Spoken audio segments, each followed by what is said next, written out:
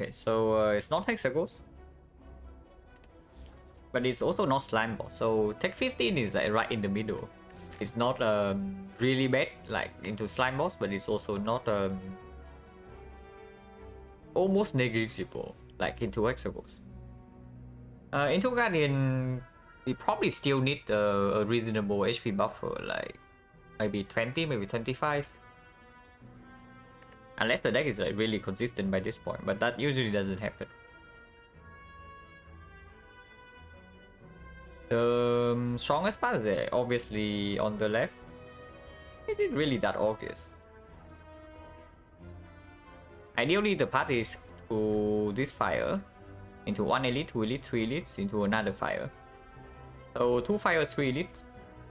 The other path, probably slightly safer, is the path on the right side where we go to 3 fires and 2 elites instead. Now, mediocre, slightly better than in the slime boss side because the neutralized upgrade does play into Guardian, but still fairly bad. Neos Lemon, complete trash. There's only Transform 2 and Boss Squad. But Transform 2 is clickable, so we do not click Boss Squad here. This is a situation where if the third option is bad, Boss Squad would be clickable though. Because if the third option is not clickable here, like terrible, and let's say this is Tech Curse for max HP, then the map layout here actually does allow for the Boss Squad. Where even if you take only 2 elites, they are 2 very late elites. So you can go here, and depending on how strong or consistent you are by this point, you can choose to take the more aggressive path, or can take the more consistent path here to make sure you don't die to the first knock. And that would be perfectly okay. Like 2 late elites, 2 fires, Boss Squad. That's reasonable, unless the Boss Squad is extremely bad. But not a lot of those. But of course here the third option is pickable, so yeah, we probably click Transform 2 and re-evaluate from there. But most likely this fire is better than this one, unless both transform targets. Unless both the cards we transform into demands and upgrade, and then maybe you can consider this part. Hello Piado Blue, and thank you for the good luck. But yeah, most likely we start here and then we decide whether we go here or here, and then afterwards we if we go here we can also decide afterwards.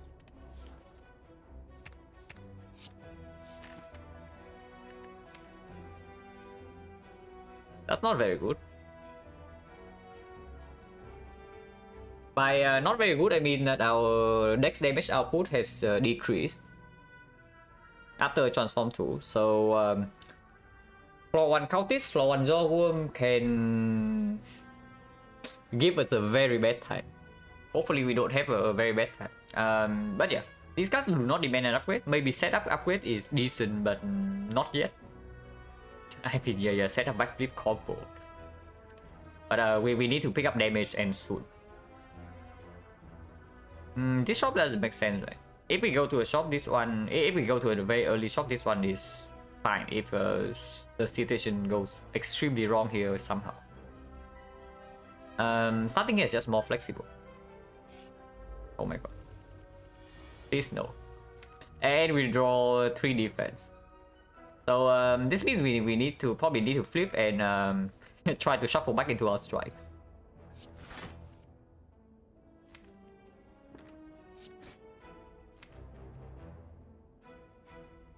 We are shuffling out both the neutralized and the survivor.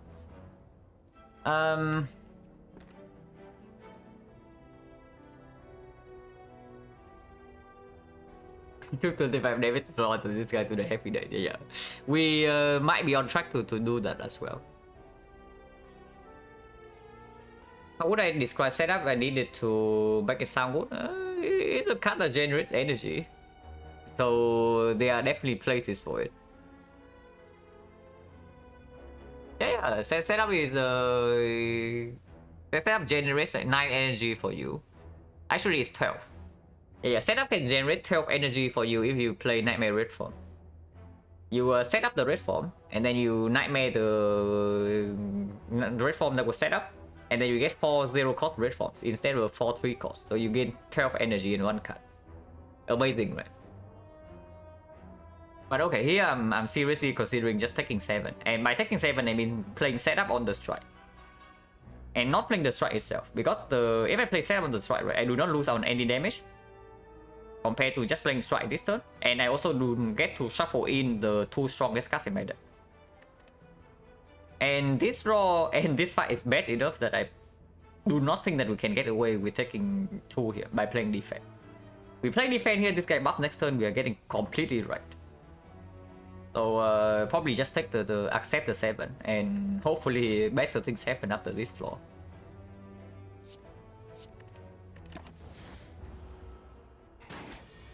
Yeah, he is buffing.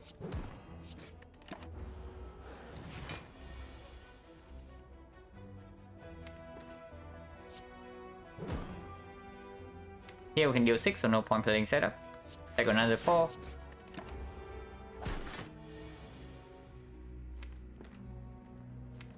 Not exactly thrilled about drawing 1 strike on defense next turn, but man, this card is in our deck, so like forcing reshuffle earlier doesn't even guarantee that we get a higher quality hand. But I mean, it still has to be backflip survivor strike 1. And next turn we play the turn blind. Not really, right? Honestly, it's probably just survivor defense here and leave these 2 right here. So that if this guy buffs next turn, at least we have guaranteed 6 damage to attack. And if he attacks, at least we have like guarantee. So okay, at least next turn we know that we have like a fairly equal distribution of attacks and defense. So depending on what this guy decides to do, we can still react either way. But if we force the shuffles earlier by playing the backflip, next turn we are completely blind. So if we draw badly, we are like completely screwed to the turn after. So probably do not even play backflip here. Accept the wait, almost -1. 1 damage is relevant now.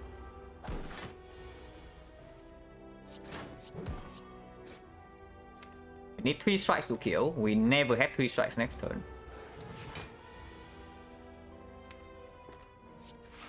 At least we only take another 4. Okay, so we are 29 HP. We are 29 HP after floor 1. Very nice. 18 no potion and no damage. Oh my god. Dude, honestly, this might be a situation where we just fast for the floor 2 shot to buy 2 damage cards. Because otherwise very bad things are happening.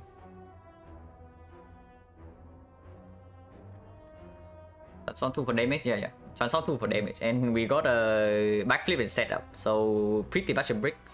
And the very first fight was very bad. We took 50 damage from the draw, no potion. And now we do not even get a damage card. Yeah, brick into no damage is very, very bad. So so probably this is out of the question. The early elite is probably out of the question. But I still think we need to go here. Because otherwise, if we run into a cultist here, we are... yeah, we are screwed. We take more damage from the cultist, we take like maybe a little bit more damage from the third fight. And then maybe we had to rest here because we are now 20 HP and then advance always happen. So we die. Let's not do that. So do I take any card here? If I take anything...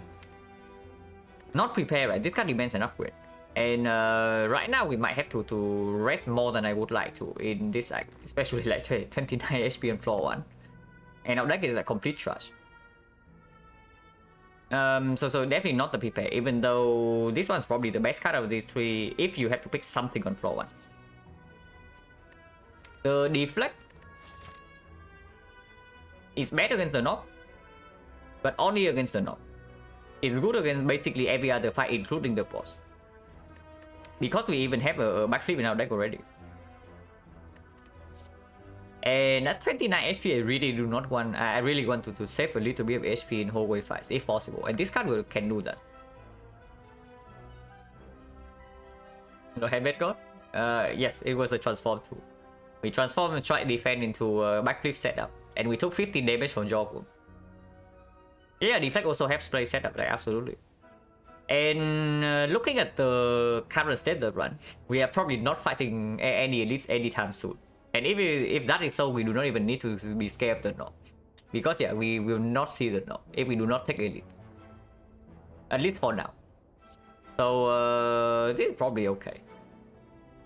Yeah, we took 50 damage from Neo to get 50 damage from Jorgul, exactly. In fact, like the 15 damage we took from Neo made our deck weaker. Yeah, very very nice will bonus. But I mean that's just how transform goes, right? That's just how transform goes. Sometimes you hit, sometimes you break. And yeah, we need to go here and actually buy damage cards.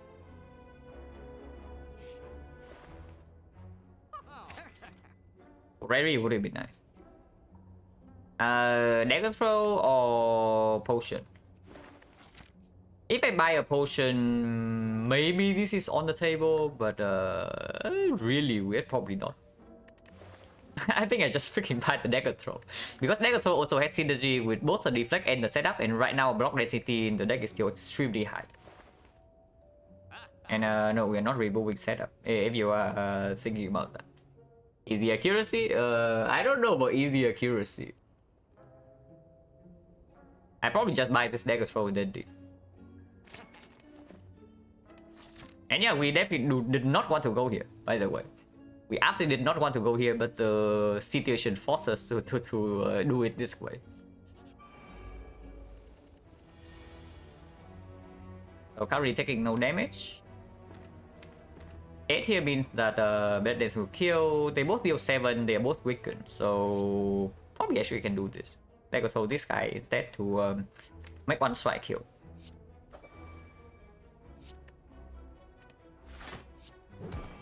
And I kind of like what we are drawing into next turn, so I do not draw here with a backflip.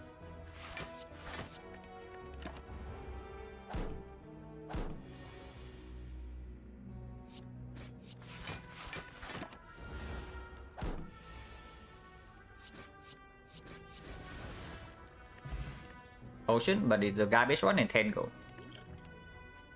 Blade Dance Finisher.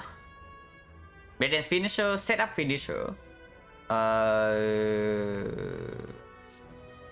Finisher not exactly a very good card against the Guardian, but at some point we also need to have like some way to fight elites. Because with this deck, with this start, and if we take 0 elite in deck 1, I don't even know like what the hell we are meant to do. So we have on deflect already after we do not pick another one, at least for now. The piercing wheel is another block card, and right now block density is already uncomfortably high. And this card is not even recurring block against Guardian, so it's not even that good. I mean, it's good. It basically full blocks on attack for us, like any attack. Both the 6 times 2 and the 5 times 4 this full blocks. But yeah, it probably has to be finisher here. Now I wonder about the wireless plans over this, because if we have wireless plans better than finisher, this can maybe actually do something. Yeah, potion chance 40%. This is still an easy hallway fight. 1830 exactly, so we can kill this. If we kill this right away, we take 6. If we do not kill this right away, how much do we? No, we take 4. If we neutralize here, strike finisher here, we take 4 damage. If we triple block and neutralize, we take 0. But the fight doesn't progress. If we play strike finisher, strike neutralize finisher defend, we take 4. And that is strictly worse than straight up killing this. So right now there are only 2 lives. Either we triple defend and neutralize here or here, or we kill this guy immediately, neutralize here and take 4. This guy attacks every single turn, so he needs to die next turn because we also do not have a lot of block. I mean, we have a decent amount of block. We also added the deflect.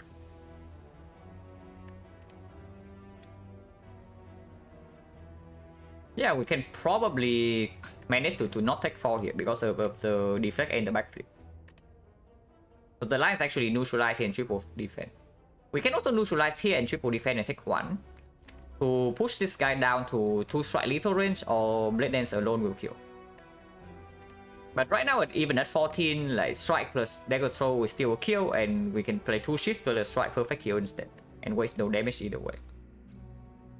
I can probably take 0 because this guy doesn't.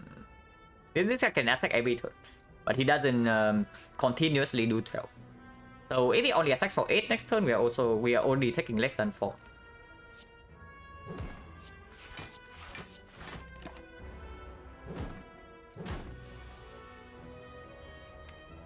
So I guess we are blocking 1 more turn then. And we know exactly what we draw next turn. So probably strike goes here in case we need to play 2 energy and blocks next turn when this guy attacks for 12.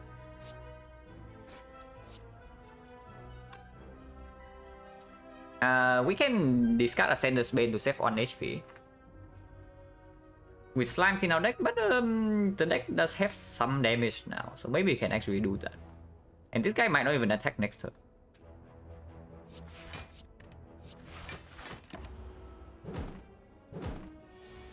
He attacks for 12.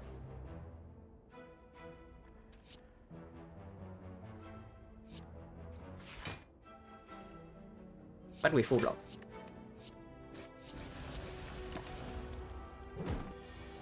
He attacks again for 12. Oh, this guy has not taken the break yet. He attacks us every single turn, but we were still full blocking. So yeah, we ended up taking 0 from this fight, which is very good. No potion now, so no damage potion. Early elite, impossible. With this kind of deck at least. Keyword demands an upgrade. Right now we already have the Blade Dance and the finisher to upgrade, and maybe we just need to rest. So this card not so good, also has like hyper anti-synergy with the finisher. Yeah, the skewer has anti-synergy with the backflip, has anti-synergy with the dagger throw. We can technically do skewer finisher by setting up the finisher, but not really. This demands an upgrade, and then again we do not have upgrades to spare. With our life like this, and this card also one upgrade first. Oh yeah, another skip. And with our damage potion, hard committing to this is extremely weird. So I think I want to go to question mark and potentially try to take this elite. If not, we can take this one.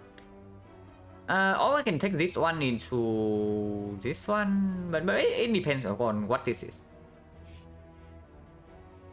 Okay, we can take elite then. We can actually take the upgrade and then fight the elite here. Potion chance right now is for 50%. Even if we fight this elite is not compulsory, and we just saw a healing event here, right? So the chance that this is one of these could be a healing event is immediately lower. There's only one more left, which is the banana.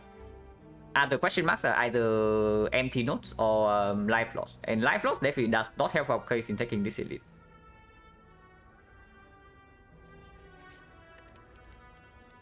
First upgrade I would say is probably, so Blade Dance always 4 energy upgrade. Finisher is only 4 in damage if we line it up with 2 more attacks. If it lines up with the Blade Dance, it's going to be 6 damage at the very least. But it can also brick, and honestly, if the Blade Dance finisher lines up, the Blade Dance upgrade is actually yeah, it's actually 10 damage then, the Blade Dance upgrade. So upgrading Blade Dance first has to be straight up better here. Better to take middle elite than on the left one? I would probably say, I mean, it depends on what you're looking for. Because right now we do not have a real potion, right? So by going here, there's a 50% chance we get a potion drop. And then we can take this fight more easily. If we go here immediately, we get to rest if this fight goes super wrong. But we probably take more damage in this fight compared to if we take it here. And then after this fire, we are forced into 2 more advanced hallways followed by the elite. I mean, going here is not much difference. We are still forced into 2 advanced hallways into another elite, or we forced to take another elite immediately. But either way, this fight makes absolutely no sense. So it's either here or here. Okay, how is the knock damage currently if we upgrade with this? We can probably count this as, I don't know, 12. But if we can line this up, then it would be very good. But otherwise, maybe count this as 12 first and see how much damage we lack. Because we are surely lacking damage. This is going to be 16, 16, 1, 2, 3, 4, 5, 6, 7 energy only. 7 energy only, and we draw 18 cards, so +1 here in 3 turns. So we can play basically everything. 24, 16 is 40, 40, 52, 61, 64. 64 damage only. So if Blade Dance doesn't line up finisher, we never kill the knob in 3. But we might kill the knob in 4. Because it's 64 but +1 card, and we also have 2 energy left. So sometimes we can also play backflip into some more attacks. Potentially we can also do some setup finisher Blade Dance play, and that could kill. If Blade Dance line up with finisher, okay. So let's calculate that case then. If we upgrade the Blade Dance and Blade Dance lines up with the finisher, and let's calculate the case where it doesn't have another attack first. So in that case, this could be 24, right? So it's just 64 plus 12 is 76. So we still do not kill the knob in 3. But we will always kill the knob in 4. Now, if it has another attack together with this as well, it's going to go up to... wait. So 16, 40, 40 plus 12 is 52, 61, 64. So yeah, 64 plus 12, 76. 76 plus another 6 will be 82. 82, and then we get one more card here. Plus 2 energy. So if Blade Dance finisher lines up, we can kill the knob in 3 turns. But we need exactly this to line up. Otherwise, we need 4 turns. But I guess we do have this potion to mitigate a little bit. But okay. We can also forget about the knob. And talk about the real killer of the run first. The Lagavulin. Yeah, Lagavulin just completely destroys us, right? It's not going to be close. Sometimes we can do some silly things with the setup. To maybe you set up to line this up like maybe twice, and then block in with deflect backflip. And then this potion. But Lagavulin is a terrifying fight for us right now. Without any potion, that is. And honestly, for that alone, I think I just want to go here. Because we cannot avoid all the elites in this deck no matter what. So I think I take the Blades upgrade and we go here. Hopefully the advance always give us a potion and will not wreck us. This can also just not give a potion and also take like 20 HP. And then we are probably dead here. But we will see. Hello, bro. Not a very good start to this run. We took Transform 2 for 15 damage. And we transform into Backflip setup. And Floor 1 Jawworm dealt 15 damage to us. And then we were forced, and we got no damage card here. So we were forced to go to a Floor 2 shop even when we don't want to just to buy the damage cards. And now we are in this situation where the deck is kind of garbage against both the Knob and the Lagavulin. But Force Elite is coming. And also we do not have real potions. So scary spot. But yeah, I think we need to upgrade Blade Dance and then go here. Upgrade Blade Dance, go here to fish for a potion, because like otherwise, if we go to this fight immediately, right? I think we always need to rest here. And then this fight is like not any better. to run into a little nightmare by G, yeah. But honestly, I think we also need to run into 2 elites. We can like dodge completely, but then we accept 2 death flaws. And then we are still in a lot of danger in this fight. It's not like these are very easy fights. We get one more relic. So of course, if we go this way and we just ignore the question marks completely, then the chance we survive this act is actually not too bad. But then we get nowhere because this is not a deck that can play Act 2. This is definitely not a deck that can play Act 2. So we are basically praying for Astrolabe or P-Box if we survive this. And the chance of that happening is only 30%. And Astrolabe P-Box are also not always hits. Because you see how the transform towards the start like work for us. So P-Box can also be exactly the same like this. And then nothing good happens. So if we leave this act with a deck like this and no relics, the chance that we can come back into this run is probably 20% at most, and that is way too low. Instead, I would probably like to run into the elite and see what happens. Hopefully we don't die in act 1, because that would suck. I really hate playing with Neos Lemon. But if we have to end up with that, then sure, whatever. But yeah, we talk about Blade Dance upgrade versus Finisher upgrade already. And Blade Dance upgrade is better against both the elites and probably also this fight. Okay, relatively tame advance forward.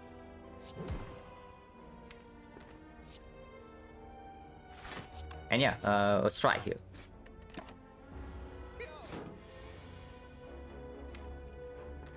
We shuffle out the best damage card in our deck, so very cool.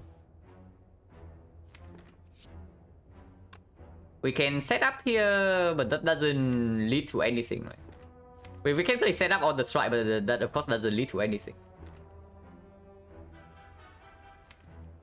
Because we are not even floating energy this turn.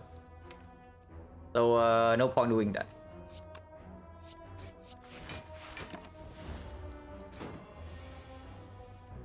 Did not draw Finisher.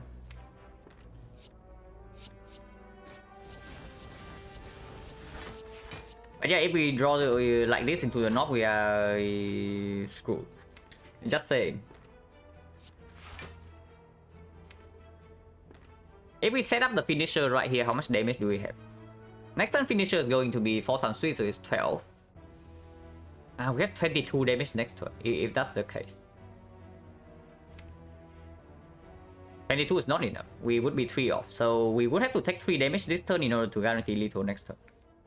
On the other hand, we can also just do defend and then set up the defend instead. And next turn this guy deals 13. We block for 9, we weaken him down to 9.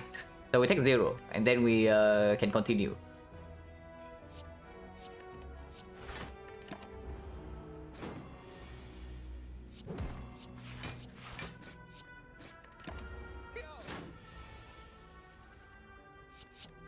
Yeah, we take 0 damage in advance forward, so good potion. Yeah, someday good potions. Early game, but not today.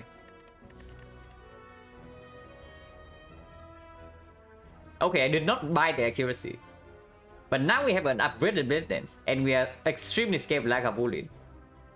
So this accuracy is like really tempting, and I think I pick it up over Dagger Strike. This doesn't exactly improve our situation against the Knob. It only improves our situation against the Knob like half of the time. But it definitely makes the Lagavulin fight a lot better for us. So we probably pick this. Because right now like Dagger Spray also insanely better against Lagavulin. Potion gen 60%, yeah?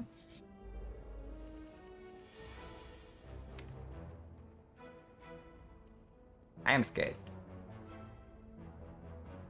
Yeah, Blade Dance Finisher can also line up like a single time, you know. So we see the Knob Elite heroes minimum HP. Backflip here cost me 12 damage. The backflip here cost me 12 damage and it shuffles out a few cards. Because right now if I play Dagger Throw, I do not shuffle out anything. And maybe I can manipulate the Blade Dance with the setup to line it up with accuracy. This will deal 16 if it comes before the Blade Dance. So currently we're dealing 24. 24, and let's say this deals 32 with this. Is 60, 69, 72. We never kill it 3. But we have this potion, so maybe block for 1 turn. Either way, backflipping makes absolutely no sense. So we have to double strike Finisher. And drawing 4 strikes on turn 1 as well. Okay, at least accuracy on turn 2. And we do not play the setup here for sure. So we just accept the hit and maybe neutralize line up next turn. Neutralize always lines up next turn with the dagger throw. So we can mitigate a little bit. It really tries. This elite is optional, but if we don't take this elite, we also face 2 advanced always.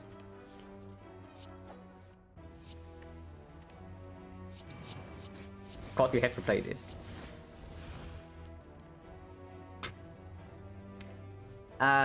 This guy's base attack is currently at 19, so we are facing 28 next turn. If we take this full 21, we go to 16 and we need to block for 12. So the speed potion plus 2 defense would actually mean that we leave next turn. If we play defense here, we die no matter what next turn if we don't have lethal, right?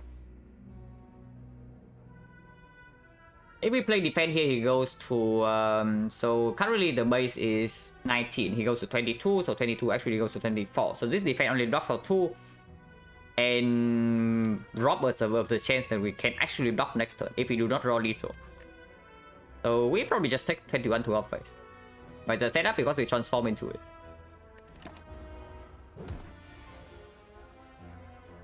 Okay, we have exactly 2 here.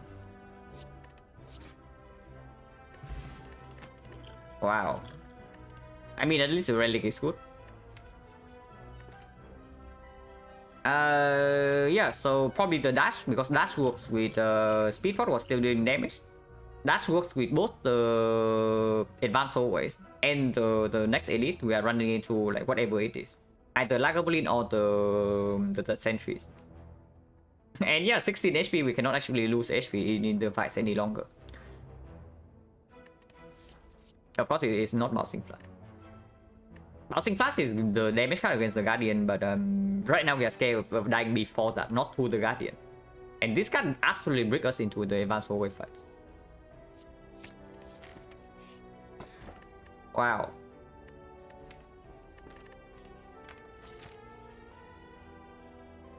Yeah, okay.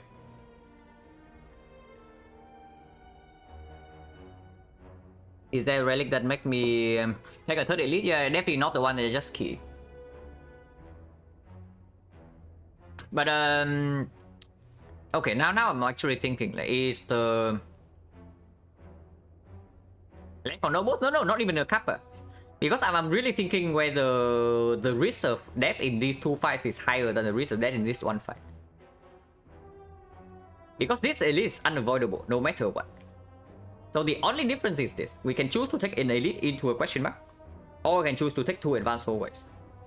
And if we can take elite into question mark, and this elite can give us a relic to do something in this fight. Because now with the Captain's Wheel, right, even if we get a not rematch, we can actually survive this.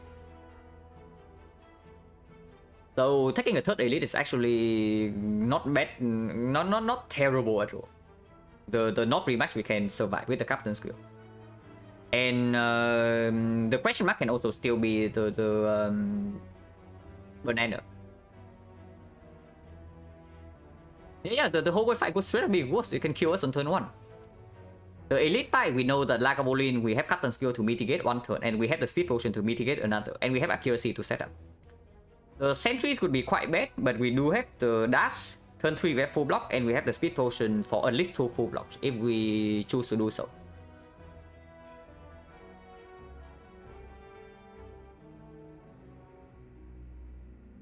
Yeah, we just take the elite, right? We just take the elite. Yeah, if we live, we also get a relic. Absolutely, like, and the relic should make this fight slightly easier compared to this. We take 1 fight less, and we also make ourselves stronger here. That has to be better. Hello, Team Fear? Yeah. This one is like, we went down to 29 HP on floor 1. We took 15 damage to transform into a backflip setup. So we took 15 damage to joggle on floor 1. So 29 damage here with no damage cut. And then we are forced to go here to buy damage cuts. Hello, Dead Feather. Thank you for the good luck. And we sure need some good luck right now, otherwise we are straight up dead immediately. But yeah, we take the elite. Entries, we draw Blade Dance before accuracy, which is not good. But we can backflip and maybe we can still draw into the thing. I'm willing to take 5 damage here if we need to.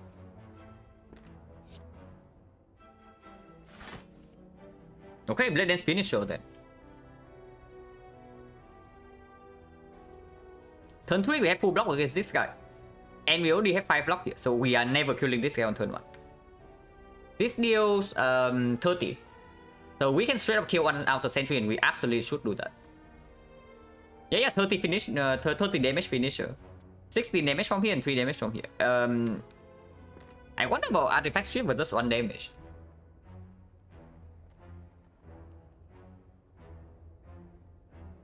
Because, okay, we actually need to waste quite a lot of damage here. Because this deals 30, right? And then we need to deal 13 to kill one of these. And I do not want to have 3 more daisies, so we are probably wasting damage over taking the daisies. So 30 damage here leaves at 13. And 13 is a very bad number because 3 shifts exactly do not kill. So we have to waste like 3 damage here or 2 damage. Depending on whether we want to spend the neutralize or not.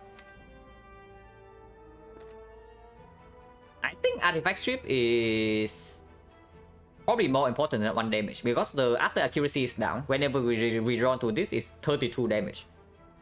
And that can kill one of these immediately.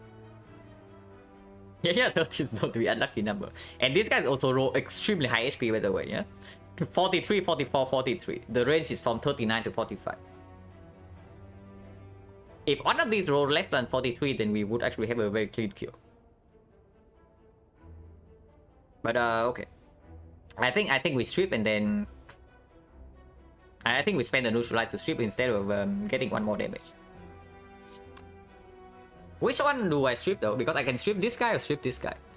Now turn 3 I have full block from the Captain skill already. Can I kill this by turn 4? Because if I can kill this by turn 4, I should neutralize here. Turn 1 this dies immediately and we deal 3 damage somewhere. So this is either 41 or 40. In the deck, whenever we draw into this, we play it. Whenever we draw into this, we play it. So that's 3 energy already. Turn 3, you do not need block though. So turn 3, any attack we draw into, we can play. So we probably can play something like this. It's 22 damage. 22 damage, turn 3, you don't need to block. Here, so 22 damage, this goes to 21, and then turn 4, we need to draw 21 damage. That is not very likely. If we put 22 here, then we need to draw 22 in 2 turns, while blocking in this guy 1 turn. That's a lot more manageable, because anytime we draw into Blade Dance, it's straight up a kill. So it probably means we strip the middle guy. Yeah, we strip the middle guy then. Potion chance right now is 50%, right? Yeah, 1, 2, 3, 4, 5 fights. Yeah, 5 fights and 2 potions, so 50%. We strip middle, kill one of the outer one, and absolutely we do not Blade Dance first. We play Blade Dance first, we are completely right. So we have to neutralize first for sure, because of hand play.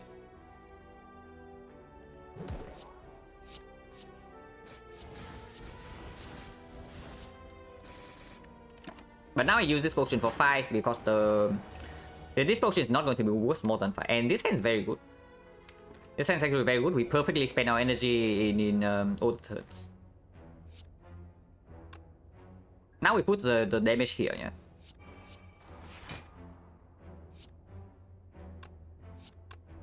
Actually, I said about one thing and then did the other. The whole reasoning was that I should neutralize this guy. Whatever, we can draw Blade Dance in 1 turn from now. Doesn't matter too much. We can also play the setup on this to guarantee full block next turn.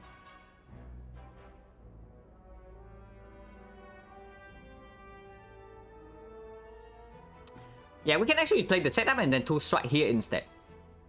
If we play setup and 2 strikes here, this goes down to 29. So 1 Blade Dance will kill.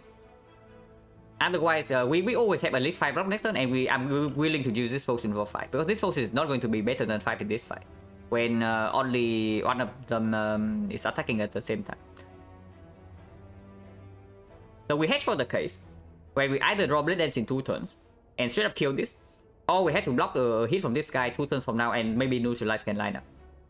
I think I like that the most actually. We play setup on defense and we play double strike on the left guy.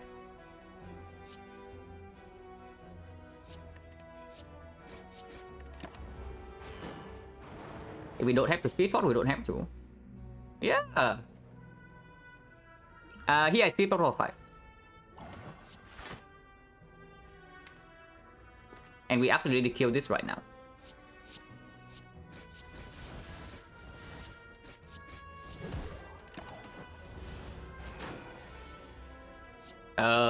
Drawing the 3 blocks. 4 blocks. Well, hopefully we don't take 10 next turn. Okay, we don't take 10, but I was scared for a second. Holy crap. Gambling chip is very nice. Potion chance 40%. So gambling chip probably improves our knock fight like by quite a lot. Especially with the energy potion on turn 1. So now the fight where we are both scale is probably like a bullet and then into the Guardian. With the energy potion, I think the dash is still the strong pick here. Normally clicking double dash is slightly weird, but with energy potion it can at least perform for one fight. And into the Guardian is still a decent card. And yeah, this fight is either knock or like Goblin and we only have 11 HP. So if we run into the knock, right, and we fail to kill with turn 3, the Captain's Wheel plus 1 dash can still basically full block, and then we do not die here. Potion chance 40% with 2 potions ready, I do not want to go here. And this can be healing. It can also be the wheel and then shifts us. But even if we get shift, we don't die.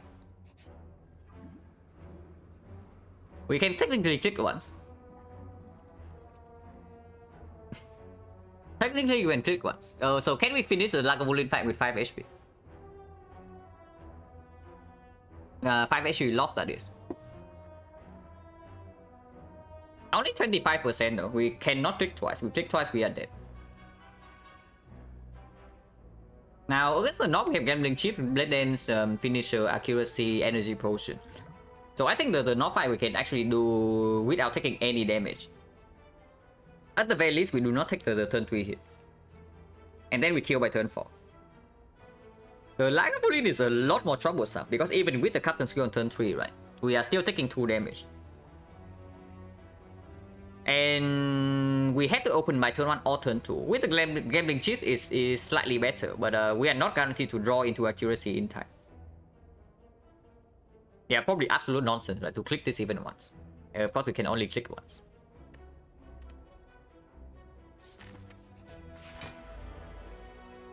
Accuracy turn 1. No Blade Dance. But if I draw 2 Blade Dance right now, I can open immediately. For caster shuffle out... No, I don't. Because I can also play setup turn 2. No, if I play setup turn 2, I do not open. Next turn I need to open. I need to open under this turn or next turn. So I guess we only discard 3 casted to not shuffle anything up. We can still play backflip and then dagger throw. So I guess 4 is fine.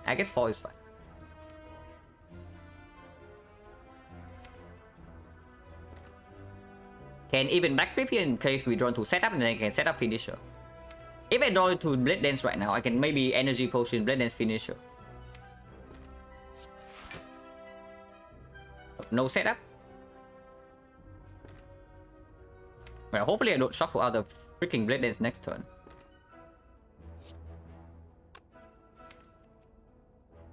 No, forget that. Hopefully I can open next turn. Holy crap. There is a draw where I cannot open next turn and then we completely waste the Captain's Wheel. That is, I draw these 5. Well, hopefully that doesn't happen.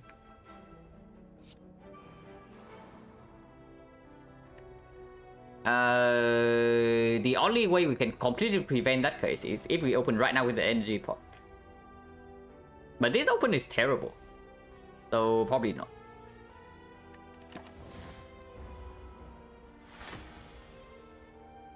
Well, it was close. it was close. At least we draw into this exactly. So if we gambling chip for even one less, we would not have Blade Dance this turn. So at the very least, gamble for maximum like payoff. We can play setup on a defense. That might allow us to spend energy on something else other than the dash next turn. Because dash is actually not efficient, an efficient attack, but we also get only 2 board draws. The upside of this is that maybe we can actually reshuffle into this if we somehow fail to kill before the first debuff. I think playing setup on this is fine. And we absolutely open now.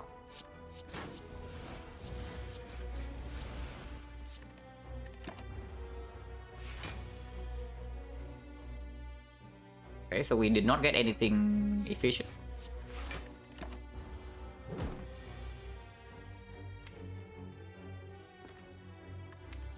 Now, I'm looking at speed pot, backflip, defense, and if I see Blade Dance, I can use it. If I see Blade Dance after backflip, maybe a Blade Dance finisher and go to 1 HP. Or maybe I can also pop the energy pot. If I see the setup, I can set up finisher to line up Blade Dance finisher next turn. Either way, I think speed pot into backflip is fairly clear. This way I don't actually... This way I can actually attack. Yeah, this way I can attack instead. Like dagger throw, if I draw into this, is full block. If I draw into Blade Dance, I can energy pot right away and Blade Dance finisher kill this. Yeah, full block then.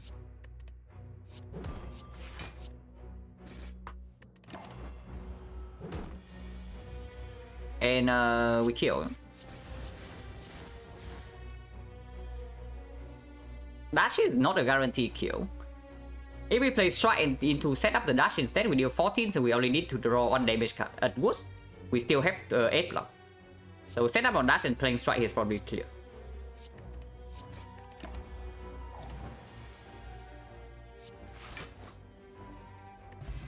White Beast.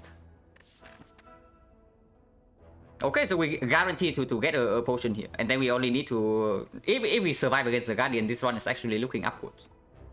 Because these are very good relics. Of course, like the specimen is complete trash, but we have survived the 3 elite path. And now we get a potion every fight. Of course, we go to the fire and we rest. We actually go to fire and rest. And then hopefully we can kill the Guardian with this deck. If we can upgrade before the Guardian and we upgrade the accuracy, maybe we can. If we see another Blade Dance, we absolutely can. If we see a good potion from the whole way fight, we absolutely can.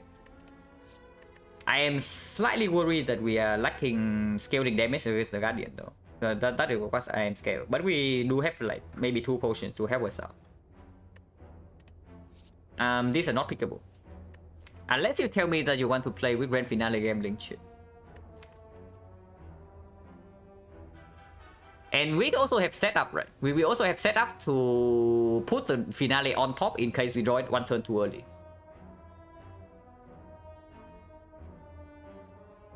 Unfortunately, this is not slime boss. So landing the grand finale doesn't mean that we kill the Guardian.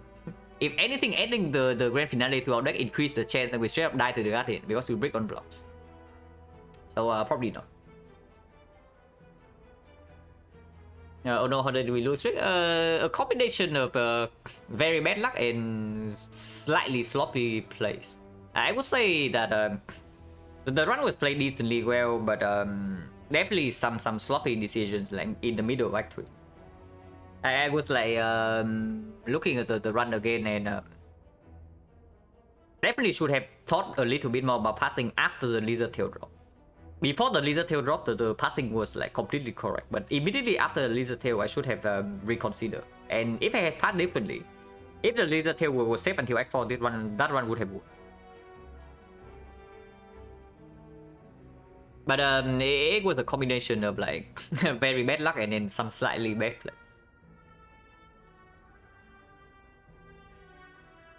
But yeah, finale. Not really, and I would probably upgrade accuracy before I upgrade the prepare. Maybe I should pick the prepare and upgrade that. It's getting spicy. No, the spicy part, the most spicy parts have passed already. We were like 16 HP here with 2 speed potions running into 2 elites, but now we have survived this portion. So now we only need to survive the Guardian, and the run can look decent from now. But upgrade prepare, not upgrading Blade Dance, it's still 32 damage in one cut. That is enough to split the Guardian even from 60. Because even when the split is 60, it's actually 69 with the 9 block. But Blade Dance alone is 32, so we only need to deal 37 in 3 turns. We probably need to block like the 5x4. Yeah, we probably need to block on the 5x4 per turn. But we can also save energy potion for that time, unless we fail. So basically with the gambling chip, we most likely do not fail to split on turn 2. And if that's the case, we can reserve the energy potion to split the 60 portion. And that would mean we block the 5x4, right? And then Blade Dance deals 32. We need to deal 37 in 2 turns. And in 2 turns means that we actually have 7 energy. Because 1 energy to Blade Dance. And we have 8 in total. Because like 6 not normally, and then plus 2 for energy potion. So 7 energy dealing 37 should not be impossible, but looking at our deck, honestly, the damage efficiency per card is not very high. Yeah, strike deals 6 per energy, so that's a little bit short. We need slightly more than 6. Because 7 energy to spend doesn't mean we can sink all 7 energy into attacks. We probably float energy at some point. So if we can only spend 6 energy, this is like going to be 1 damage off. This does not guarantee to line up with 2 attacks. This is less efficient than a strike, damage-wise. This is better, but it's only 1 card.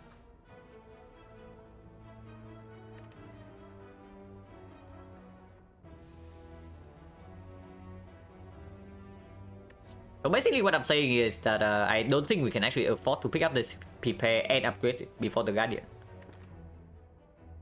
But the upgrade should either go on the accuracy or maybe the neutralize, maybe the finisher. Because upgrading neutralize also increase the chance that we land the weakness on the 5x4 turn. And then we get like maybe 1 more energy, maybe even 2 more. To split on the 60 cycle.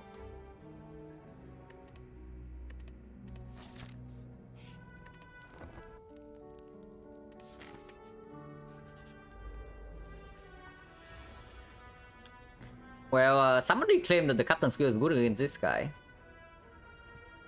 We can put the theory to test immediately.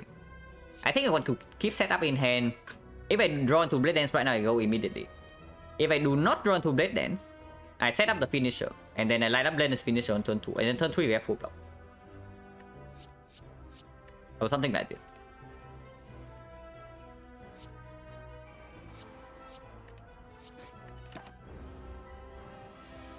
Yeah.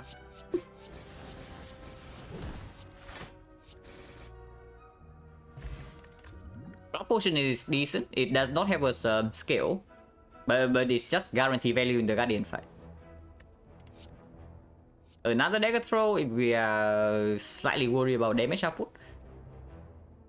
It has anti-synergy with both the dashes though, because it's expensive, but it has some synergy with the setup. yeah, it will be good.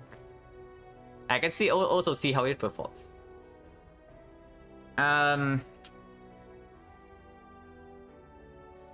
that's so freaking expensive. And the dagger throw also slows down the redraw into the Blade Dance. It also decreases the block density. So I don't know how much I like this dagger throw. Probably not at all. What is even the upgrade? I was thinking about like neutralize all the accuracy, but what if the upgrade is actually set up? Honestly, setup is probably a very good card in the Guardian fight. And we also have like expensive cards that we can use this on. And we have card draw to draw into them immediately. What if our upgrade before the Guardian fight is actually this? It's slightly weird because we do have energy port 1 time. It's slightly weird because we do have this for 1 time, so energy concern not an emergency in the Guardian fight. The concern in the Guardian fight might be that we're just lacking damage, and if that's the case, probably it's just accuracy upgrade. Sticky Strike with Gambling Chip is Q. So we have Sticky Strike, Gambling Chip, we have set up Sticky Strike. We have Dagger Throw, Sticky Strike. Will be good in Act 2 as well. Yeah, this upgrade will be good into Act 2 as well. If we don't pick Snecko. And I don't know, our deck is Sneckoable for sure. The Gambling Chip has mega synergy with Snecko. This has synergy with Snecko because you always have potion to bail out bad draws. This has synergy with Snecko because it's free block on turn 3, so you can basically ignore all the bad rolls on the block cards. And yeah, we also have double dash, so Snecko also looking decent. This card is going to be completely worthless. Okay, maybe not completely, but almost worthless into Snecko, but that's acceptable. Honestly, now I'm looking at the Sticky Strike. The more I look at this Sticky Strike, the more I think that it's actually good. I wonder if I'm being baited here, but it looks real good to me. Synergy with Gambling Chip, Dagger Throw, and Setup. And Snecko. Potentially. Honestly, the speed is sick. Yeah, honestly, the speed is sick, right?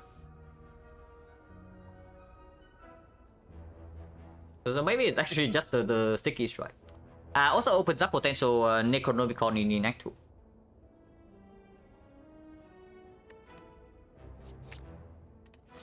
And yeah, we upgrade here with 42 HP and Energy Pot. The upgrade right now can go on either accuracy or the neutralize or the setup, but we just talk about setup upgrade, and we probably do not make it right now. Just because of potential Snecko pick. And if we are on 4 energy, maybe this upgrade also doesn't play that much.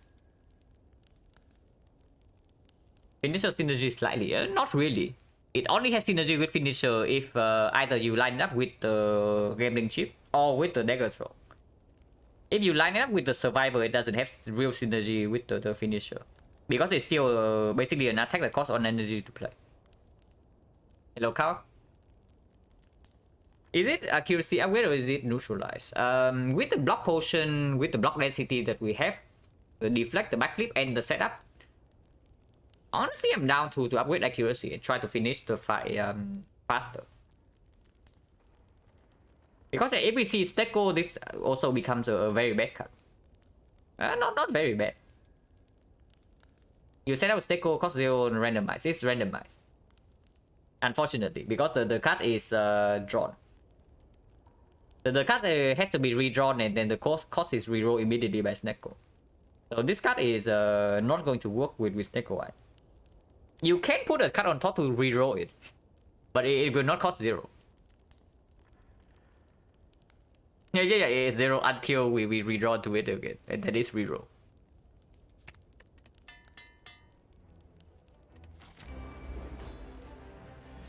Okay, Sticky Strike right here, and this card is more efficient than the strike, than most of the attacks in our deck, so I can keep it.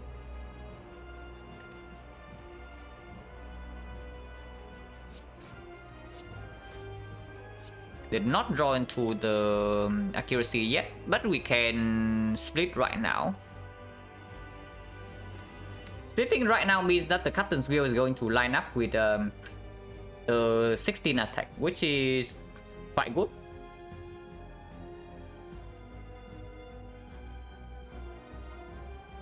But we have to take 1 hit next turn for 10.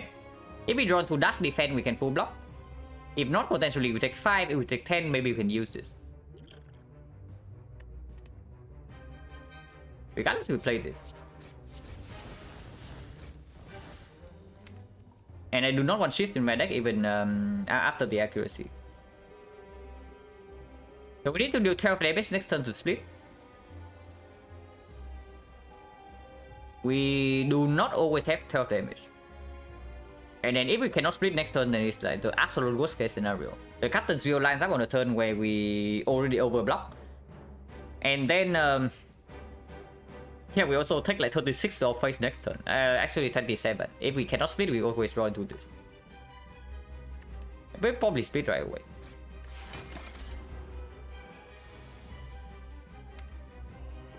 Okay, not too bad. Next time we take no damage, so we can set up on the neutralize. Set up the neutralize, shuffle it out of the deck though. And I want the neutralize to maybe line up on the 5x4 turn. So maybe just dash accuracy and move on. We take 4. During this, we take another 1. It's not worth it.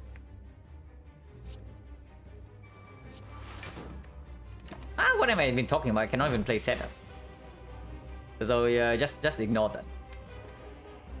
If we play 1 defense here and play strike finisher, we basically trade 1 HP for we trade 1 HP for 12 damage. That is probably worth it. I think that is probably worth it. Like trade 1 of our HP for 12 damage here.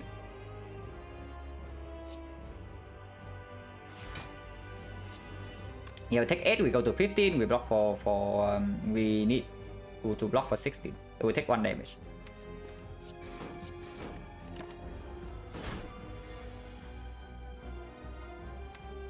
It is fine. Take another 1.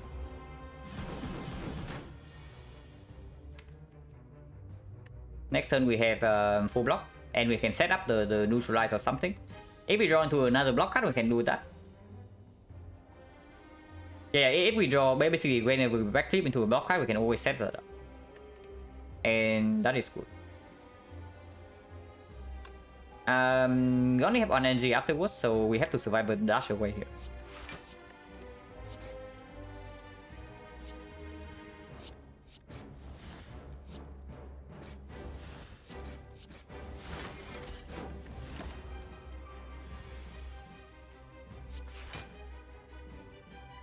Okay, we drew into basically every block card in our deck. Thankfully, setup is here to have our back.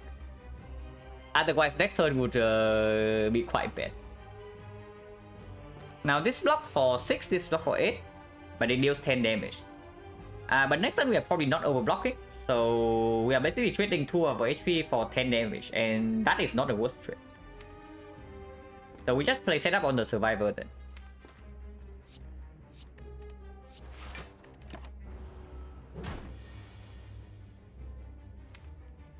Or we are missing the blade dance. But we cannot play blade dance here, it's too much damage. But with this potion, even if we have to face 36, we are still fine. And we can do energy potion to finish next turn.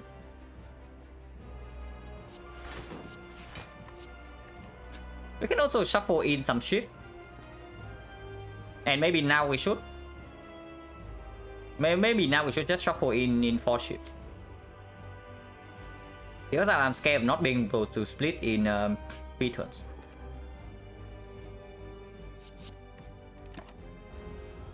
Yeah, sharp has only trigger 1. Yeah, sure. So currently we are taking 11, which means this potion is almost full value. And if we take 11, right, then the next time we take like 8 or 9, we probably have to use this potion because we go to 11 HP. I think I just use this right now to full block.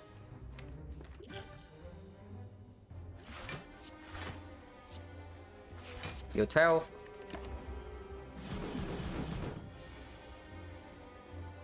Okay, we draw to Blade Dance and we split in time, but now we have 4 shifts in the deck. I don't even know how good that is. I mean, with 4 shifts in the deck, we probably actually deal 46 here and leave this guy here for now.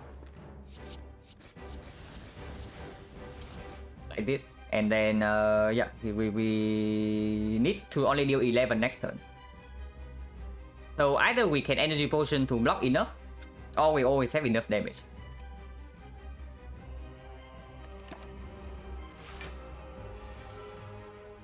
Uh-oh. The 4 ship play is like coming back to haunt me right here.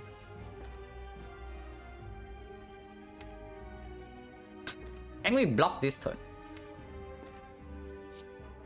So the line if we proc here would be neutralize, finisher, dash.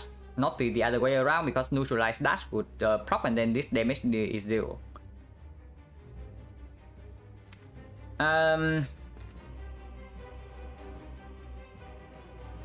Neutralize finisher dash, how much is that? This deals 9, so this guy goes to 51. Hello, Hubba. This guy goes to 51, 41, 40 here, just 16.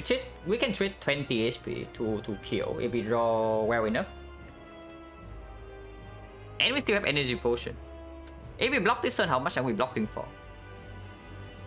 Cannot, right? Yeah, neutralize dash was proc. So we cannot even do neutralize dash double defense. So we have to actually just play defend dash dash and take 16.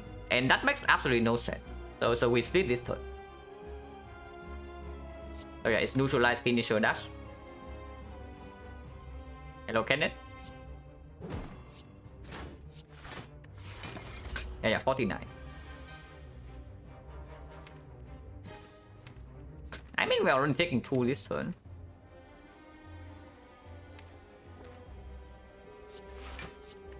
Now we can trade 4 HP for 12. Not exactly worth. And next turn we are still never dead, and we can set up for the turn afterward.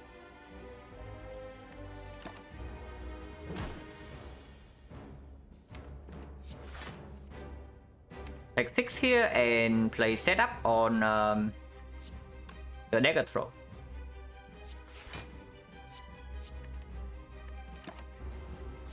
And we never die this turn. We would die when discard a defense here. So let's not do that. Yeah, we take a 11 and then we win the fight.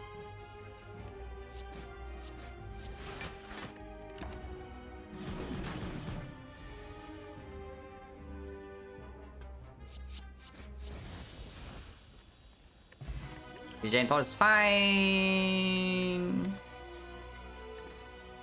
I mean, this Neko is also Sneko, but it says this one says red form on it. After Act 1.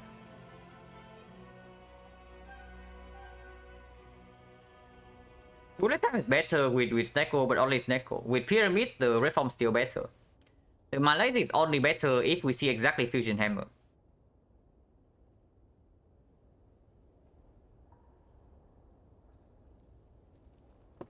Malaise no, Malaise over red form is the Act 2 thing. After Act 1, red form is stronger than Malaise, if you have no other information. After Act 2, if you do not have a way to duplicate the red form, then the Malaise is usually stronger. But in this case, honestly, I'm not even looking at the Malaise. I'm looking at the red form or the bullet time.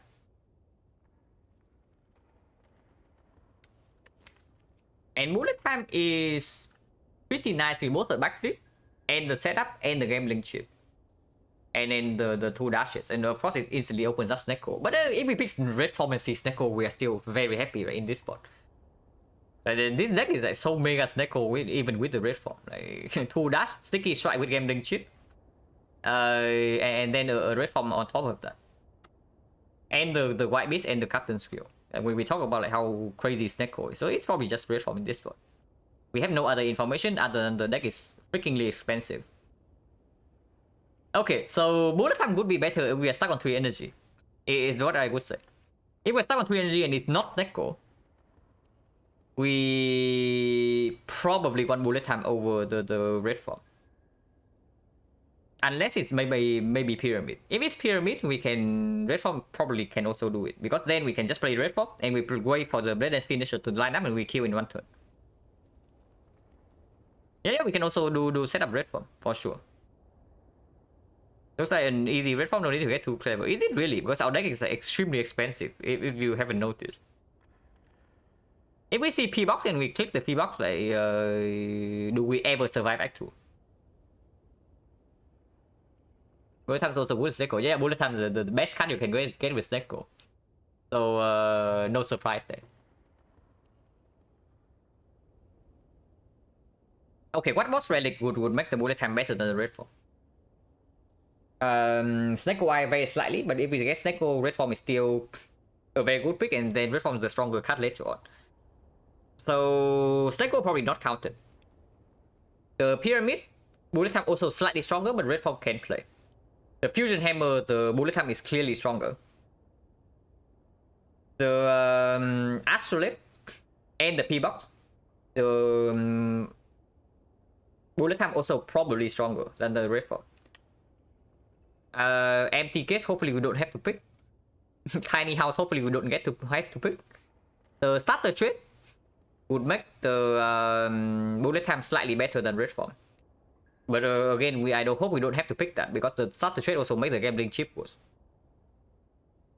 Then so good for good relics, there are only 3, right? The Astrolabe, the P-Box, and the Fusion Hammer. So yeah, probably the chance is not high enough, and we can still see apparitions in Act 2, and suddenly like red form even with Fusion Hammer is probably still good. But if worst case and only bad relics, then I probably want red form and just play super safe in Act 2. It's the thing.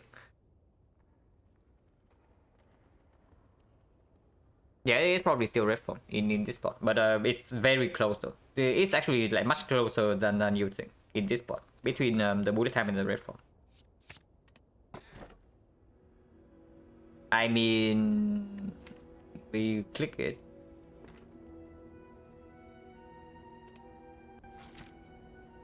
So now setup actually delivers, yeah? So now setup is the genuine good card. And might even be our second upgrade. The first upgrade is still on the red form, but the second upgrade might be on the setup now. We can do setup sticky strike generates energy with the pyramid. We can do setup red form. First completely insane.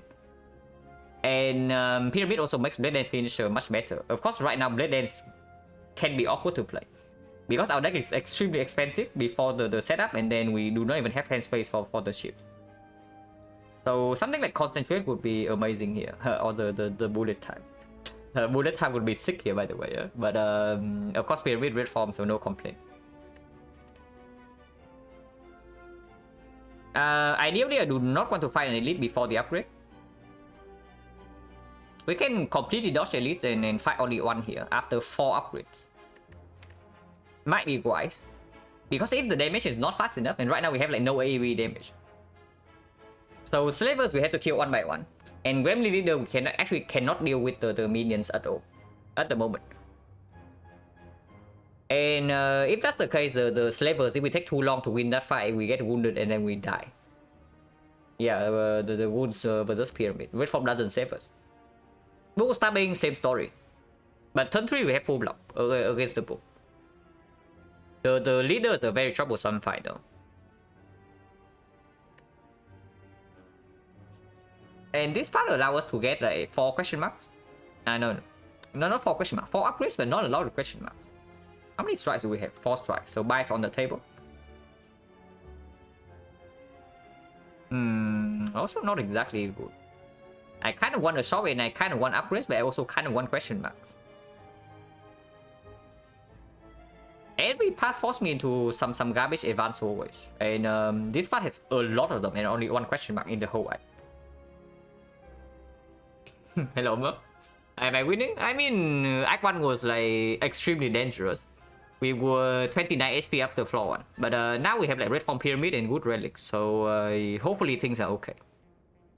But this deck is not exactly super good against Act 2 elites. And the part is surprisingly bad. Honestly, advanced always over elites, right? In this case, I think elites are a lot more dangerous for us at the moment. Yeah, it's a strong position, but we can still die immediately. If we can survive Act 2, if we live, wait, what the hell is this? I have never seen this before. Yeah, for real, I have never seen this one before. Like, only 1 fire exactly at the end. Yeah, like for real, right? 2,000 hours plus, and then this is the first time I see this.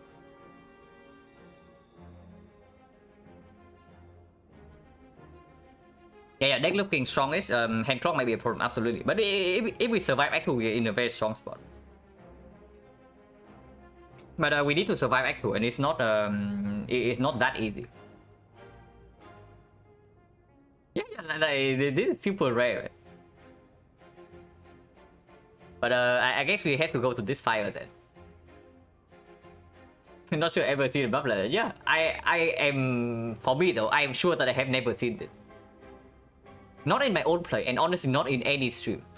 So I don't even know.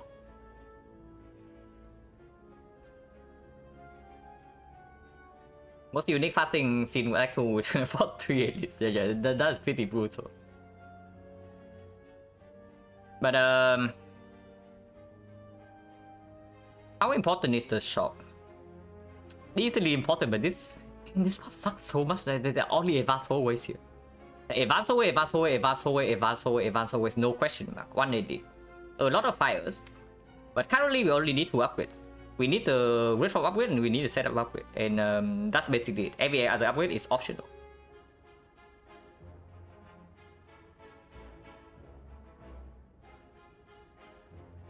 Any actual force 3 plus hallways question mark turning into always done. Yeah. There was a run that we died in the second 750 where we were forced to do 4 advanced four hallway fights in a row. We even choose the double question mark path to dodge the hallway fights, but we rolled 10% twice, so 1% low roll advanced hallways into 3.6% chance low roll no potion in all 4 fights. Then we just die from there. That's it. Was pretty crazy. Honestly, that was one of the very rare situation where the moment we stepped into Act 2, we were dead no matter what. Even with high side knowledge, after we picked the cast and the boss relic, the moment we stepped into Act 2, we are dead. And that's pretty insane. Can take collection mark on the right. Yeah, we can go here instead. We give out one upgrade. I mean, it's okay. Ideally, I want to go somewhere here though. Like, let fire or let question mark, so Colosseum open, and Forgotten Outer not as dangerous. Operation still completely crazy. And we have more information whether we can take things like, I guess, Mausoleum we never take with the Pyramid. But Necronomicon, we have information. Like, Ritual Dagger Pyramid as well, but Ritual Dagger... This led into the act also not that good. But in order to go here, we actually have to pass through this elite. And I'm not sure I like that very much. Because this elite is also after 2 advanced hallways into the shop. I mean, the shop is good, the fire is good, but 2 advanced hallways... I mean, Captain's Guild is good against advanced hallways, right? Any chosen +1, Captain's Guild is very good against. The triple cultist, Captain's Guild is very good against. Avocado mushroom, we cry. But other than that, like Captain's Guild also, Captain's Guild block a lot of advanced hallways. Like Sentry plus chosen, no, Sentry plus baseball as well. This can block on turn 3. Overestimating the hallways, yeah, probably right. But I don't think I'm overestimating the elites. Honestly, I think we can farm the hallways, but the elites are very dangerous before we are ready. Yeah, because like looking at the Captain's Guild and the White Beast, the hallway fight should not be a huge problem, even in advanced hallways. But our damage right now is not very fast, so all 3 elites are very dangerous. Book stabbing is probably the least dangerous of the 3 because we have this to block turn 3, turn 1, turn 2 we block normally. Turn 3 we have this, and afterwards we have set up red form and block like 3 more turns, and we can line up the death finisher. And this is a single attack, the single enemy, so red death finisher can put an end to it fairly quickly. The Gremlin Leader is a very different story. Gremlin Leader we have no AoE against, and our single target damage is mediocre besides 1 card. And this card is the card we also cannot always play because of the hand plays and our deck being like super expensive. So we are just going to kill the Gremlins over and over and over, and then we eventually get outscaled. And we play red form and we hope to kill in 3. Doesn't always happen. The Slavers, same story. Our damage output is inconsistent and it's not very fast. And if we stay for too long in the Slaver side, we just die. Because yeah, Wound Pyramid.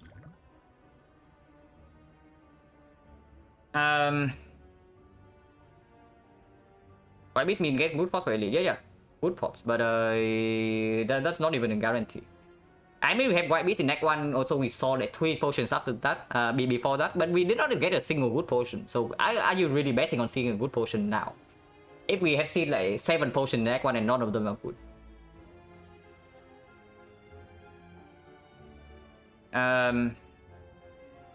But okay, we can buy a potion in the shop as well. So I can see that.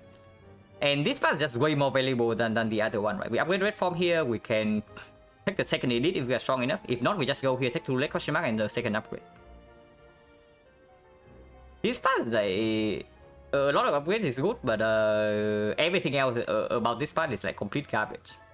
Except the fact that the elite is at the very end of the act. Earlier shop was also slightly weaker than this as well.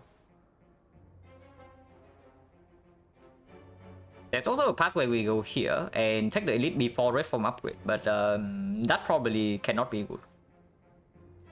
Because if we take this elite and we want a second elite, we never get to upgrade our red form. And then like playing 2 elite fights without red form upgrade in this deck seems very bad. But I think we can start here instead of here and go to this shop. If for whatever reason we get crazy strong in these 2 floors, we can consider this. Most likely never happening, but we can consider. But if we start here, most likely we go left. Goes it, we have this to mitigate, and the red form in hand that can be set up. I don't even want to hold the dash. I just want to draw into Radiant's accuracy as soon as possible. And the sticky strike this turn if possible.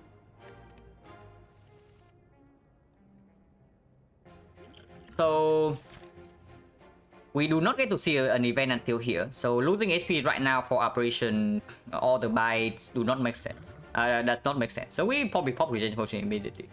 No reason to keep this around.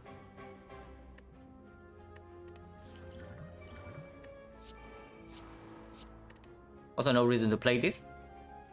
This we have a reason to play though, so we probably do that. I want to keep on defending because this guy attacks this turn and we need to block. Turn 3 is either 18, which we fully block with the Captain's Wheel, or 31. Now if it's the 31 hit, the base is 21, so it goes to 23. So we only need to block for 5 if we keep the neutralizer around. The trade-off is of course I take 2 immediately. But 31 we can still play triple defense. So probably no reason to actually take damage this turn, right? And with the sticky strike in the deck, I think I want to keep the dagger throw around as well. So we play strike, neutralize, dash here.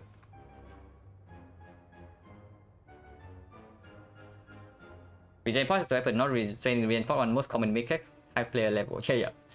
You always think that you are going to get like more value of it later, but then the later part never comes. And you have to like panic regen for like 9 HP.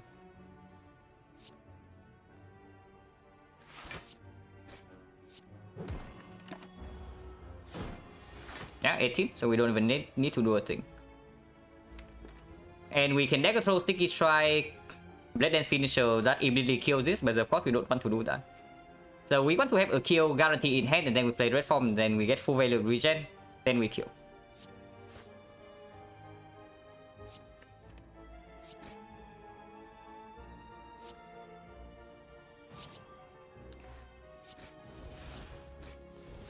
Default right now, going to be 36, so this is a guarantee kill. Wait. Never mind. We still have a kill in hand. Doesn't matter. Miscounting energy, the classic. Yeah, we can celebrate form immediately.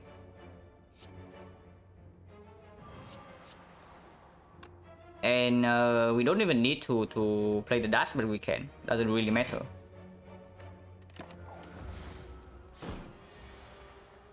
Killing for 1 more, and we kill next turn.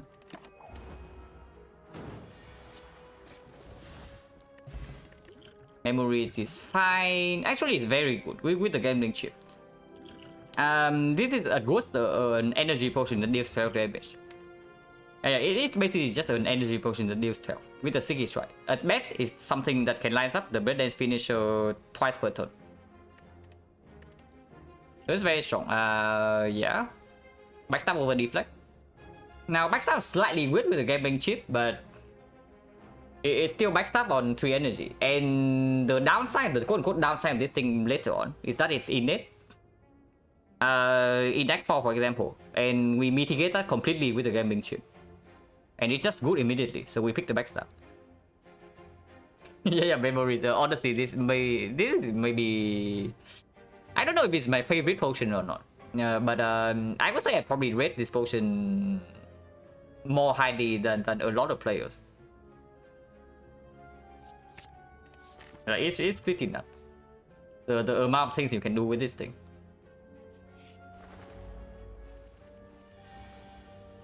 Wow, they are pissed. They're actually really pissed. And we are not very good in this fight, by the way, because red form doesn't mitigate this. And we only have one Blade Dance to down them. We can down one bird with Blade Dance, but then we have to kill the other two normally. We don't have taunts. We can spend we can spend the energy potion to down one of them at some point. But in this hand, honestly, I'm down to just gamble everything away except the backstab. Because we still have dashes in the deck, we still can draw it to neutralize with block for 6. Can draw into this with down one burst, it also blocks for 6 then. And then, yeah, this block for 0 cost.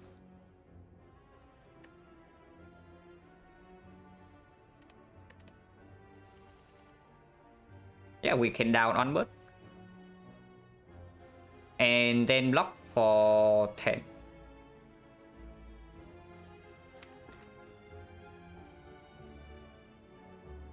So we take 2 damage.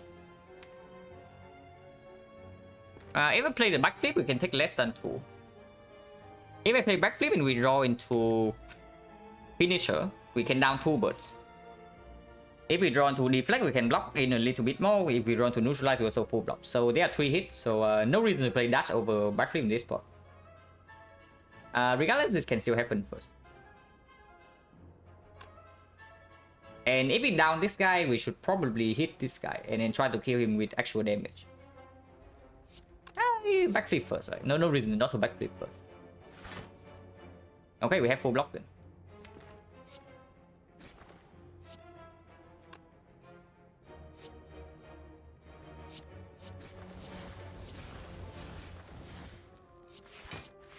Keep this in hand for sure for the finisher, and then we can down one more bird.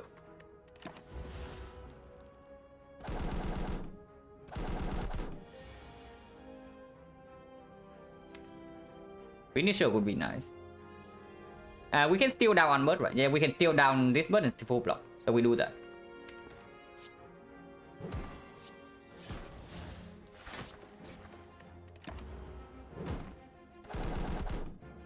Until you have wheel, so we don't care about this guy. We just kill this guy then. And this is exactly 24 can kill this.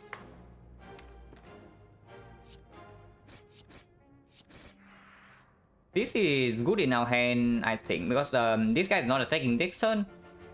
But this guy can attack. Maybe not. Just play this to make heads play. We redraw to set up all the Blade Dance faster and the fight's over. Because yeah, next turn this guy doesn't attack and this guy has no strength. And this guy swooped this turn, so we never take damage next turn anyway.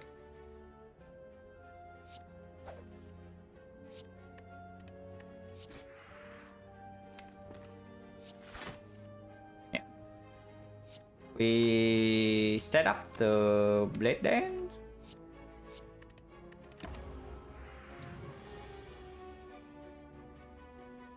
So this is not exactly enough hand space, but we can still full block this easily, and then we... I mean, there are a lot of things we can do here. Yeah, there are a lot of things we can do here.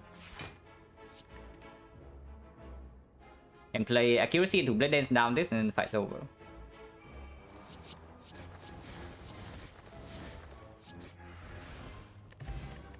Unless it's okay. Oh my god, outmaneuver plus with the pyramid, and that's freaking expensive. We are not that scared chosen though, so escape plan is not so bad, but we are very scared Snecko. Okay, Snecko is bad. probably that's the scale of Snecko. Like, our cards are expensive. So, of course, Snecko Pyramid completely sucks, but our cards are fairly expensive. But I mean, we don't turn this down, right? It's freaking Amnu plus with Pyramid.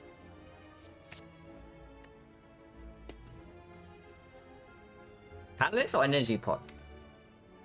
The evaluation is basically whether our deck sucks or not. Because if our deck doesn't suck, we should always keep the energy over the colorless. But maybe our deck sucks. I don't know.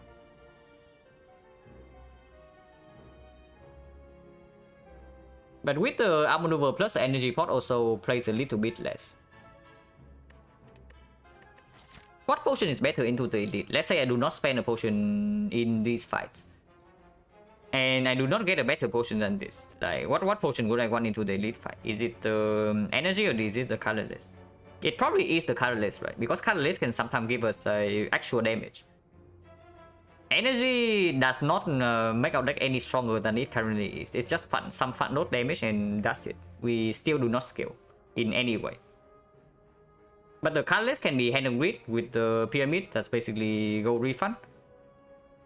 Not refund. It just go out of nowhere. Free gold. The apotheosis give us damage. The bomb is also like AoE damage, like pretty nuts. Yeah, Panic Button Pyramid also insane.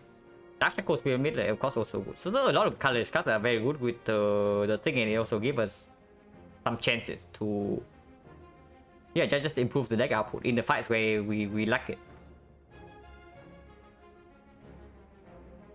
It's an energy damage with finisher. Yeah, it's good. It is fat load. It is fat load damage, but I'm thinking that it doesn't. It might not help as much as the colorless into elite fights. Like 2 energy into the finisher only is significant if it's together with the blade dance.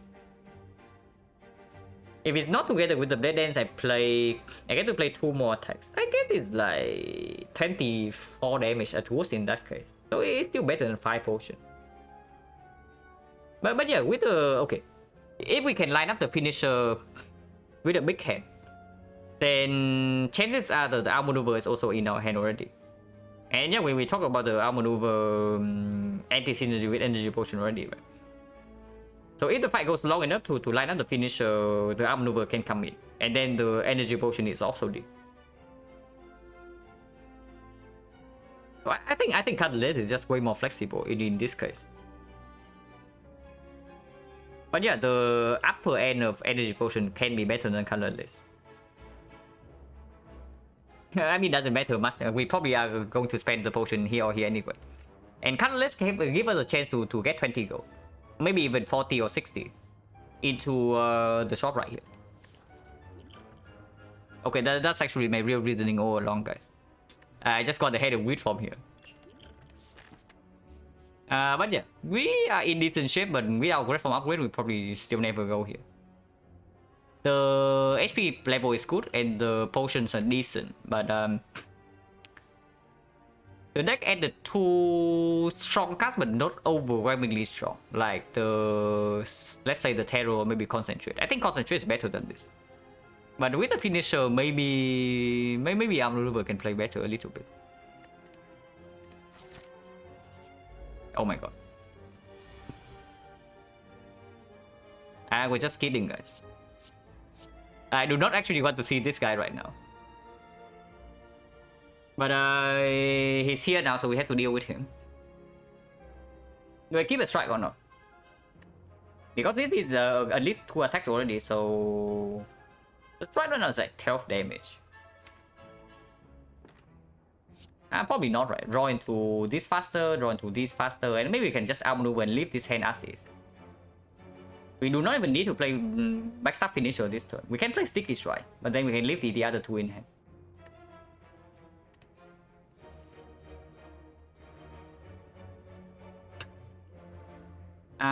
We draw Red Form, which is not exactly good, because I would like to draw Red Form after the Confuse is down. We can use Setup to reroll it. We can use Colorless Potion immediately to get Panacea. And yeah, I mean, probably can try for that. Panache is okay. Now hang on.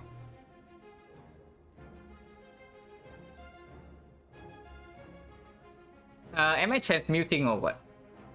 And also do violence to maybe pull the strikes to not let them completely clog my hand.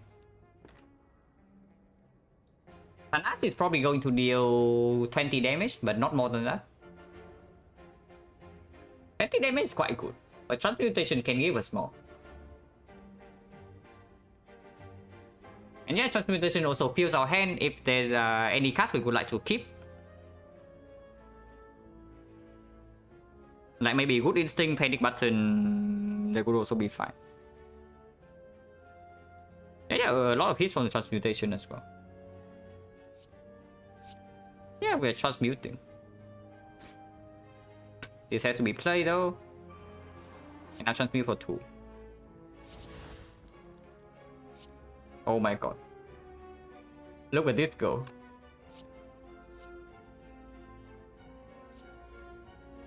Unload is surprisingly decent. But it also discards the red form, so maybe not. Doppelganger can be okay on turn 3 because turn 3 we have full block with the wheel. But that is just like 13 free damage. Maybe we just deal the damage. Like we deal 13 from here and 13 from here and just 26. 26 for the transmutation seems like a good deal. Yeah, this doesn't cost 0 to the next turn, so no point in keeping it in our hand for the finisher.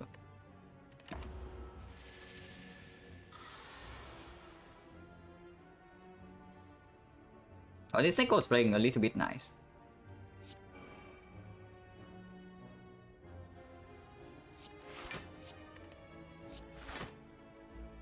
Oh, this attack costs 0, so finisher can go off next turn. But I mean I want to draw into this, right? And we have 6 energy next turn. Oh, this costs 0, this costs 1, so we have 5 energy to spend. So I probably just play this right now.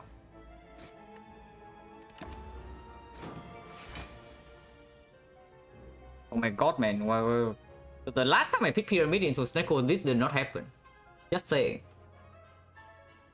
But this Snecko is pretty nice to us. Maybe it's trying to bait us into picking the real Snecko after this deck. So probably still set up on red form and then draw, yeah? I can do this first. Oh, this Snecko is like really bad at his job. He's really bad at his job, I have to say. Holy crap, is this guy bad at the game and his job?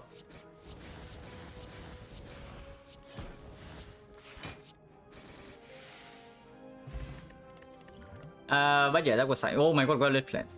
Violet Plants red form, guys. But Acro opens up partition, but we have the arm maneuver already, so I don't know how much I care about that. Our deck is freaking expensive, so card draw is not even that good. So I guess I take later render. Yeah. Our luck is going to even out in the end.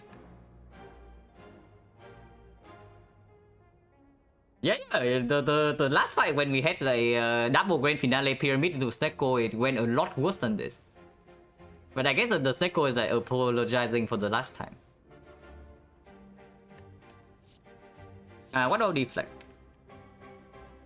Deflect minus is honestly not so bad if we pick up any footwork or any dexterity potion before the champ fight. Because we are still on 3 energy, we have no guaranteed way to duplicate the red form yet. And against the champ, we also cannot like slam this and win the fight. We have to block for a decently long amount of time before we can actually go in. So I don't hate, I don't hate the deflect too much. Probably okay. People cut this.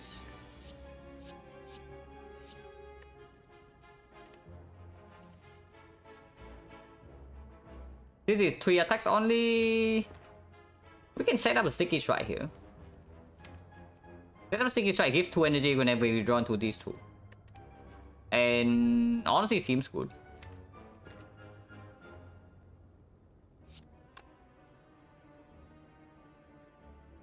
Byron. Yeah. Life's busy. I see.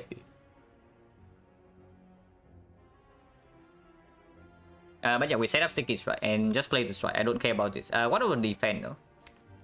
Maybe I also don't care about the defense because turn 2 we have the. I mean, turn 2 we still have to block for 18. But this block for 4 already, dash block for 10. So we only need to play dash plus 1 defense. And maybe we get like 2 energy from this as well. I mean, this is definitely play. We draw into other defense, right? We just make hand space to for turn 3.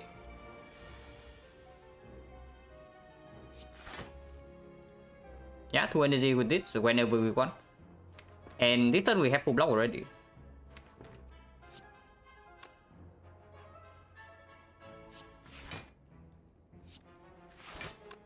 Hand is like a little bit clogged, but that's fine. Next turn we see a full block with the Captain's Wheel because we can kill one of them right now. Blade Dance accuracy, both at the bottom deck. So this is going to do 1, 2, 3, 4, 24. So 24 plus 12 is perfect kill on this. And we do not need to block us in that case. I mean, we can also just discard this as Sender's Bait. Probably should do that, because otherwise we also take 2 damage next turn. When we play like maybe Red Form defense. Red Form dash though. Yeah, Red Form dash will take no damage. And yeah, discard a real card so that our hand is more empty. Next turn we actually do Red Form dash, Blade Dance, and then we do not play the ships. The turn after we play accuracy and can redraw into this. That seems fine. That seems, yeah, that seems fine.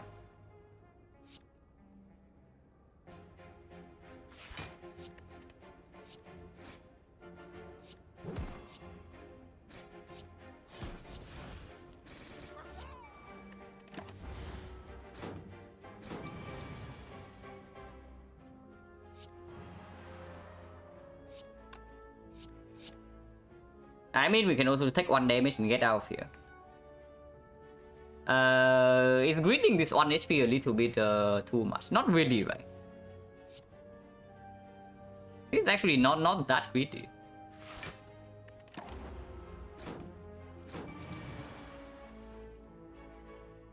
Maybe a little bit.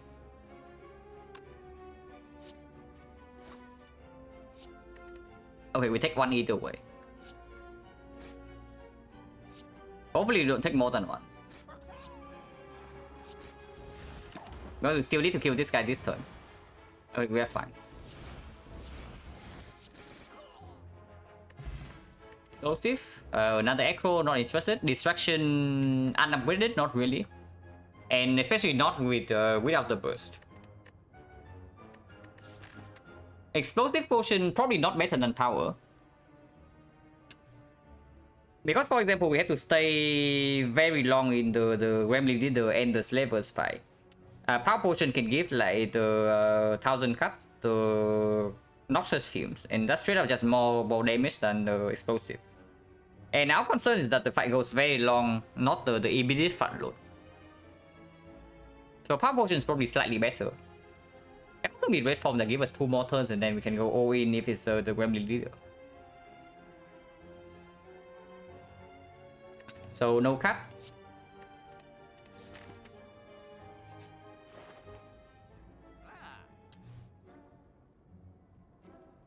I mean, we have set up. We do have set up for it. So unfortunately we cannot buy both. But we buy this, the champ is dead. And yeah, like old Rex. So we have 5 rares in the shop and we have like 1 fire at the end. So this is like, suddenly something special. This thing is definitely something special for sure. But I think Nightmare is clear, and after Nightmare there's only 2 choices. Either we can do card remove. Actually there are 3 choices. We can do card remove, we can do die, we can do panic button.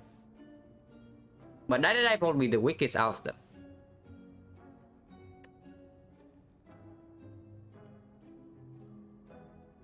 Yeah, 6 rare. But this one's always rare, so it's only these 5. Okay, only. The rare chance in the shop is like, what, 9%, right? So this is pretty crazy. So we have to roll 9% like 5 times. But of course we buy the Nightmare in this spot. Especially with the liquid memories as well. Yeah. I also have never seen this before. So Act 2 of this seed alone only has 2 things I have never seen before. Exactly on fire at the end, and then this shop has 6 rares. With Nightmare Red Form, we probably do not care too much about bites anymore, especially with the sustain from the white beast. We take cheap damage, so bites is fine. But card remove also gets way stronger with Nightmare Red Form gambling chip.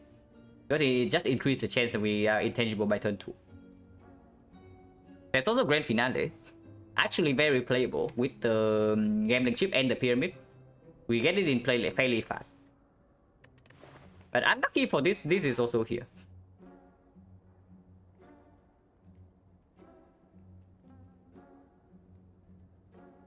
Yeah, with this actually really looks like some modern gameplay. Absolutely.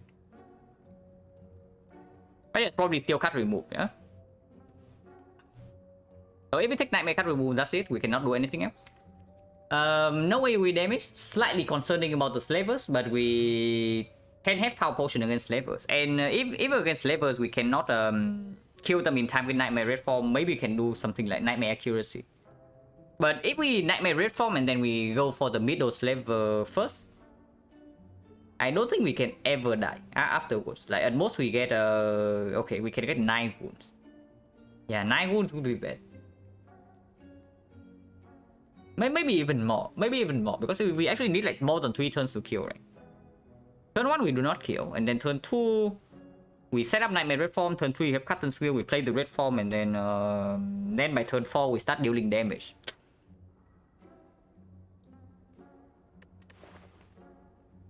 But it's not like this thing helps. Like, this thing is also mediocre damage. It's not even instantly killing the middle level or anything. If there's anything in this shop that says super high damage, it's this thing. Man, I wish I have 1000 gold here, guys. I want to buy Nightmare, I want to buy Grand Finale, I want to buy Frozen Eye. I want to buy Panic Button, I want to cut Reboot. And if I have gold to leftover, I also want to buy After Image. And after that, if I still have gold left over, I want to buy a render too. Unfortunately, we can only afford one thing here. So it's probably Nightmare over the others. Shuriken also welcome. Shuriken is totally unnecessary. If we have Nightmare Reform After Image with Frozen Eye, Gambling Chip Pyramid, like we never need this in any fight. Like absolutely not. So this is just a waste of gold. But it's probably just Nightmare card remove here, and we remove. So we remove defense now. Now that we are scared of just dying to slavers, and after Nightmare Reform is down, we are fine. And block density matters a lot less in the pyramid, in the deck with pyramid. And if we remove a defense here and the events here is bites, we can still take that. Honestly, sounds very good. Yeah, we take the Nightmare and remove defense.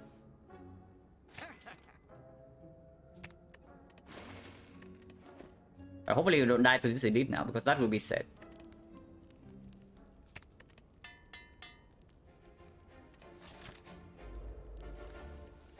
It is levels, so spooky, yeah? We need to be very careful in this fight. I think the other fight, the other two fights we are completely fine against now, with the Nightmare Red Form setup. But this fight can kill us like through the wounds alone. With accuracy in hand, I think I just want to draw into Blade and Finisher as soon as possible, and also this combo. Turn 1 taking damage, not a problem. I can't afford to take 30 damage to my face here. Hopefully we don't have to, but I can. And Power Potion probably also happens, always. Hardest fight of the run. Honestly, might not even be an exaggeration. We need to be very careful in this fight. We can liquid memories this Blade Dance to kill the middle slaver instantly, and I think that's the line. We can also power potion, but then the only power that would kill this guy instantly would be accuracy. Even then, not not even, right? Because actually accuracy with the backstab will instantly kill. I think we instantly kill this guy, take something like 20 damage and get out of here. We can also use both potions. That's fine, because we probably do not need a potion in this fight. And now we can even take this fight now. Using both potions can give us some additional damage and or some mitigation to not take this full 23. We only take 18. But we have the white beast, so probably fine to pop both potions.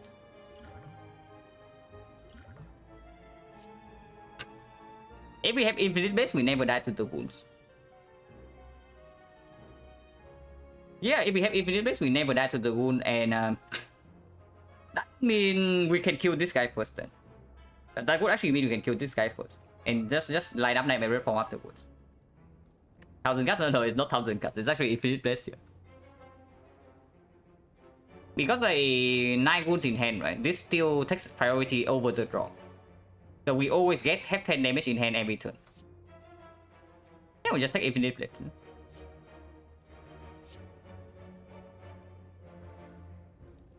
But if there are no wounds, yeah, if there are no wounds, we take 7 more this turn.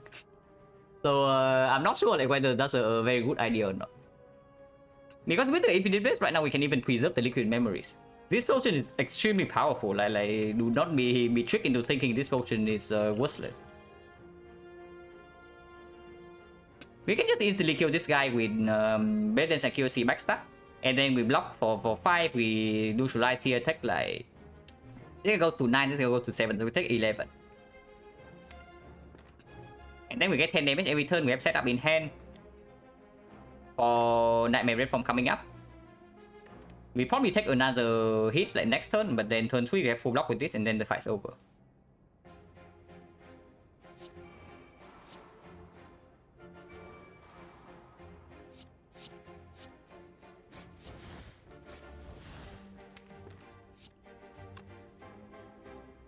We need to, actually we take 15 here, because we also need to neutralize this guy if we want to preserve this potion.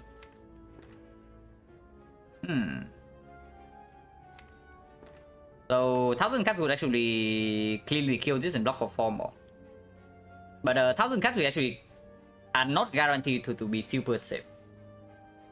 I mean, I probably don't mind too much. We can still draw into deflect to save 4 maybe. I should have drawn first. Definitely should have drawn first, because if I draw into Sticky Strike right now, I cannot play it. Okay, no punish.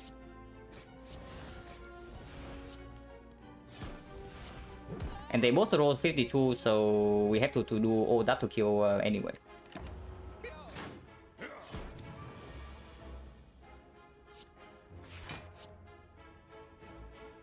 Yeah, now we can even kill this guy first. Because we can also somewhat annoying. This one I want to block though. If I do this 17 block, we take another 4, and then I can set up the red form. But next turn we have full block, so I can set up a red form next turn. Yeah, no reason to actually play this combo this turn. So Survivor Dash would be 22 block, and that's enough. And we do not need a defense next turn. So we can discard defense here.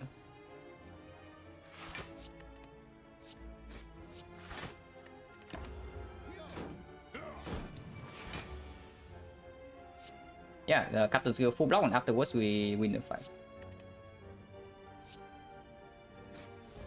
And don't really care about weakness. Actually can play this.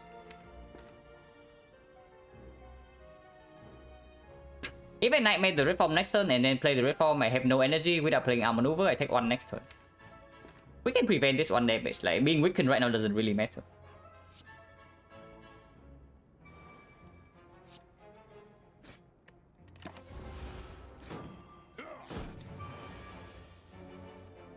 We don't even need to Nightmare Reform, by the way. We can Nightmare the Shift instead.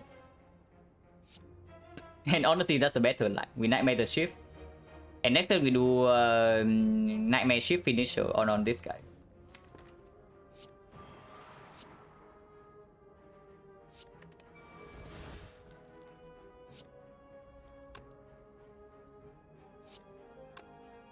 I want to make as much hand space as possible this turn, or to make space for the shift next turn. But I still need to play one block next turn if this guy doesn't die yet. So the block of my choice will be the dash, because it's also an attack that increases the damage of this. I mean, it doesn't matter, but it's only one card, so it gives me the most hand space, because we also get 4 shifts in hand next turn. So we don't actually draw a lot of real cards.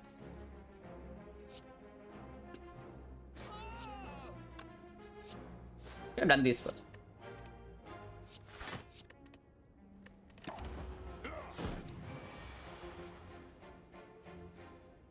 I mean, we don't need to go yet. We can just dash here full block and then he go in next turn. When we are not wicked. We don't even need finisher. Wow. The boot. Now we are talking, guys. Cartos plus. If we say that we do not see any bit of death mitigation, and we do not see any way to deal damage other than shifts, we should actually pick this right now. Because with Pyramid Nightmare Red Form setup, the only possible fight we can die in right now after we get this combo online is the Hut, because we will die to bit of death. And Couchos completely mitigates that. Awaken one can be weird. Yes, Awaken one can be weird for sure, because Awaken one is another fight where we cannot slam Nightmare Red Form instantly and win. But I guess Couchos also deals significant damage in the Awaken one fight, so the moment we decide to actually Nightmare Red Form, the Couchos will contribute a lot. I mean, it's just good. It's really just good. Normally, I do not like picking up this up on in Act 2. But if the rest of the run is already almost set, you can probably pick what the one fight is like good in. Because if you read for too long, right, if you always like wait to find the perfect answer, like maybe after image, maybe tungsten rod, and then maybe, I don't know, maybe tough bandages or some other stuff. Yeah, they can also never show up, and then you go into Act 4 with Nightmare Red Form, you're slowly dying to the Hut and you wonder what happens. And I do not want that to happen.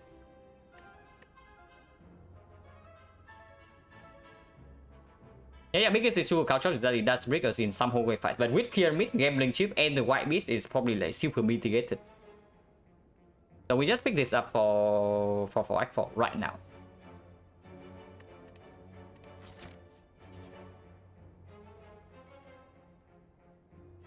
Partition can be picked. Second Blade Dance can be picked. Accuracy can be picked, but probably second Blade Dance over Accuracy because we have Accuracy plus. So if we want damage, this can be it.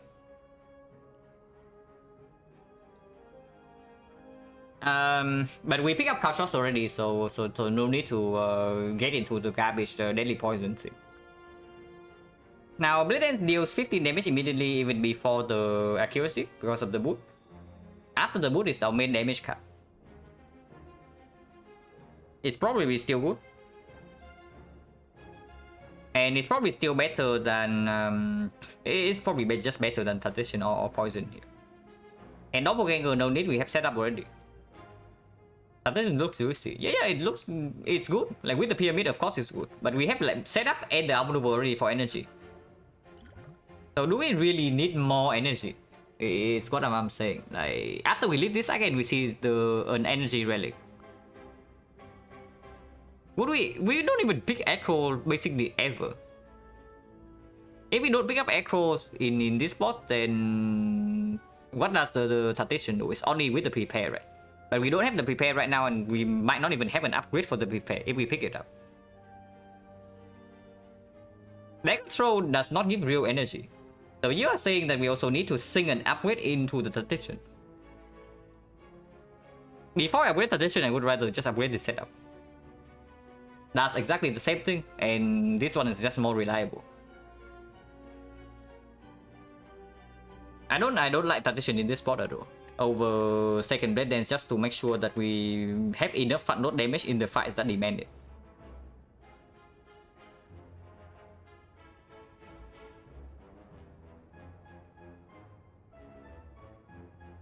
Yeah, second blade dance is probably fine, but I do not pick a third one. I probably would rather these rare cards be like after image or something, but cannot ask for too much. Oh my god, how can I not spot the combo? How could I have missed this combo, guys? Riddles with holes with the boots. 25 damage to energy, amazing. We can go here, yeah? Late question mark, one more late question mark, good. One more elite, good. We fought slavers already, good. Upgrades right now, either the setup or the nightmare, maybe, but nightmare less, so probably just the setup upgrade and we are done from there. And with nightmare red form now, we can just slam it in the champ fight, especially with 2 blade dance accuracy. This one's okay, it's not that good, but it's okay. Wow, we did not get we did not get 18% this time. That's pretty amazing.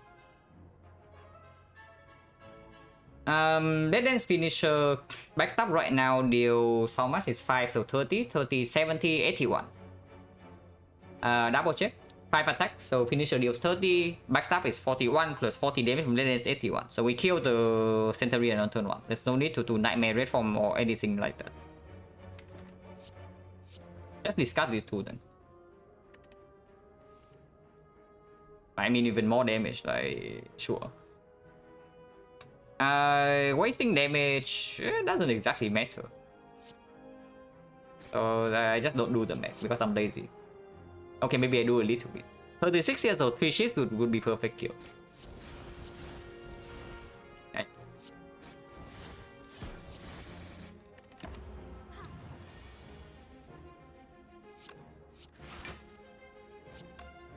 Okay, we just have kill in turn 2 then.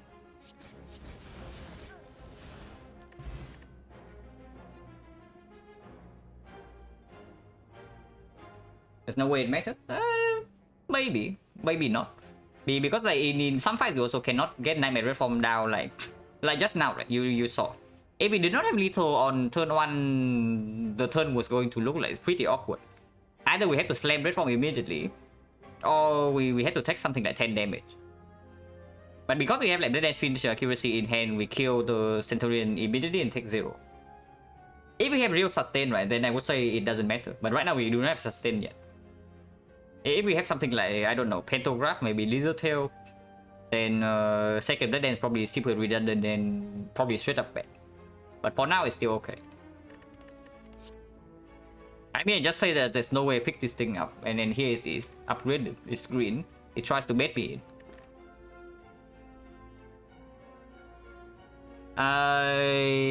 Not really, right? If anything, maybe Dagger Spray for Reptomancer, but with 2 Blade Dance accuracy plus now, also don't think so. Dagger Spray is half upgraded, yeah, with the boot, but still not good enough.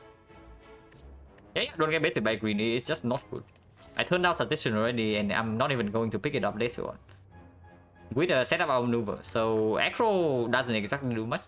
I would maybe pick a backflip though. Backflip I can pick. Because in some turns, right? In some fights, we actually need to stall for a little bit, like for example, a XecnaR. And the backflip also allows for the combo where I play setup and can draw into the card ability. To speed up the Nightmare combo while on turn.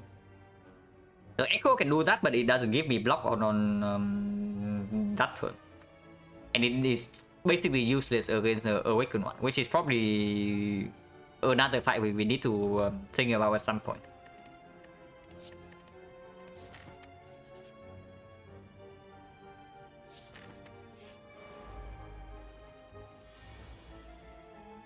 Well, maybe I should not have picked up second blade then. Fun load problem kind of solved, guys.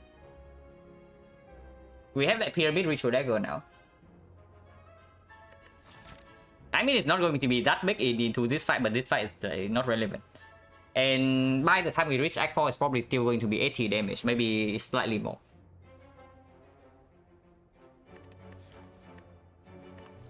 But yeah, right here, the Blade Dance front load can show the effectiveness, like in this fight.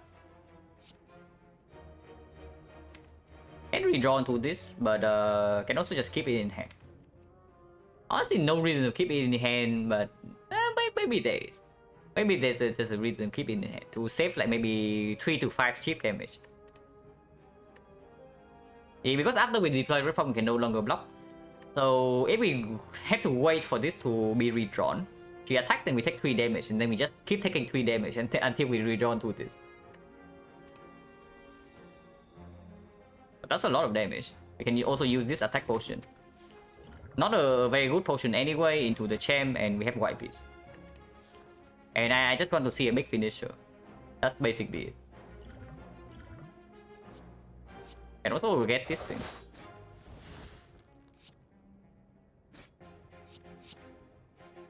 They audio 5, so it doesn't matter.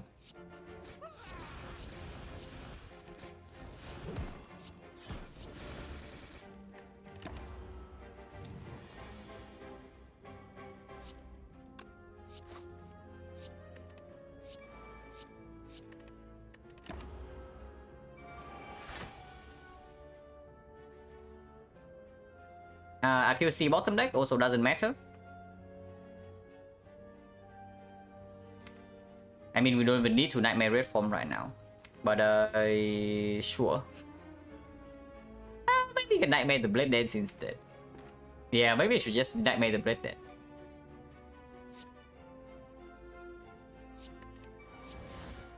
And this does not need to be played right now. Next turn I just do... Red Form Deflect takes 1. Taking 1 is... not really what I want to do. Because I probably just keep the defense in hand to make sure that I don't take damage. Honestly, we probably just kill next turn, but I'm lazy to calculate hand space. So I just keep it in hand. Doesn't make a difference anyway.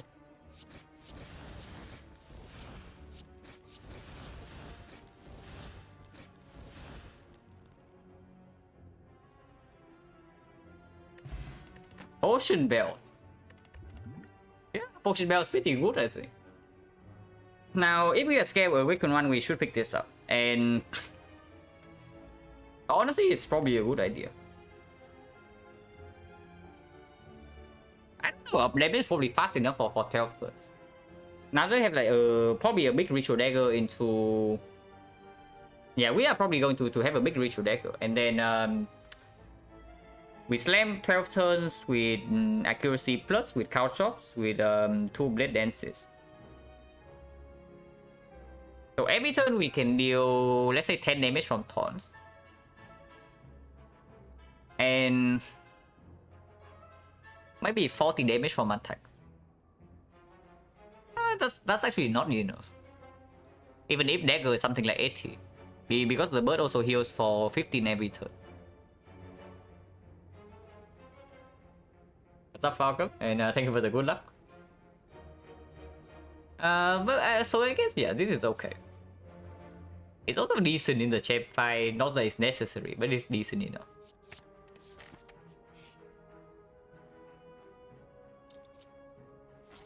Wing boots. Wing boots would be nice. We do not have free pathing actually, but we do now. This is 3 damage for the dagger and a potion. This can be Colosseum. It can be Apparitions. I mean, I don't know about Apparitions. Is Apparition even necessary, or is it just straight up bad? They are Apparitions Pyramid, but we want to upgrade dagger first.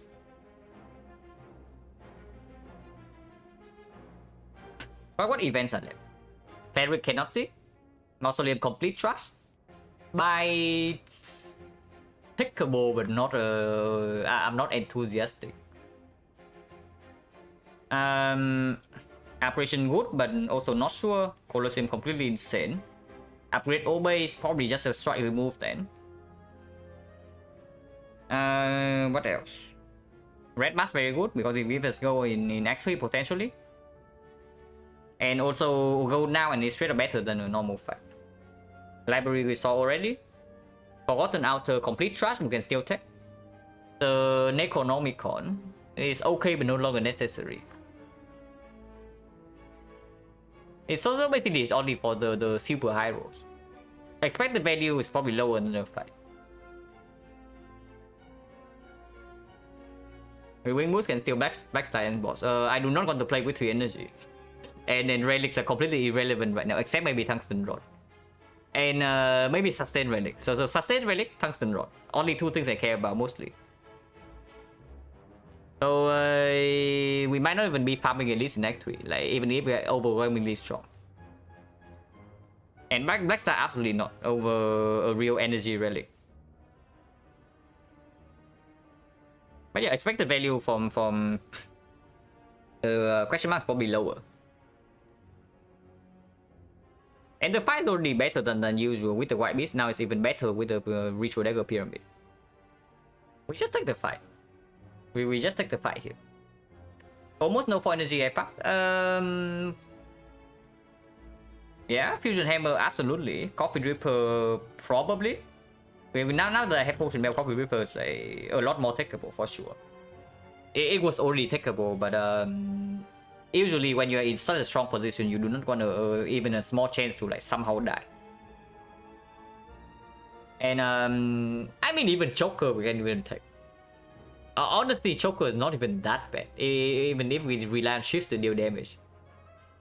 But hopefully you don't have to come to that. Philostone probably free energy, Dome probably also free energy. Sozu is extremely sad, but so maybe not Sozu over other things. But yeah, a lot of takeable relics, energy. Now this guy heard me praising him the last time, and now he's here to mess things up.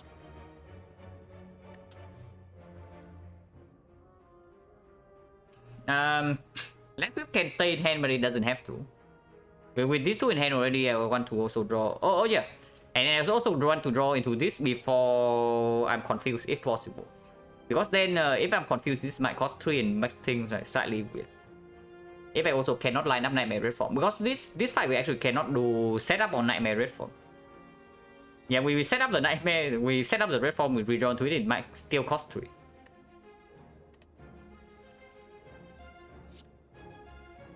I guess we go turn 1 a little bit.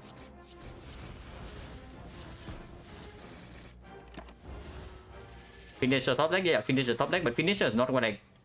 Okay, it costs 0. So everything's fine then. Everything's only fine if we also draw into red form soon. But looks fine. Cannot Nightmare the dagger, right? If I Nightmare the dagger here, the original dagger... That's the original dagger disappear. Because if it works like dual wield, the original dagger is actually going to disappear. And that is pretty bad. Probably no reason to, right? And next time we have Captain Skill block already. So but with this I can attack up to 27. So I still want to have Deflect in hand to guarantee full block next turn.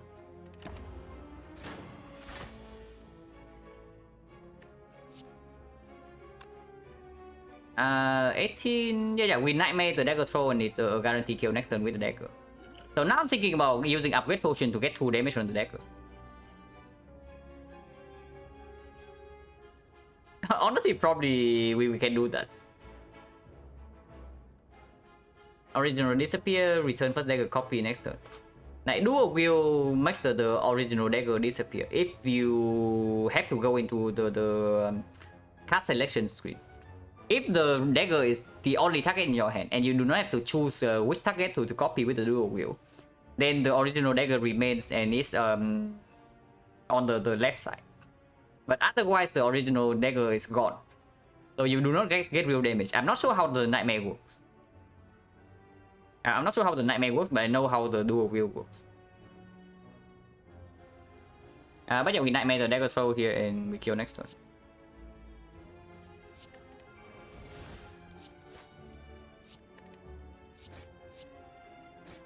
I can kill this turn.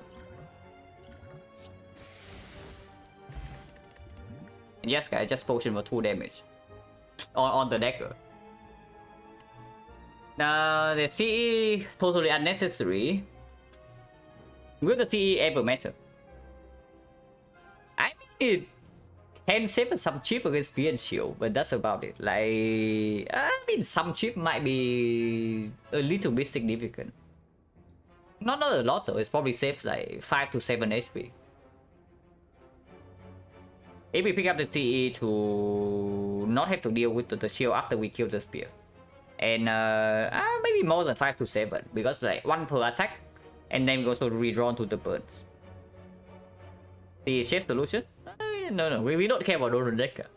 We do not care about Donut Decker. We do not care about the spikers and whatnot. Any fight where Nightmare Red Form can be used and we regenerate health afterwards, we don't care. But against Spear and Shield, and we do need, and we would actually need high HP into the hard fight. We actually need high HP into the hard fight because like there's no guarantee that we can like, get Nightmare Red Form in play in the very first cycle. So first cycle, sometimes we also have to face that. With but we do have Captain Skill. But if we have to face tank first cycle and then we win off the damage of Caltrops, during Nightmare Red Form we actually need decently high HP. And that's the only reason why I'm even like, looking at this Pulse Explosion. It's probably pickable. And okay, it does also open up Catalyst.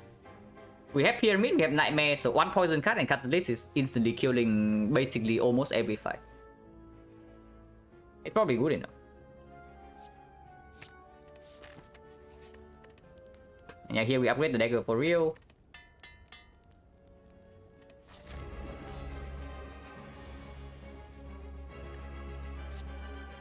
I don't really care about dealing damage yet, so can discard this.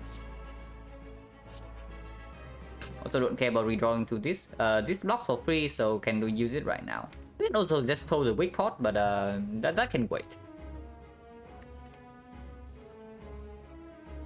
Yeah, okay, so now we wait for the setup then.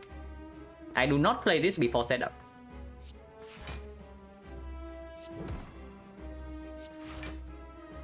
Here we can take 3 damage to play outmaneuver. And then draw 6 next turn because of the puzzle. The fact that it, Nightmare Ritual Dagger doesn't have it, but yeah, okay.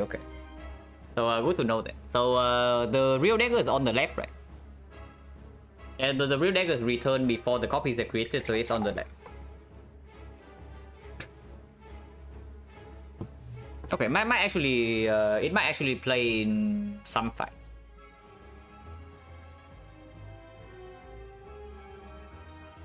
Because let's say like Retromancer, yeah, Retromancer is a very fast fight.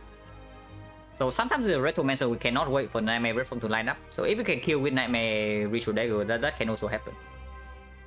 Do I want to take 3 here? I don't, right? Yeah, no reason to.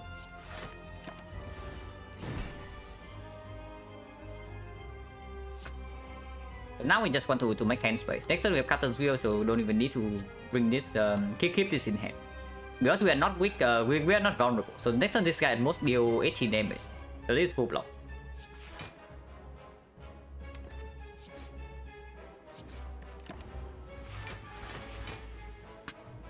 Debuff, where the hell is set up? Next turn is weaken. And next turn he weakens us, so we also do not need to keep too much block in hand. Yeah, the cards are very expensive.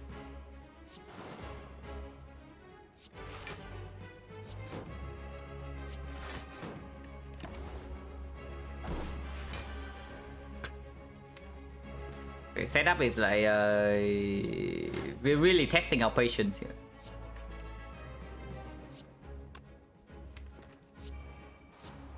For once, like set up waiting room.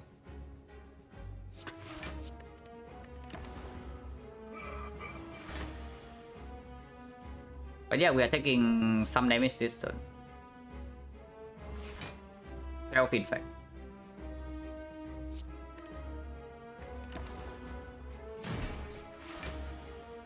Now set up a shuffle out of the deck, which is slightly sad, but it doesn't matter too much. We can go immediately, we can also wait. Probably can wait. No reason to go anyway.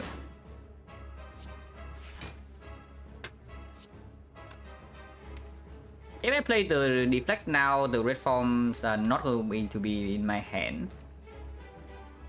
No, if I keep the deflect, then the red form's not going to be in my hand. I don't draw either way. I mean, keep using this fine. And next time we can go.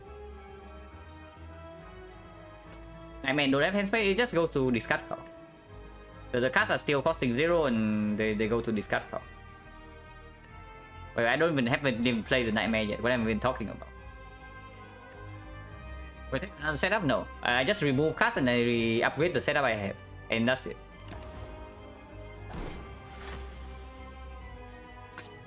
So now we can Nightmare Reform. And honestly, next turn we can probably just pop Reform right away. And go 12 turns. I don't know, is that even true? 12 turns is quite long. But is it actually long enough to deal 400 damage? Yeah, no reason to rush, right? No reason to rush. This guy's not even attacking this turn.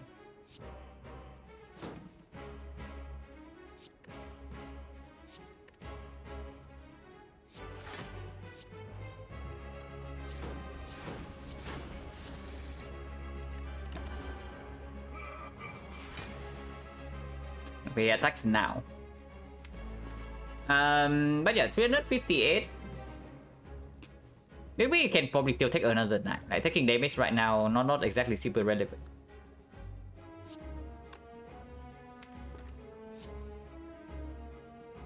As long as we don't go to like below 10, that's fine. Because we still need actual HP to survive the 1x2 repeatedly after this guy splits. And this potion can also be thrown. I don't really care about this too much.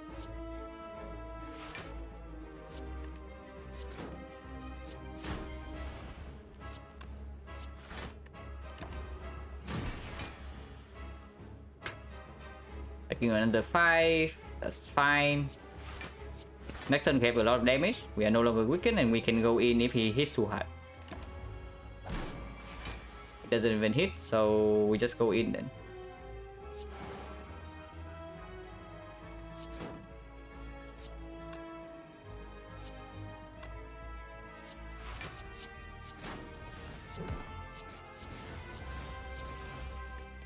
Could have waited for the finisher, but no need.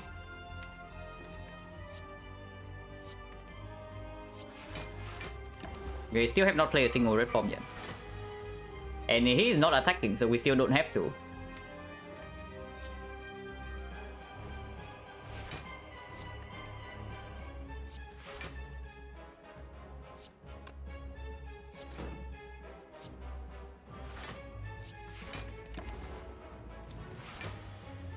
Okay, 29 when weakened is a little bit too much, so we go now.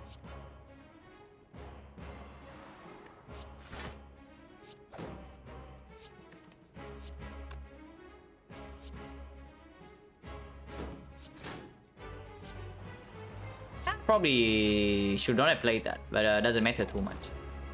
Probably can cost me maybe 1 or 2 HP.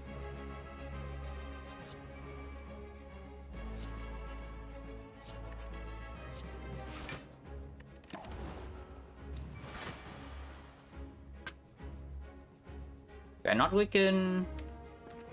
We have 6 energy, so we can go.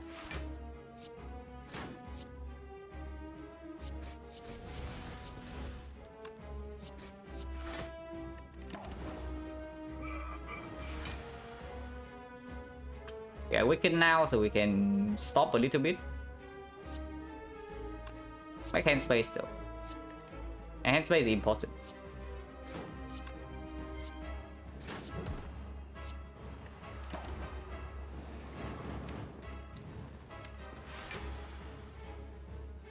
And yeah, we do not go this turn because we are still weakened.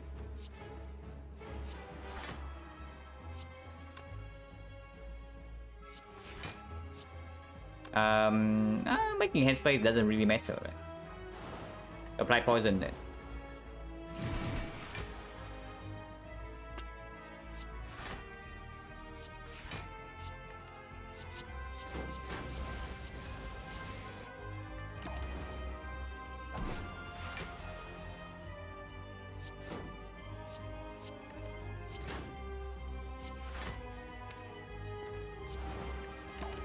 Yeah, 6 turns, plenty of time.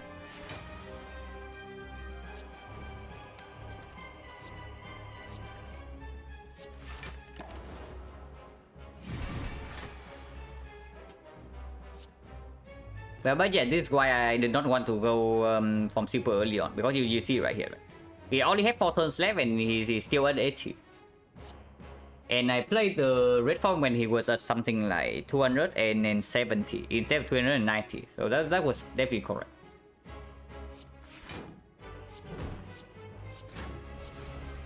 Maybe a little bit too late. We could have done it like a few turns earlier.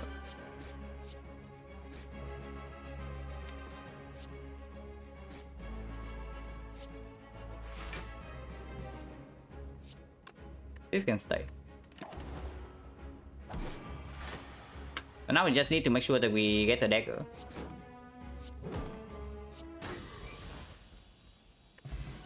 I bought irrelevant, and yeah, we absolutely picked the adrenaline over the tools.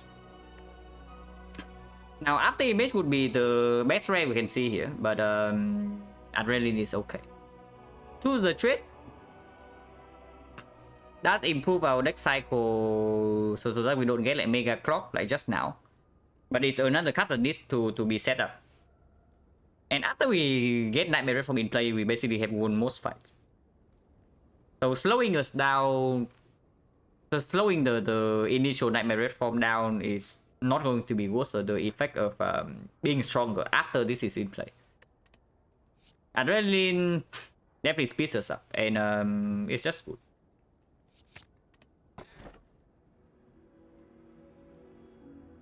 Well, could have had kite and tools.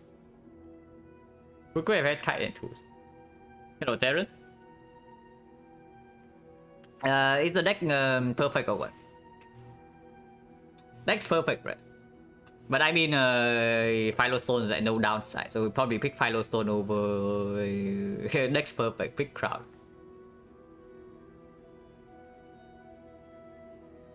Lost with Pyramid, couldn't find Red Form. I mean, if you rely on Red Form to win every single run, then you would still win a lot, but not as much as you can. So try to play, try to find like other ways to block, because the Red Form is definitely not the only way to block on Silent. Of course, it's the preferred way. Like if every run you can see Red Form. Okay, if you're just talking about win percentage, then if every run you can see Red Form, you probably would like it as your block engine. But from the fun perspective, that probably would be boring after like a few runs.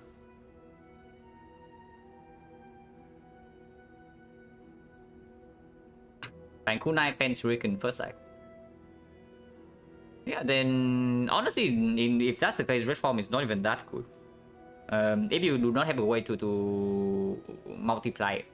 But here we probably just pick Philostone, free energy.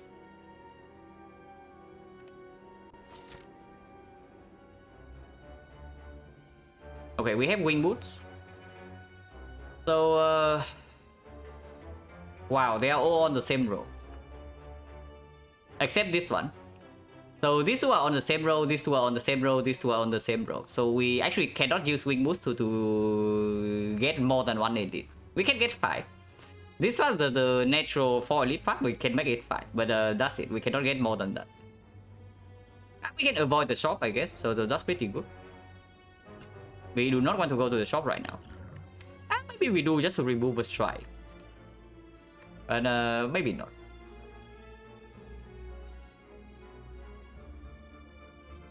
Then Malaysia, they're done with that. No, the card we are looking for is after image.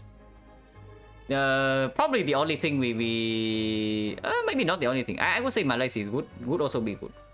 Malaysia is good just because of the awakened one. And then after image for like every other fight, and we are done. But yeah, we can avoid the shop. So use 1 jump here. We use 1 jump to here. We take like normal elites until here. We use another jump to go here, and the last jump to go here. So, okay, 5 elites. Only 5 elites. No. It's definitely not set. But the boost is surprisingly not effective here. Just because the path we are forced to go into already have 4 elites. Do we value question mark or do we value? I mean, we do have 1, 2, 3 rare relics. So the chance of like incense burner or tungsten rod from the question mark also increase a little bit. If we see tungsten rod, absolutely not. And if we see tungsten rod, would save me a lot of trouble. That's basically it. Because right now, like even this deck can actually die to the heart. You saw like how bad our damage output is in the champ fight. So if we have to take that long into the hard fight, we might have some trouble. I mean, question marks are okay. Can give like dark shackles from the sensory stone. Red mask complete trust, madness is bad. But everything else will hit. Holding, we can give any attack, right? Yeah, we can give any attack. Like hopefully it asks for a strike. But even if it asks for dash or finisher, it's still fine. Oh no. We cannot give every attack. Now hold on a second. If it asks for ritual dagger, red form and nightmare, we would we would actually cry. Now most of the time it's positive, but not always. So if we see the good events and not falling, we probably just pass for the fight to farm potion and 5 damage on this. But regardless, we can probably start with one fight into one question mark and probe the situation a little bit. Because from this question mark, we still have like a lot of flexibility to take 3 more fights or to take like one or 2 more question mark. We take 0, 1 or 2 question mark from here because we want to jump back to here anyway. We're gonna start here like the most flexible for sure.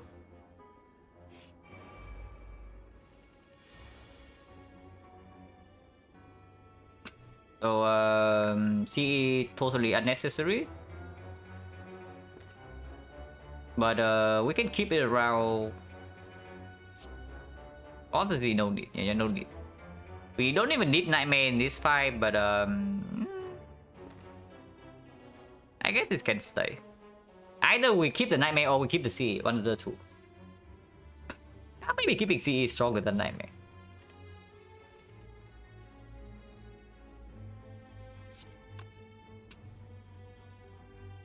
Setup does not need to be deployed yet, and I want to deal damage to this guy immediately. This guy is guaranteed to attack every single turn. This does not need to be played because finisher can still come in.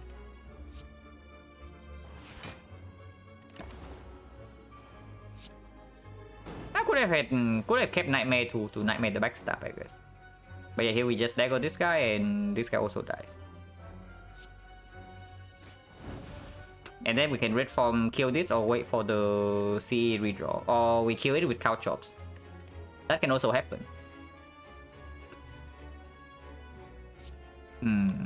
We cannot make hand space with attacks though. So need to be a little bit careful here.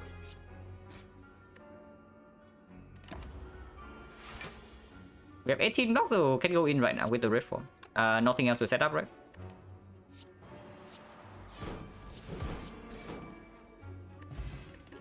Whatever Clone Dagger plus is okay.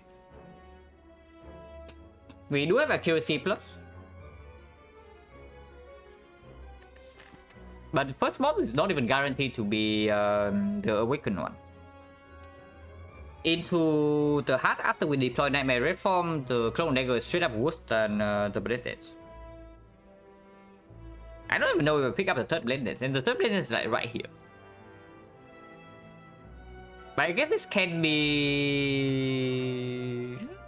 No, not really. We even have Ritual Dagger as well. So we have both the front load block and front load damage cover for the Nightmare Red Form. And we also have like some deck speed here with the gambling chip as well. So no reason to pick up this this card right here, just because it's free. Yeah, go here and see what happens. Okay, trash event. So we probably step into more events after this. Yeah, we can also nightmare accuracy, but not necessary. Yeah, trash question mark, so probably means that we go here. And then we observe what happens here. And then we can decide again. As long as we don't forget to jump back to this, everything's fine.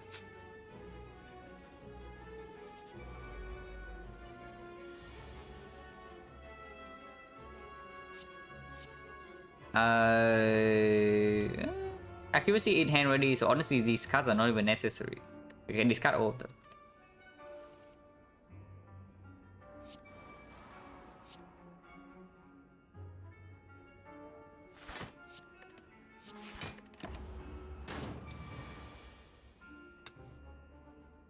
Second Nightmare. Yeah, Nightmare with setup is absolutely a combo. But for that to actually work in the heart, you either need Tungsten Rod or you need a Birthplace Urn.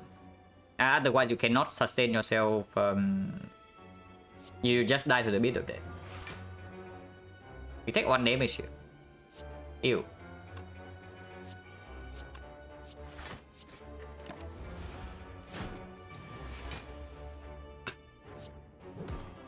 Yo, that is tragic. Taking 1 damage.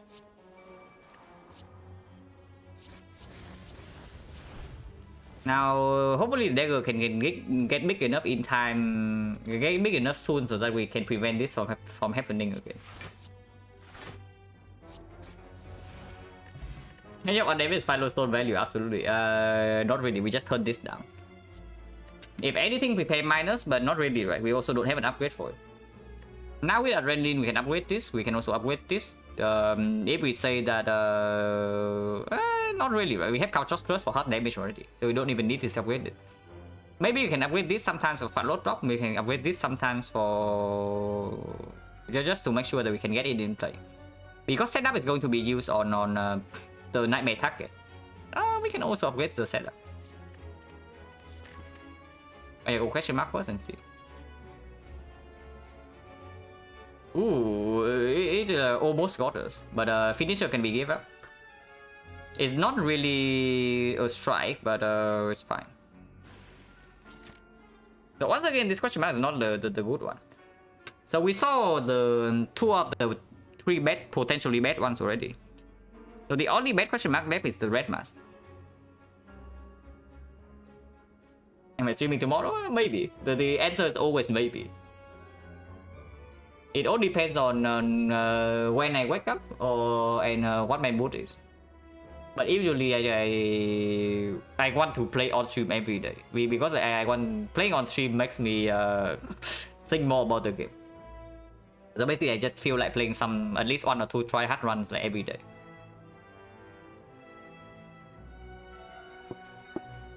Yeah, this can also be a fight. No more question marks afterwards. Yeah, actually 0 question mark afterwards. So this question mark has to be positive value then.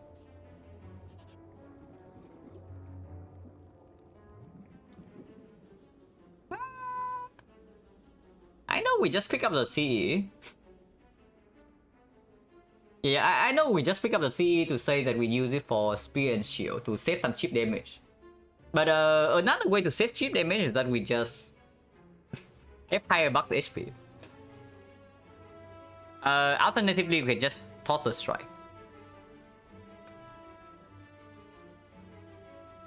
Is it good for donuts? It's good, but it's not necessary. We don't need it against the donuts. I mean, I guess it does save some, like maybe 8 to 10 HP. Maybe slightly more.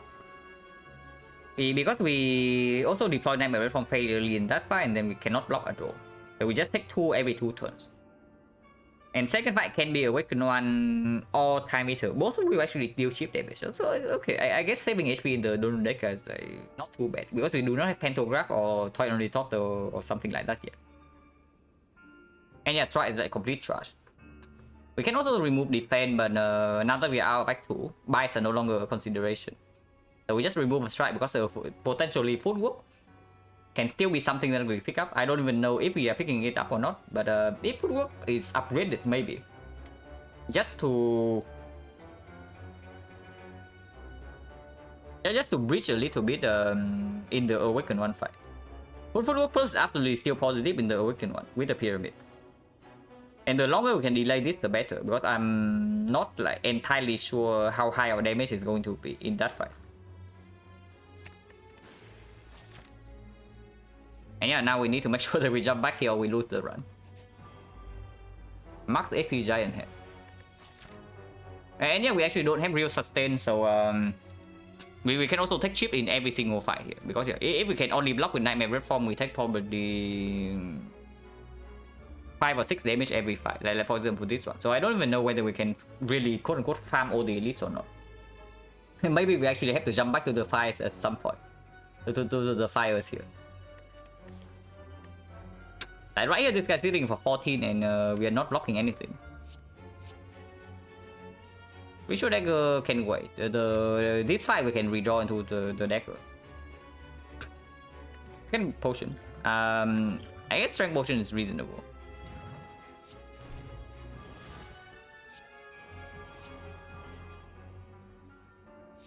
Plus 10 is exact block, so we can keep the survivor around and also exhaust this.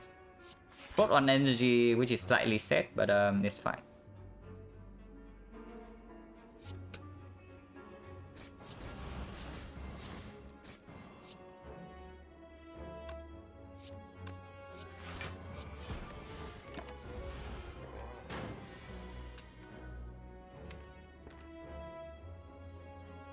Turn 3 we have full block. And I want to delay the reform as long as possible. Unfortunately, next turn this guy is hitting for like 41 already. I mean, with outmaneuver, we can block with leg sweep for one turn.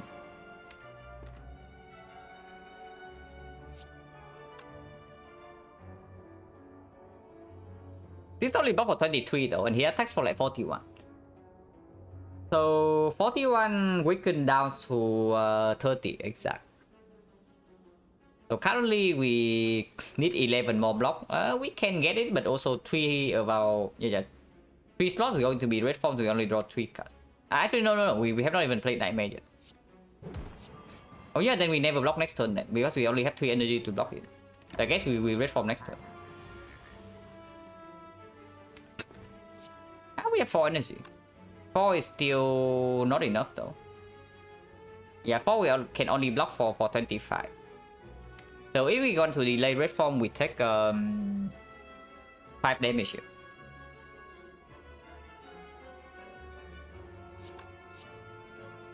This thing really needs more damage. I would pick a terror. I would pick a terror in this spot. Before I get sustain, we actually need more damage.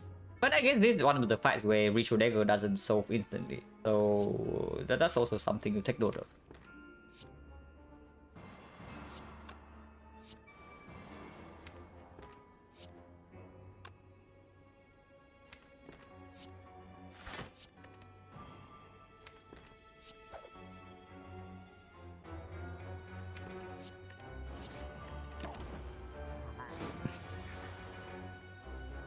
Yeah, 10 wins. Yeah. Don't worry about it.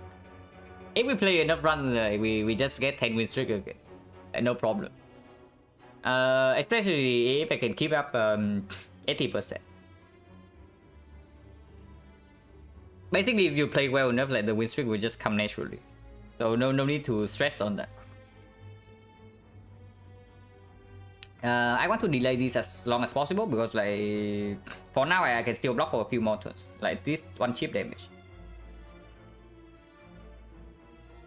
Why do I not have quite a win rate? Yeah. The sad part is that my Watcher win rate is probably still higher than my Silent win rate, even right now. That's pretty. That's both funny and pretty sad at the same time. A little bit.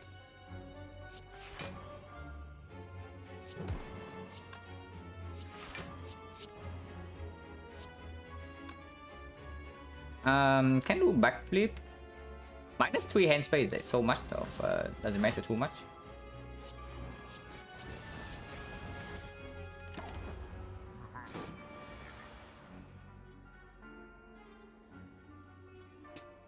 Yeah. 7 energy. We can still block. Hand space is potentially a problem. We do not need to hold all of these in our hands, so can survive away on red form.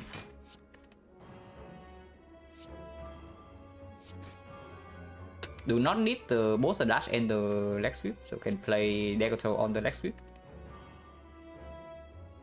Deals the same amount of damage.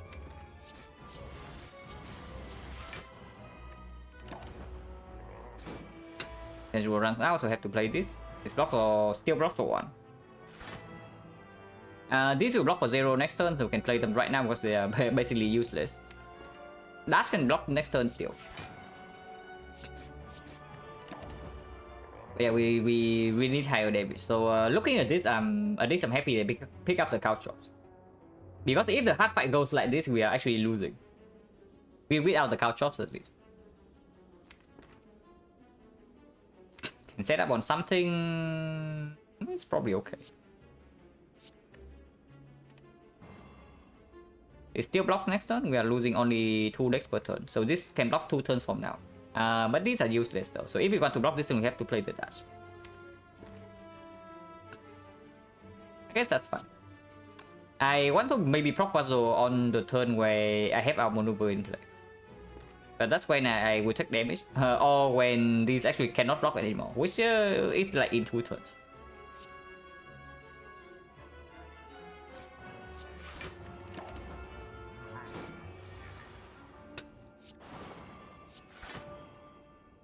Yeah, for now only the leg sweep blocks.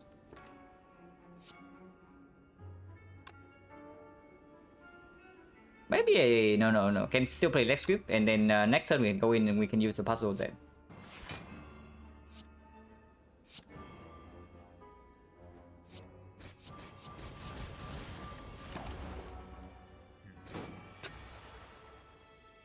Okay, so now it's completely impossible to block, which means that yeah, we just play both red forms. We can kill this turn. Looking at the head.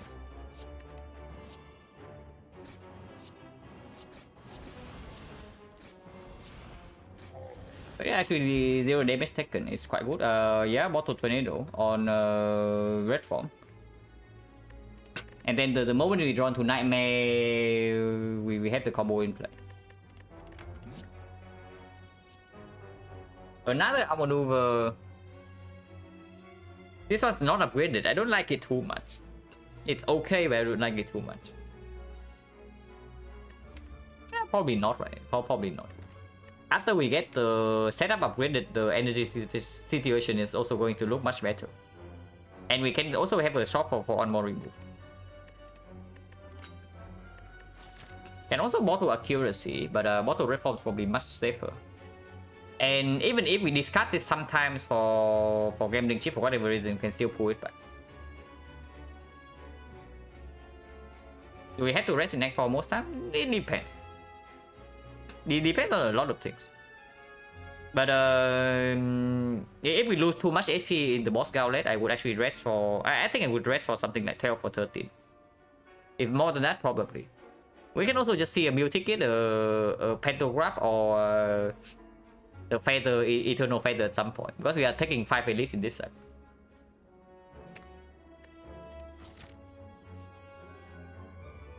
Yeah, boost 2 shots. We did not lose any HP in the giant head fight, so we can still keep going.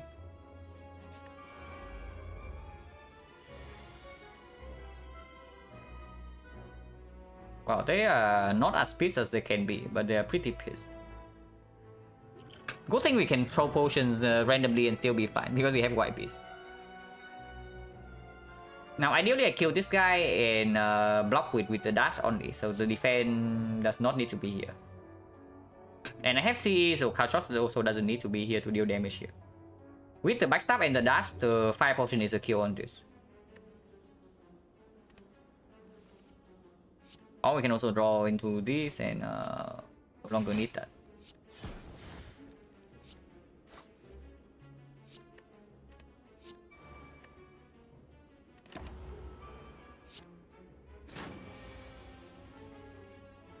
I can set up red form. I do not want to draw into more daisies. Firefox can be useful against Rectomancer though. But Explosive Force is probably still slightly better in that fight. Against the Nemesis, of course Firefox is better, but do we need help against Nemesis? I mean, maybe. Turn 245 is going to be difficult to block if we don't have a Nightmare Red Form in play. And in that fight, we probably cannot slam Red Form without the Nightmare. Because Red Form is half as effect. Oh, no, it's not half. We do have the boot against the Nemesis, so we can actually deal damage even in the intangible turns. And maybe it's fine, which probably means the fire potion can be thrown. I do not want more daisies.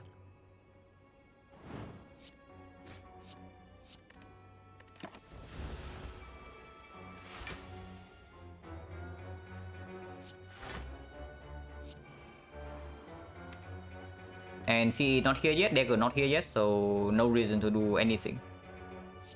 can play the dash because it doesn't cost me anything.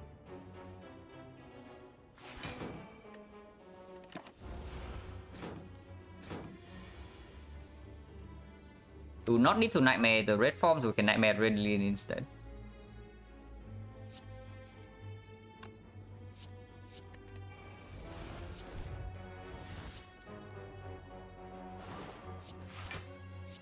Backhand space.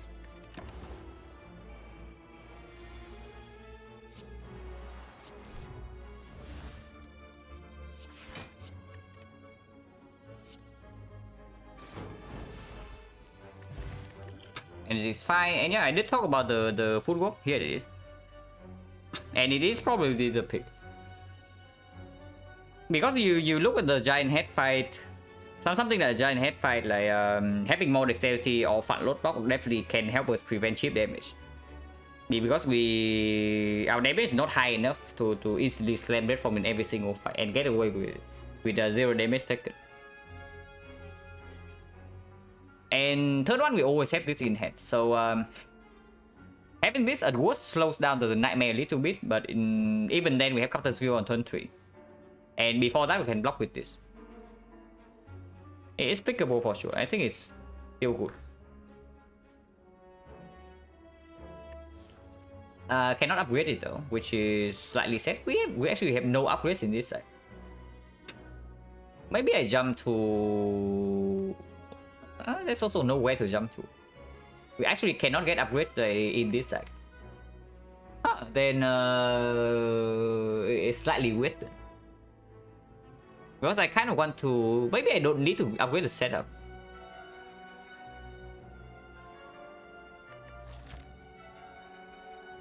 It is slightly weird, but there's also no path where I get like mass upgrades while still taking edits.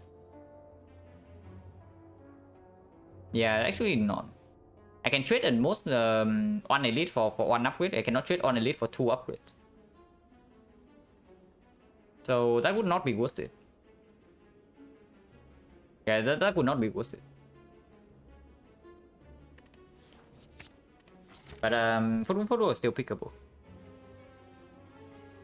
I guess we just take the elite then.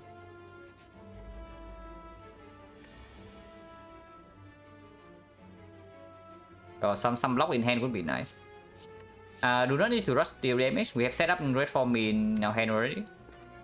Just need to not take damage this turn. Ouch. We can liquid memories the dash. But if we do that, if we play the dash, liquid memories the dash, set up on the red form to block this, next turn he deals 45, 46. And we cry. How many hours playtime I have in Slay Spy? On Steam, it's like 2,200 on Steam. I also probably have 100 hours on mobile.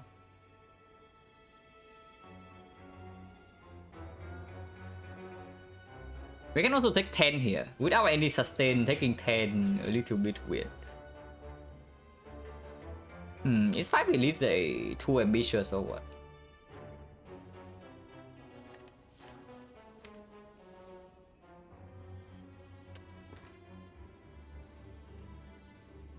The problem is that if it's 46 next turn, we have to slam red form. And we discarded both accuracy and the blade dance already. So maybe that was that could have been stupid, like discarding both of those. If we have to slam red form, then it's extremely troublesome. Is what I'm saying. We can nightmare the deck. We can nightmare the deck. It's not that bad. And we can intentionally take the puzzle next turn. It is the 46. If we block this turn, next turn we just play red form with no block card. And the outmaneuver, and the turn after that we can do nightmare on the dagger. And 4 daggers would kill. Okay, so that's fine. Wasting this potion on 10 HP is a little bit weird, but it's probably okay. Because we don't have any sustain yet. Wait, I have to do this first, like what I'm even doing. And if we do not take the puzzle this turn, and the setup on red form is coming, then there's no reason to play Outmaneuver now.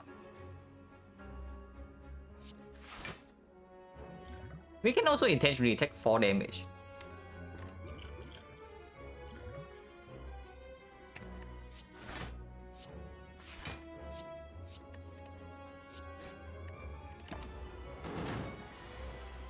Okay, it's not the 46, which might or might not be good. Turn 2 we have this though, so even if the 46 comes next turn, we can probably block if we draw into weakness.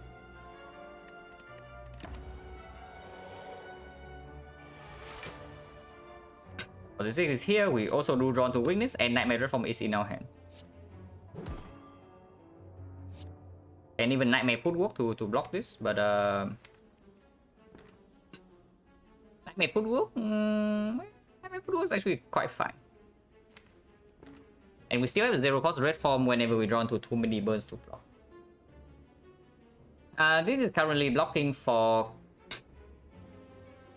+6, so it's 20. We block for 38, so it is full block. Maybe Nightmare. We can Nightmare Dagger and kill next turn as well.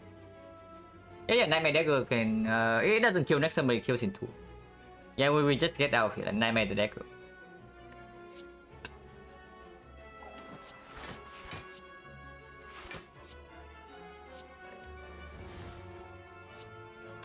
So yeah, 48 damage. If it doesn't go up to 53, somebody in chat is going to be banned. Just saying.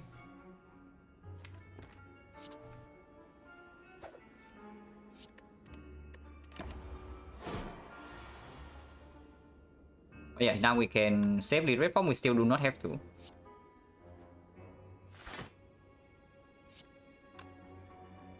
But we can.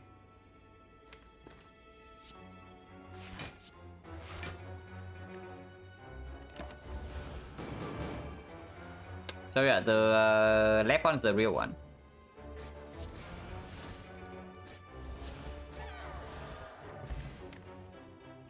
Okay, it did go up. Okay, it's fine. Dodge and roll plus, more front load block, works well with the footwork. Yeah, of course, the more cards we add to this deck, the slower this Nightmare Red Form is going to be. And we currently do not have Malaise, do not have Piercing Will, also don't have a real Witch Chain. So I don't think this dodge and roll is actually good. I would maybe add another leg sweep. Second leg sweep I can see myself picking, but dodge and roll plus, not really. Because it's also mediocre before the football is down. It's not real front load block, it's only front load block after we draw into the football.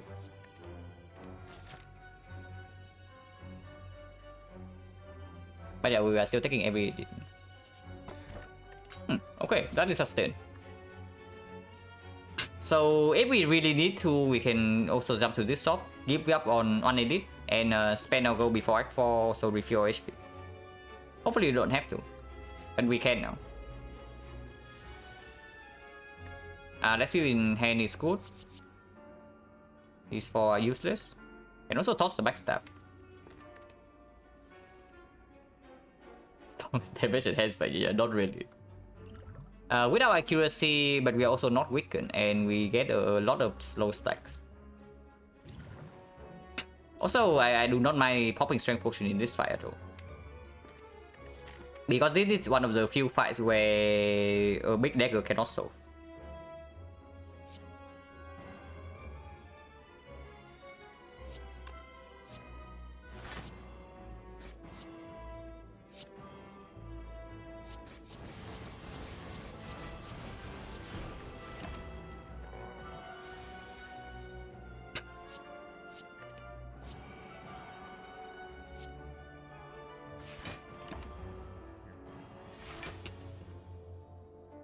Okay, we have Nightmare Red Form, can Nightmare Footwork. But next turn he attacks for a large amount already. So if we Nightmare the Footwork, we cannot even play the Footworks next turn and block at the same time.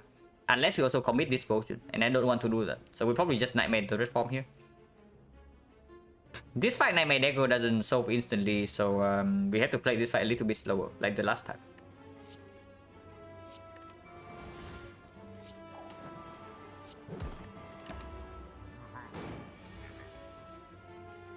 This we can still block though, and we should.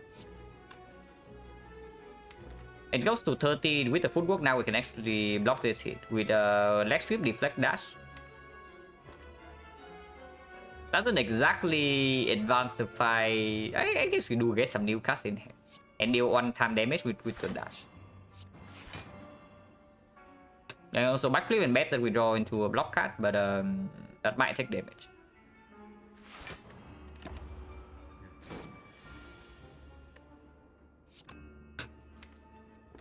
This turn, this 7, this 6, this is a 7, so at most we have only 27 block. It's not enough, so we have to play Reform now. But that's fine. Of course, we don't play the other one. Don't want to lose dexterity too fast.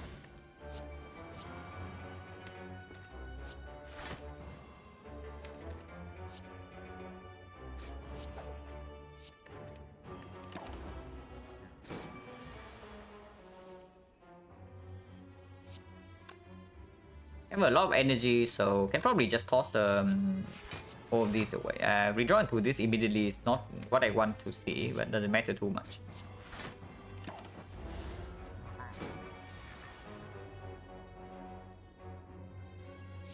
Okay, full block. Next turn we have to play this.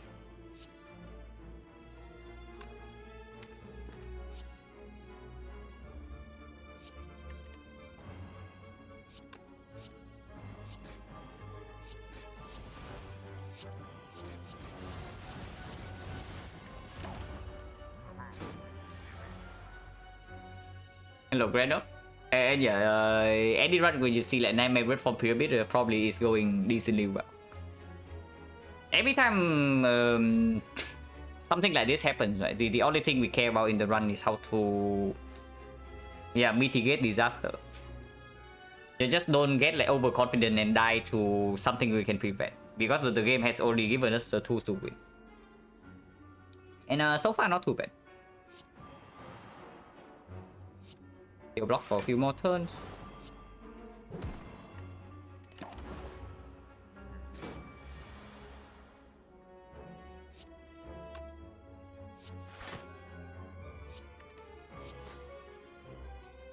Yeah, maneuver is good. I should have tossed this instead, because I want to play maneuver here.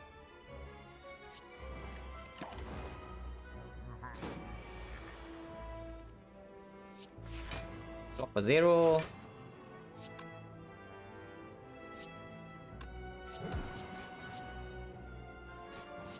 It's killed, right?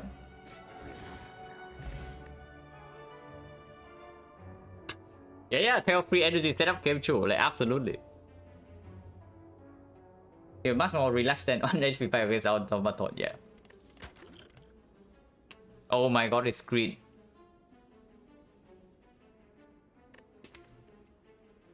I mean, the unavoided one is like, performing super well, so how bad can this be? Am I getting like mega baited here or what? But this does not look bad at all. Because it can create like a secondary nightmare target. For example, the setup the red form, but then I use the second setup on the footwork and then nightmare the footwork instead, and then I do not take any chip damage.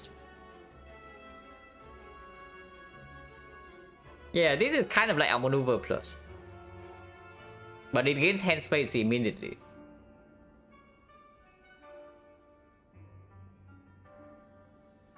It's probably too slow, because we have red from bottle already, so the only thing, I don't know, we need to draw into both the nightmare and the setup, right? One piece is not enough. I mean, we don't have to nightmare we don't have to nightmare red from after setup. We can also just nightmare red form and then play this setup on the copy red forms instead manually. Like we lose some energy, but doesn't matter too much. The thing that can hurt us is if we do not get nightmare red form in play fast enough against the more dangerous fights, like Spear and Shield or the Heart. Thinking of the Heart, I would really like a way to block the multi-hit at some point. Like any piercing will would be nice, any malaise would be nice, any dark cycles would be nice. Because right now we cannot block at all first cycle. So that means the first cycle we will probably have to slam red form or take like a huge hit to our face, no matter what. And that would be bad, because if that means that if Nightmare Reform is not online first cycle, we might be in serious trouble. So the only question here is whether the second setup speeds this up or slows down.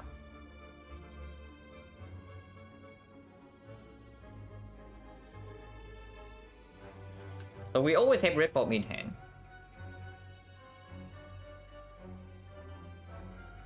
Yeah, Spirit Shield might not need the Nightmare Reform, is true, but the heart we actually need.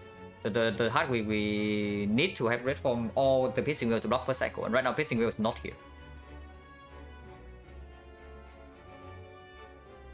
So Reform is always in hand. So the moment we see the Nightmare, we can use the combo immediately.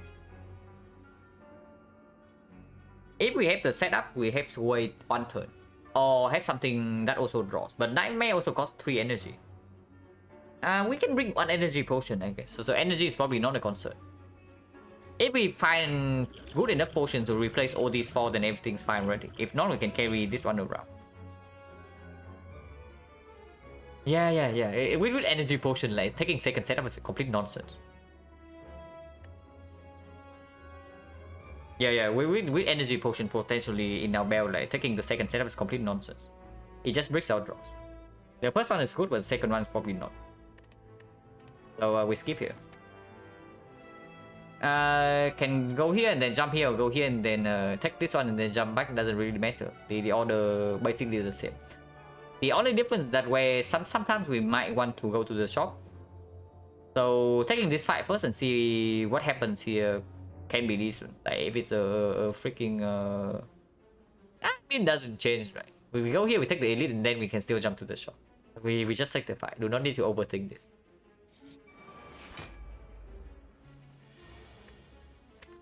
Also, I was estimating the dagger would be like 80 in deck 4. How big would it be? Currently 58, so it's like 63, 68, 73, 78, 83, 88. 88 into Act 4, slightly above expectation, but we also take a lot of hallway fights this time.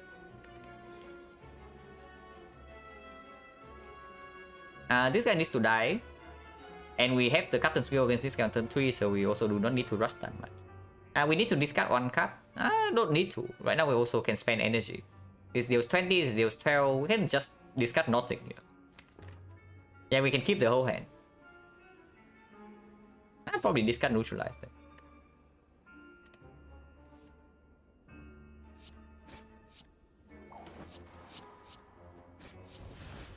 It's better because accuracy can come in afterwards.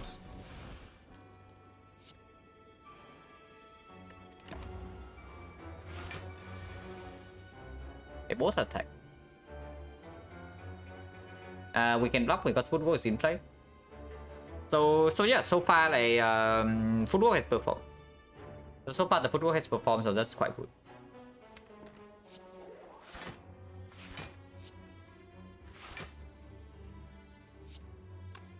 Can instantly kill this? Probably should. I don't know. Nah, this guy is like more annoying to block, right? So we still kill this guy first. One more shift.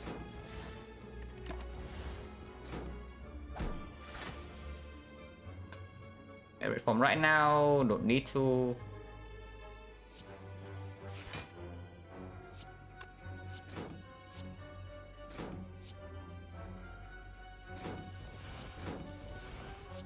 These kills.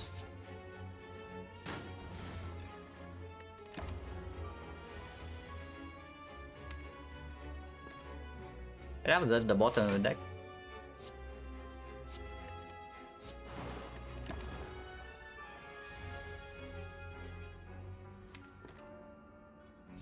Don't need to do this.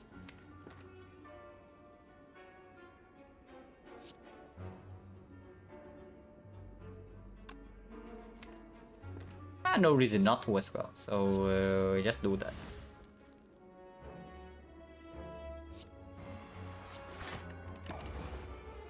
And we just kill with dashes.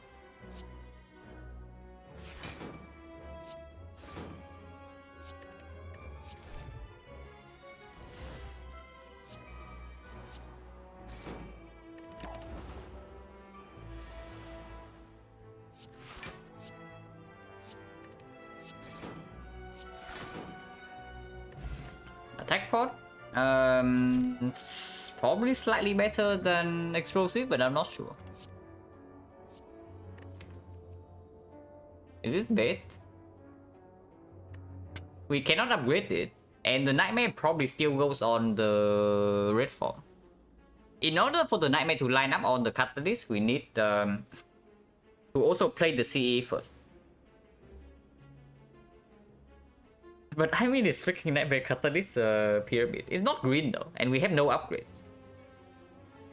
Yeah, currently we have like 0 upgrades whatsoever. So if we take the catalyst, that probably is our upgrade in Act 4. I mean, it doesn't need to be upgraded. Like Nightmare Catalyst with the CE even unupgraded is still 100 poison. But we also have Cow Chops already. If we need damage in the hard fight, we actually just Nightmare the Cow Chops. Yeah, 4 Catalyst only times 16, so it's like 100, maybe 80 poison. It's not even that much. I don't like it at all. It's probably, yeah, it's just straight up bait. Attack Potion, Explosive. Attack Potion is another card we can redraw into. Which is not a terrible thing. And against Nemesis, potentially here is better than Explosive. Against Rectomancer, we have the Gremlin Horn now, so we don't really care. Yeah, Attack Potion is probably slightly better than this. And 2 Energy Potion is fine. Because potentially we need to use 1 for each difficult fight. Yeah, jump here, take this.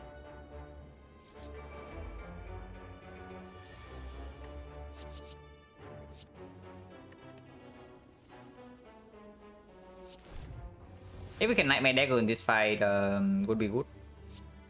But if not, like, no problem as well.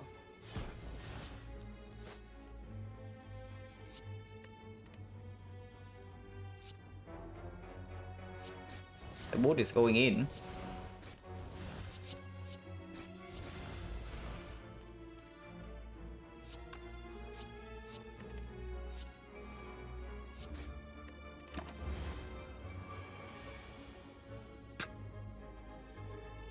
Yeah, we just Nightmare Dagger in this spot, yeah? And then kill her next turn.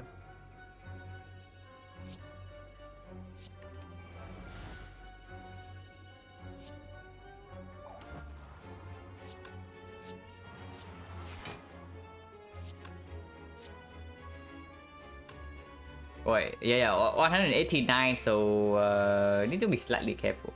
I mean, it doesn't matter, we can just use 2 daggers in third one kill. Doesn't change anything.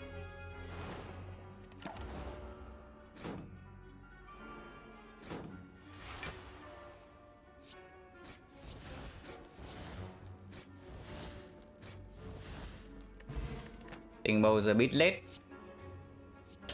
It saw that the upgraded version was like not welcome, but the unupgraded version is the best card now deck, so it came back. Like it downgraded itself. Yeah, it downgraded itself, and then it comes back to appeal, but not really. Block Pot slightly better than attack. Yeah, Block Pot has to be okay. Block Pot is actually quite good. Because it blocks like exactly it blocks 12 when we're intangible, so it's like 12 bit of deaths or 12 from the 1x50. Both are like way better than the attack potion. Even into I guess into not the heart, it can never like get this much effective this, but against the heart is good, and that's probably good enough. Or another elite or what?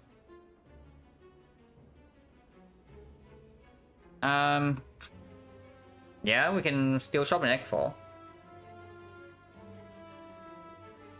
Oh, are you telling me the 2 question marks better than the elite? Because basically we saw all the bad events already. There's only Red Mask and then My Bloom or Workers left. Yeah, probably nonsense. 2 fights not even bad. 2 fights 10 daggers damage, like 4 max HP now. It's just good. And then 2 random potions. And 1 relic. And potentially high chance for rare card, which can be after image, and then I mean after image does not even mean that we are chilling. After image just means the after image just means that after we get Nightmare Red Form in play, we are fine. And this is the third giant head we fight in this deck. And yeah, we can also make the boost, the wing boost happy. This is full block and keep in hand.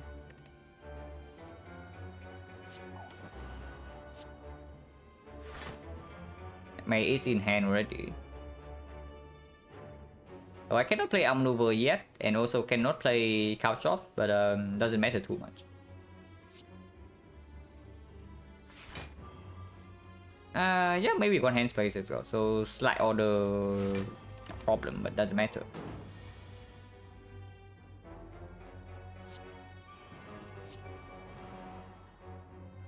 This time we don't have strength potion now, so our damage is going to be slightly higher, lower than the other fights.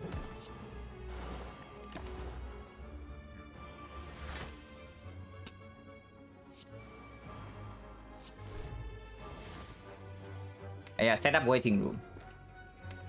We do not have card draw.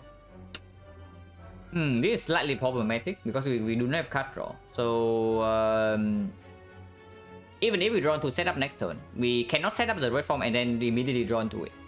So we have to block one hit of 30 normally. And we do not have more than 4 energy. So the hit is not blockable. That probably means we just play Nightmare Red Form right now. Then we slam the 3-cost Red Form next turn. And then we play the setup slowly into the Red Form. So this fight we are probably taking some damage. Not 0 like the other fight. But I mean, that's fine.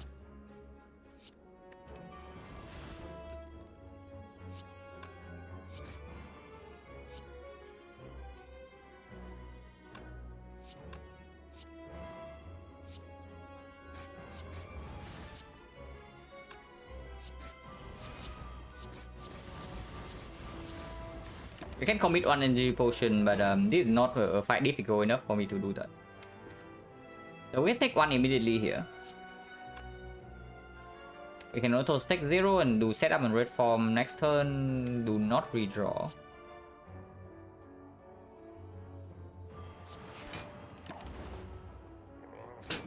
It really wants to revert third time. Yeah, but this time we are slightly slower than the other attempts. So I have to be a little bit careful here.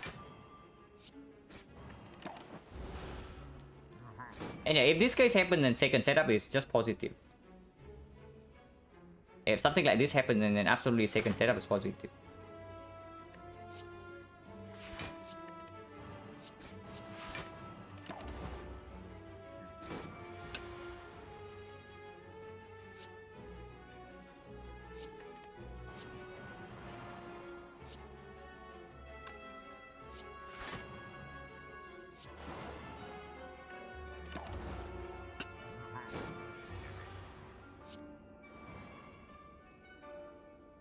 Oh, this still block.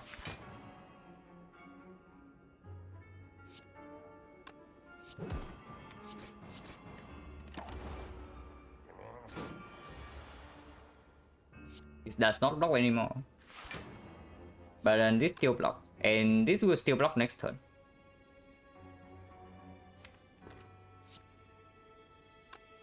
And we don't actually need more than 4 turns, so we can discard it.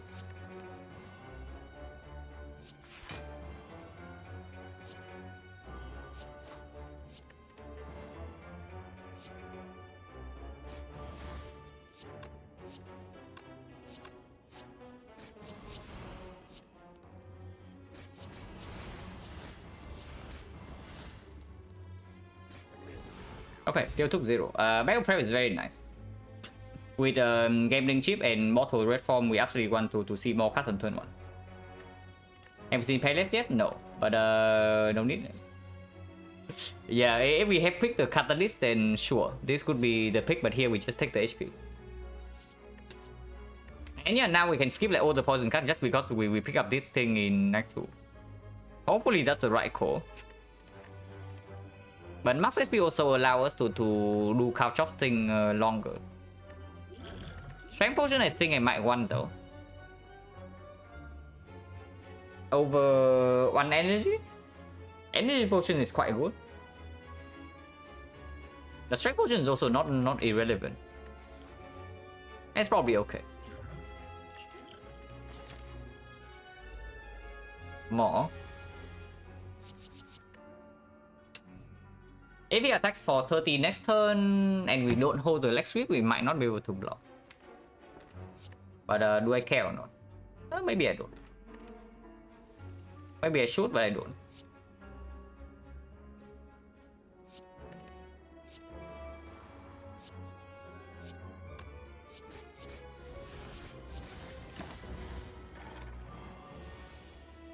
Yeah, because we get Nightmare Reform already.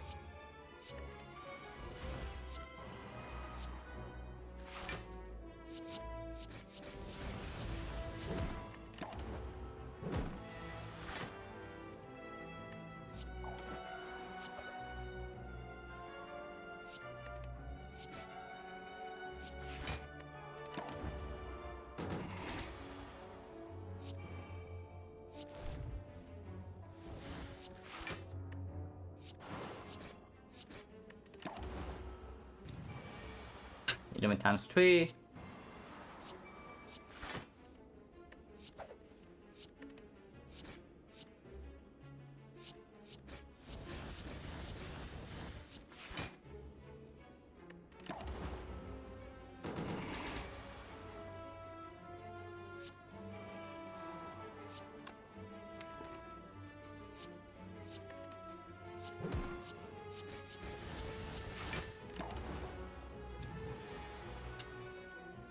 Hello, Glenn.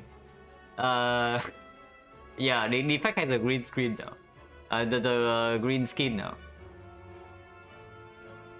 Yeah, transform 2 to lean towards setup. I mean, we have seen like 2 more setups afterwards, so it would not have changed anything. But the setup from right at the start of the run is playing right now, so it is a little bit cool. It also costed us 15 HP in the Jawworm fight, but minor details.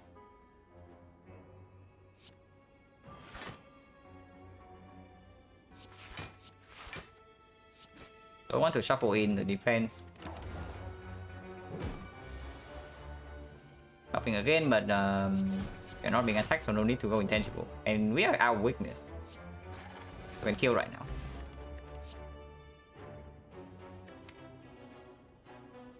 Not really, right? It is too slow.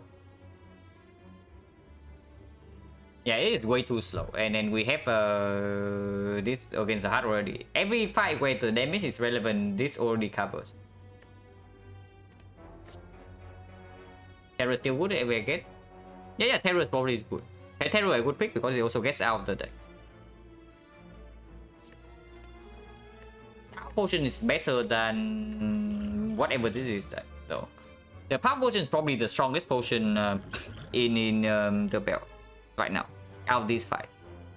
And the worst potion, the worst potion here is probably the Strength Potion. I know I just tossed another Energy Potion for it, but the first Energy Potion is very good. The second Energy Potion is slightly worse than the first one because we only need 1 Energy Potion to get Nightmare Reform in play. The Steel Chaos can mess up everything. It's true. The Steel Chaos can absolutely mess up every single thing. It can randomly play the Nightmare. But I mean, it cannot go wrong. Yeah, we have Mortal Reform, so even if the Steel Chaos plays the Nightmare, it cannot go wrong. If it randomly plays the Dagger, we maybe lose out on 5 damage, but whatever. Yeah, so the Steel Chaos is actually just good because the bad case does not exist. If that's the case, we probably just toss Strength Potion for Power Potion.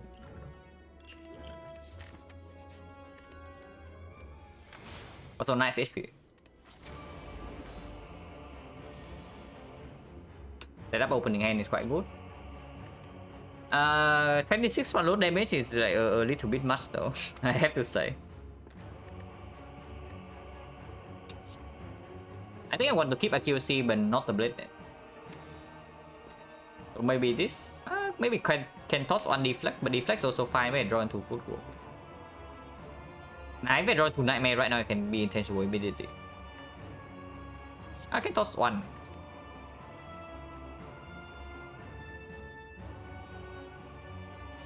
Keep drawing then. If I have to take damage this turn, so be it. And we are taking damage this turn, I guess. Unless I also potion, but no reason to. We have meal tickets, so as long as we do not die, we have a full heal next side. If we are permanently intangible, we want to kill that guy first. I mean, doesn't matter, we have CE. Yeah, doesn't matter, we have CE. This guy takes damage from couch off though, so hitting this guy first is better. Yeah, we need less damage to kill this guy. Attack 7 from now. Can deal 10 right now, can deploy accuracy.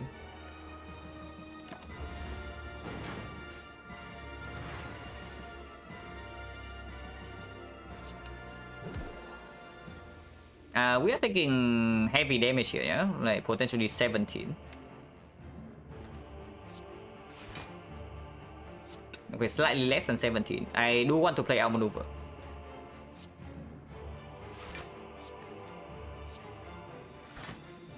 So, actually, no. We play another defense and then we take, right now we're taking 14. We play defense and we take 9. Next turn we have Captain's Wheel. But no guarantee we draw into the Nightmare yet. There's no guarantee we draw into Nightmare yet, and maybe outmaneuver first is, maybe outmaneuver later is still okay.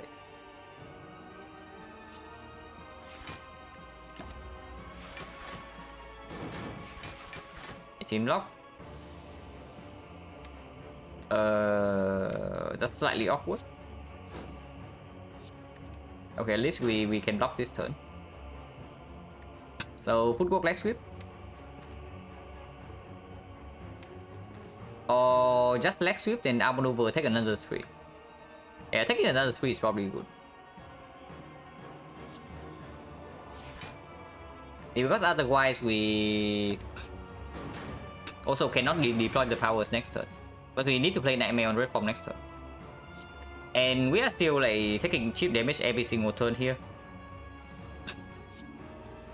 Even after I deploy red form, potentially. So I want to end the fight fast if possible. See, it can come down, doesn't need to, but it can. Maybe make hand space now.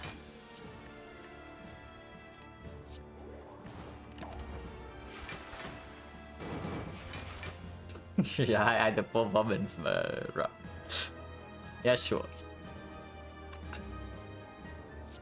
And now we play this fight like the giant head fight. Slow and steady. But plated armor is fairly annoying.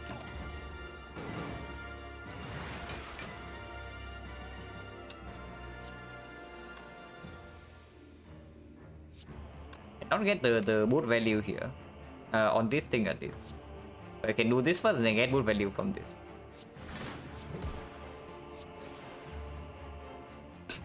We are not intangible next turn anymore, but we still can block with this. So we need to remember to play this and then one deflect will full block.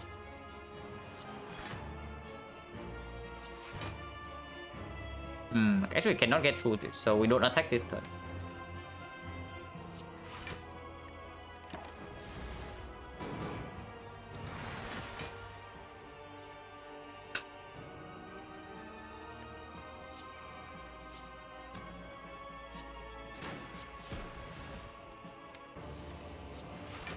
Putting out the blade dance is slightly annoying for sure, but doesn't matter. We at most we take like 2 more damage here, if even.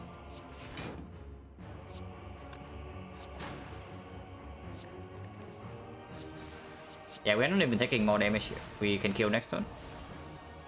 Maybe not next turn. Maybe we take 2 damage from this guy.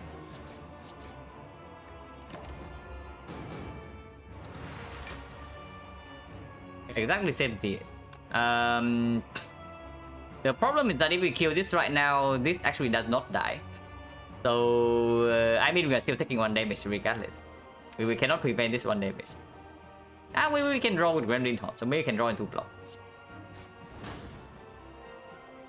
It's not block. Need to remember to play this first or we die. I better not die here.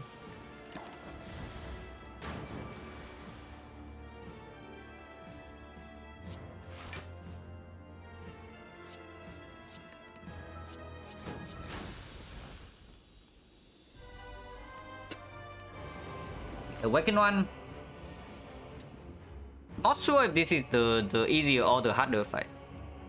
But this fight might not be trivial. We do not have a real witch yet, and we do not have a way to reset strength. So if we play a lot of powers, we actually cannot block first cycle. Without red form, that is. But if we slam red form, we need to kill in 12 turns, and I'm not sure whether we are fast enough for that. But we will see. Because we can lose any amount of HP here as long as we don't die.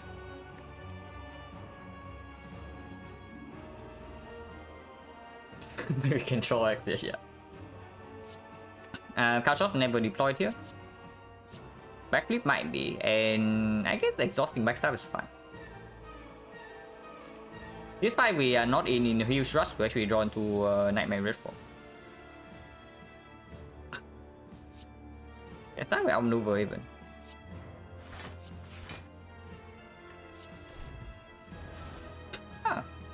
So we see in Dagger the bird immediately. That is a very fast start to the fight, and I like that.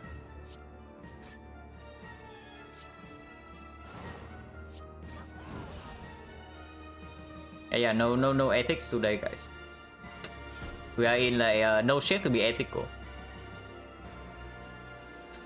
Still taking 4 damage, but we have like energy next turn, and then we can set up this red form.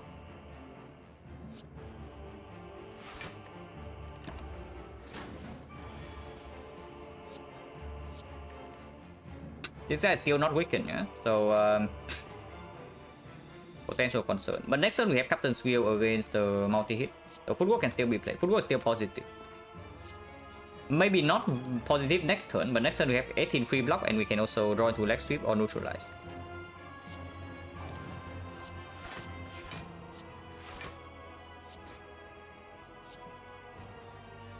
Accuracy can be played, but probably not yet. I want to delay Nightmare Red Form as long as possible.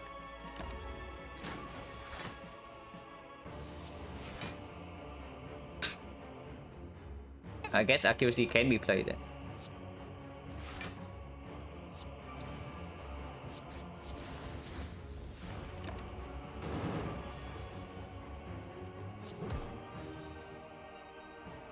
And yeah, for now, very happy that I pick up both the leg sweep and the footwork.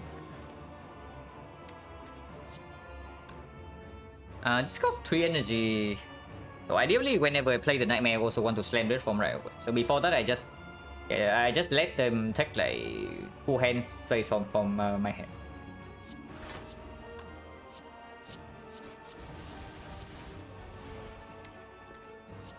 And after we play the couch shots, our damage is probably also not too bad.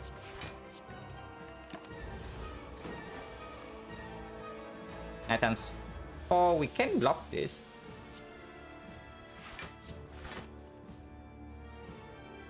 Yeah, we take only 2 damage here. That's an advanced fight though. Yeah, this is actually bad. This play is actually very bad. We just lost 2 HP and the bird gains 15 HP. So we should not have done that. This play, however, we take 7 here, but this actually advanced the fight by 3 energy.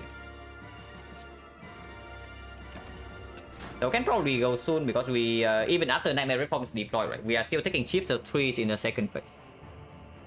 So better not lose too much HP before that point. And right now we are losing another 8, so I guess we can go right away. And if we play Red Form, we actually play also the couch drops.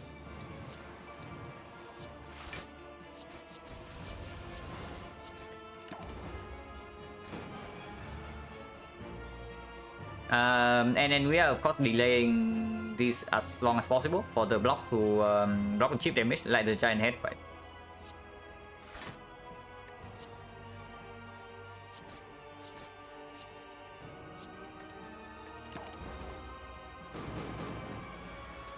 Yeah, couch also going in. 7 energy, but nothing to do. Nothing to do with them. But yeah, our damage is actually like really slow. Okay, what about power potion right now? Because now looking at this, I am scared. So looking at what's happening here, I'm actually quite scared. We only have 9 turns, and this guy is still at yeah, 161 first phase.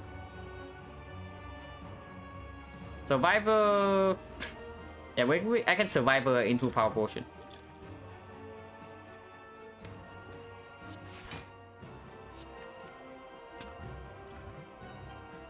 Infinite Blast is like 10 damage per turn.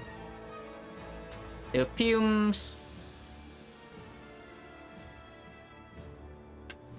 The fumes is not actually 10 damage per turn. It's just less than that. But it's still the trade better than the Infinite Blast.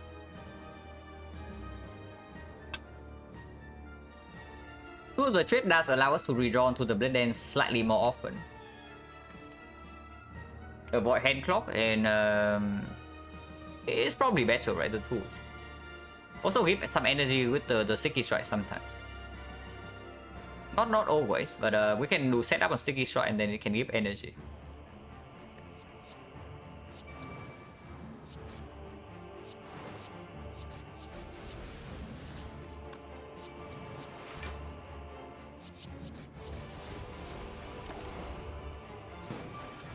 If it feels hand prevent real cards, yeah.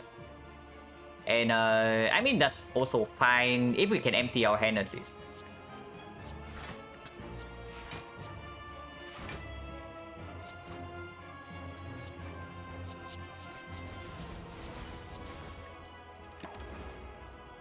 Our chop skill. That is bad because we waste 1 turn intangible. I mean, doesn't matter. It's the same turn either way. So now we can make hand space. Yeah, we probably stop caring about the chip lock and just go in. So yeah, 6 turns to kill this.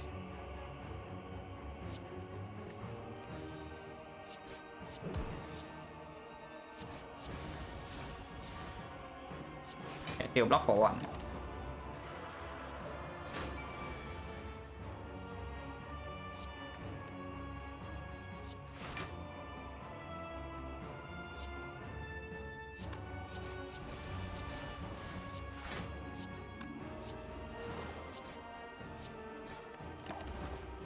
But yeah, now we are taking chips of trees, and 4 turns from now, sometimes we can block with this, but most of the time we die. So better kill in time.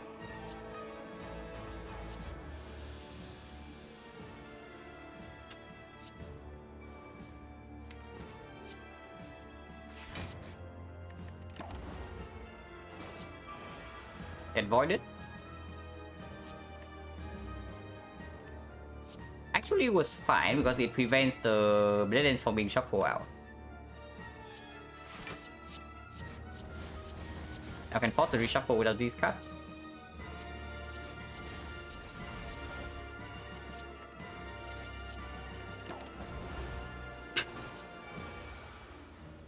Yeah, it is going to be close.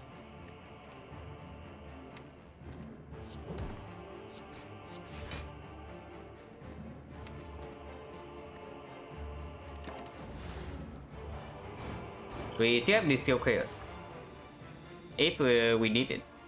But yeah, intangible runs out next turn.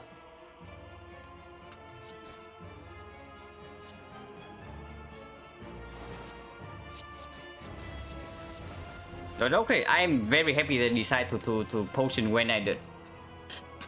Because like, if we potion slightly later, we might have died here. Can set up on the dash. Next turn we do not have 7 energy. Yeah, it's probably okay.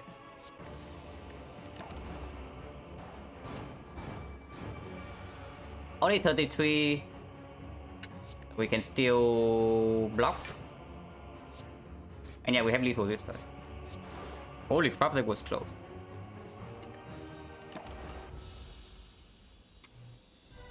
At least I realized the problem before it's too late. But that was like way more spooky than it should be.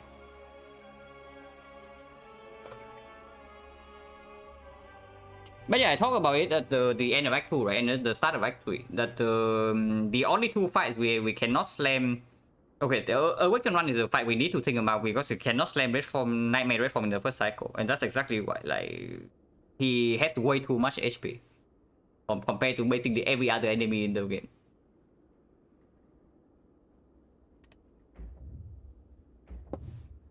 Yeah, that step, no, we can always energy potion and still kill. So we would be fine there. We would not have been fine if I did not power potion when I did.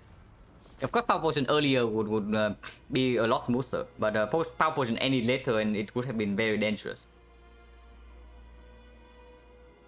Yeah, toss deal damage to the heart. Exactly why I picked this up in Act 2, right? Because I say that our block pen is already solved. We only need to make sure that we do not die to beat of death, and then the blade dance with accuracy will kill us if we need to rely on this to deal damage in the hard fight.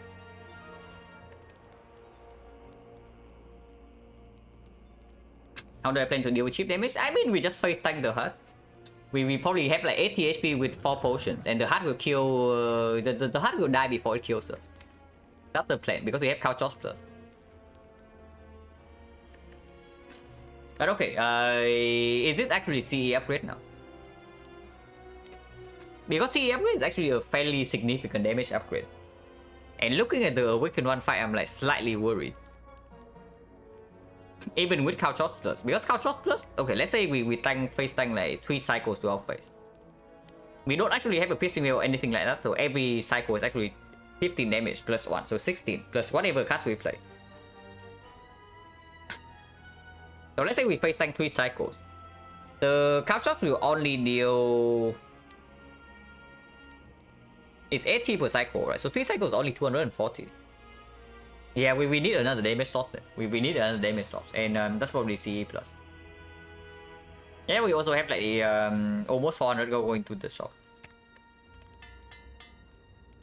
It's fine duplication, yeah, duplication potion would make it. This thing is also okay.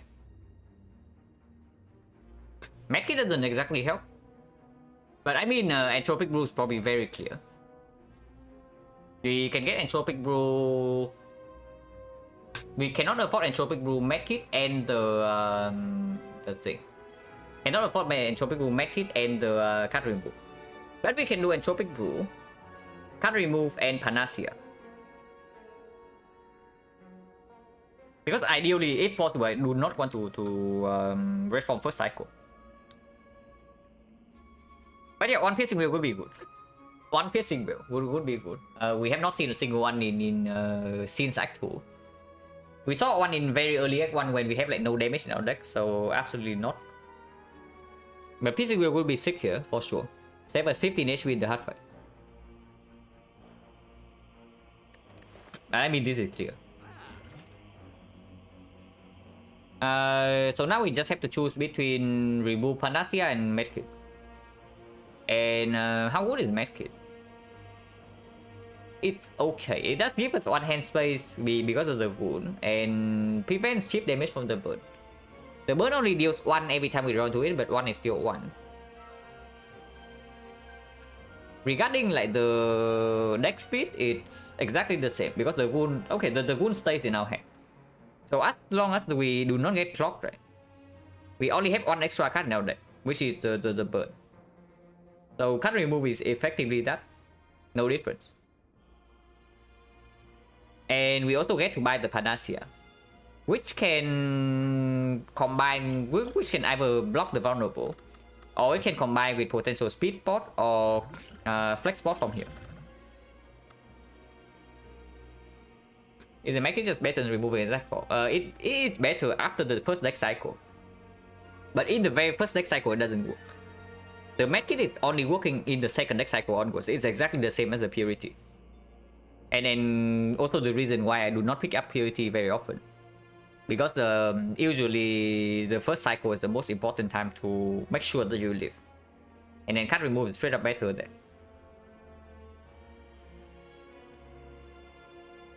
And Medkit is better since we have Pyramid. It's only the wound that the burn goes out of our hand. And everything else exhausts. I would say that it does potentially save us some cheap damage against Spear and Shield. And we need all the HP we can get against the heart. So it's true. I can also see that. But not blocking the vulnerable in the hard fight. Not blocking the vulnerable, we do not have piercing wheel, so the multi-hits actually 2 times 15 even when weakened. So Captain's Wheel does not full block. And the big hit is 50 damage. So we can never block that without intangible. So either we take the super heavy damage or we have to Red Form first cycle. And Red Form first cycle is very dangerous. I think I just buy Panacea. Or honestly, right now, in this spot, right, I think card remove and Mask Kit are fairly close. But I think Panacea is way better than both of them. And the only way, if I buy Panacea, I cannot afford Medkit. So I just take the Panacea and with the leftover go, I can only buy the card remove. So I do that. Can also consider second football unupgraded, probably not.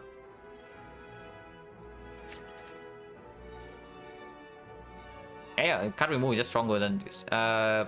Also stronger than this for sure. Next question, do we remove a defense or a strike? It's probably still the strike, right? Because when we are permanently intangible, right, against the heart, of course defense are completely useless. But the strike, we also don't want to waste our energy to play. But I mean, it's still 6 damage. 6 damage can sometimes matter. And we don't have any innate dexterity, the football is not upgraded. We don't have piercing wheel, don't have a real witch. No. Buying Panacea probably means I should remove the strike. Yeah. Because defense is still better in the very first attack cycle. And we want to delay red form as long as possible. Right. So we still remove the strike. Footwork blurry kit. That's probably not happening. Unless we get Nightmare Footwork and Footwork is upgraded somehow. But usually not happening. Sometimes I even know power port. Yeah, but you rely on getting a random power port from this. Doesn't always happen. We can also just get like one premium potion, you know, like the Ghost in a Jar or duplication. Would be sick. If we have duplication potion here, we get to the heart with reasonable HP, we have won. Because then I just Nightmare Red Form and then loop the cow chops and then the heart dies. But we do not have Ghost for first cycle and we do not have the we do not have the duplication for the damage. So yeah, Icon White Beast. Icon White Beast with Potion Bell, we still cannot stock up like super premium potion for now. Which is slightly sad, but it's fine. This can give us 4 premium potions. I believe. Surely it will happen. No smoke bombs in here or anything, yeah. If we only care about the heart, I can also see dropping the Steel Chaos for one of these potions. The Steel Chaos is probably better against Spear and Shield. But against the heart, these are going to be either damage or real HP, like 12 HP premium when we are intangible. And this can be any poison card. Maybe Catalyst, maybe another Nightmare. Another Nightmare on the cow shots would be winning.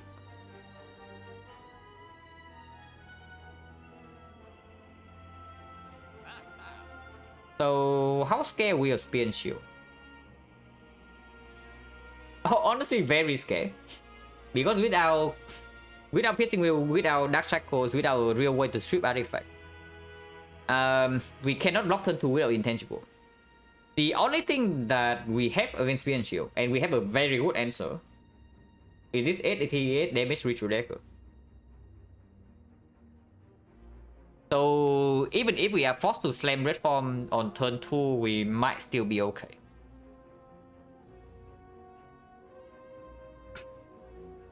Remove strike is just nice. Yeah, absolutely. We are removing strike right here. I'm just thinking whether to replace this potion or not.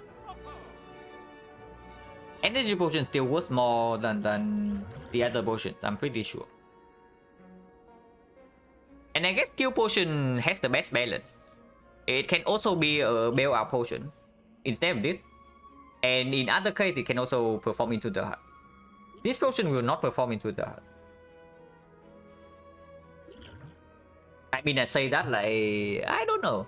If we are facing 67 on turn 2 and Nightmare is not in hand,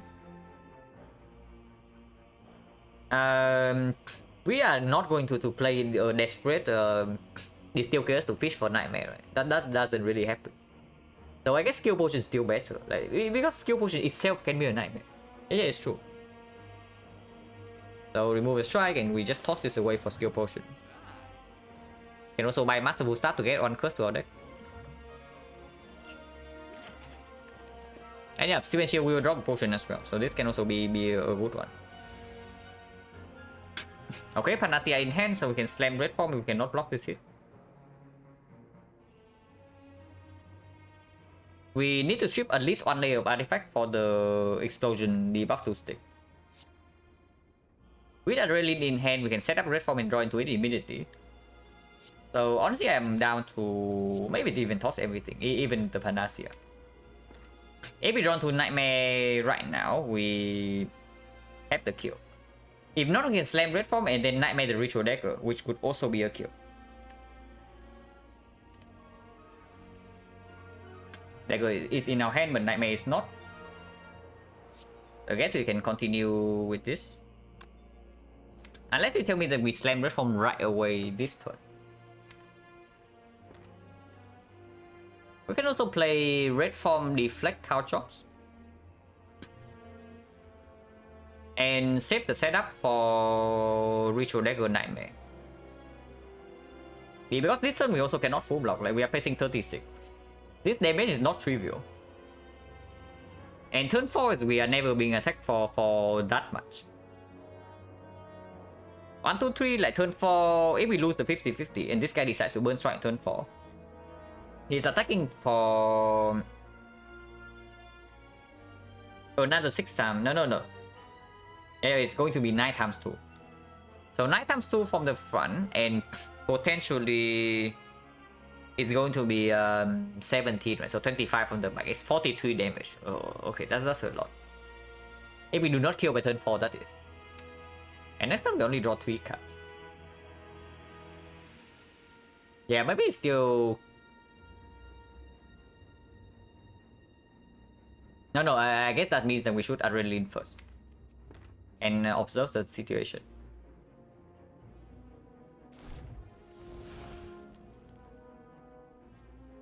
Okay, so we slam red form immediately then. We slam red form immediately because we already have Nightmare Dagger in hand. And that is enough to win this fight.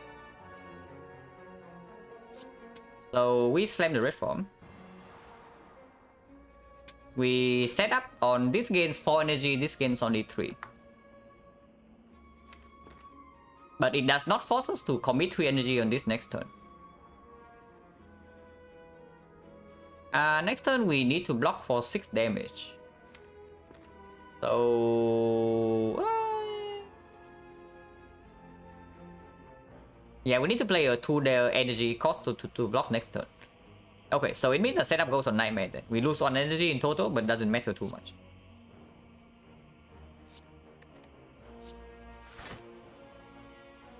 Can play cow chops.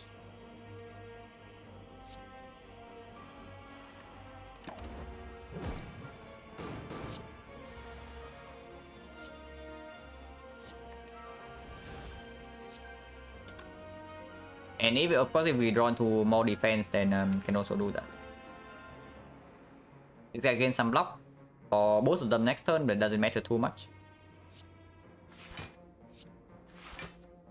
Okay, should play this for sure to apply CE debuff.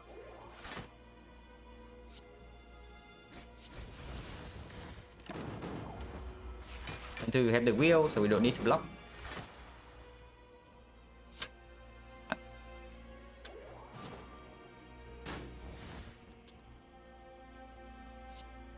It kills both of them immediately. Wow. And yeah, we paid to go for this. At least there was nothing else we could buy in the shop. Footwork for free, not exactly. I mean, Dagger doesn't do waste stuff. Yeah, it doesn't. I also learned that like a little bit earlier in this stream. So the leftmost dagger is always real. Skill potion. Probably not better than block, but it can be better if we are desperate to fish for a nightmare. Not exactly better on turn. It can be piercing wheel as well. Yeah, it can also be piercing wheel. So maybe it's actually just better than block pot. Yeah. We had 2 rolls for either the nightmare or the piercing wheel.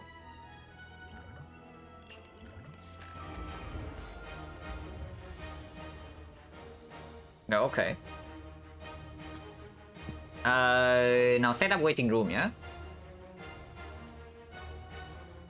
If we skill potion right now into another nightmare, we actually can get nightmare couch off and nightmare redfall. Because I think I do want to play couch off this turn. These are not super relevant at the moment. Puzzle. We can take the puzzle.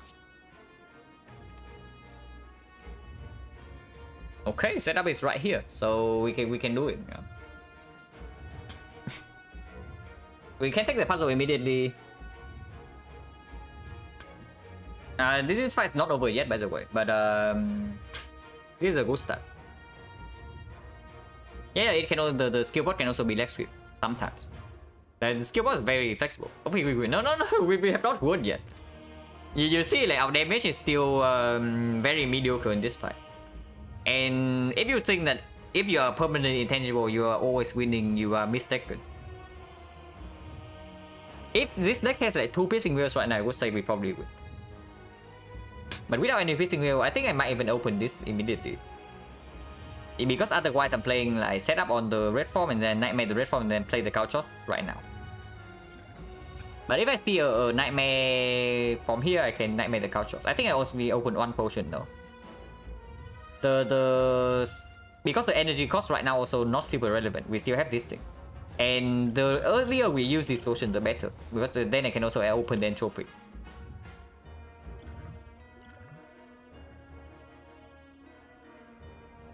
Oh, these are useless. I mean, reflex can be something. Yeah, reflex can be something, I guess.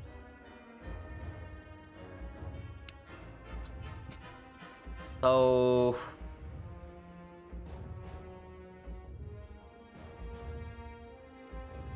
Survivor... Last time I reform run 1 on turn 12, intangible run out, yeah. And just earlier in this run, right, we almost died to a wicked one. I realized halfway through that we did not have enough damage. And I popped power potion when intangible was at like 9 turns.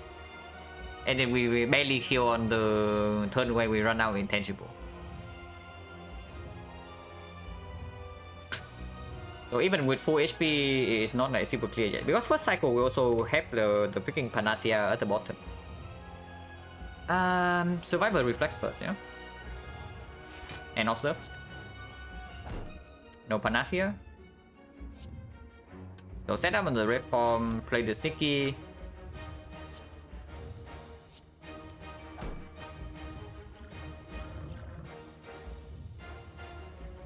Hit Nightmare red form this turn with the energy pot. Maybe we should do that. Because it doesn't cost HP this turn, but it will cost HP next turn.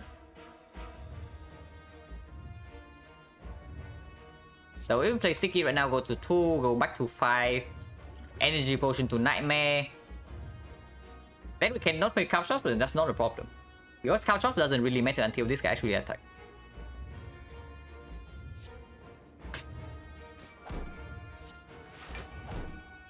Accuracy is here, we want to do that.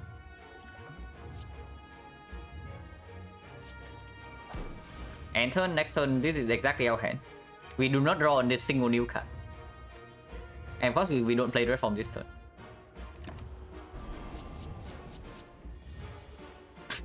Yeah, 69. Oh yeah, there's even Philo Stone. So blocking first cycle is impossible then. Right, there's also Philo Stone. So blocking first cycle is impossible. I see. So last red form.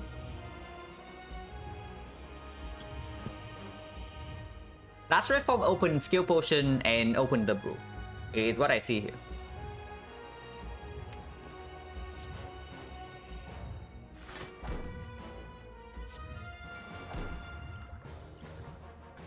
Catalyst is acceptable. The other two are useless. So Catalyst, we only have 1 CE, but the worst is still 9 poison. And 9 poison is okay.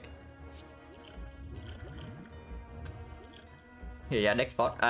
This can be Dark Shackle, can be Panic Button. At the very least, we throw this right now. And no reason to hold on to this as well. This can maybe block for 1 turn if we hold on to these like long enough.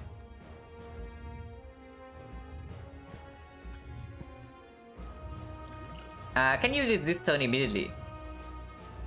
I want information, and most of the cards cost 0 anyway. If it costs 2, it will not play next turn. Yeah, the only cards that play next turn would be the ones that cost 0. Either Panic Button or maybe Dark Shackles. So no reason not to use it. Discovery? I mean, Sadistic Nature is some damage.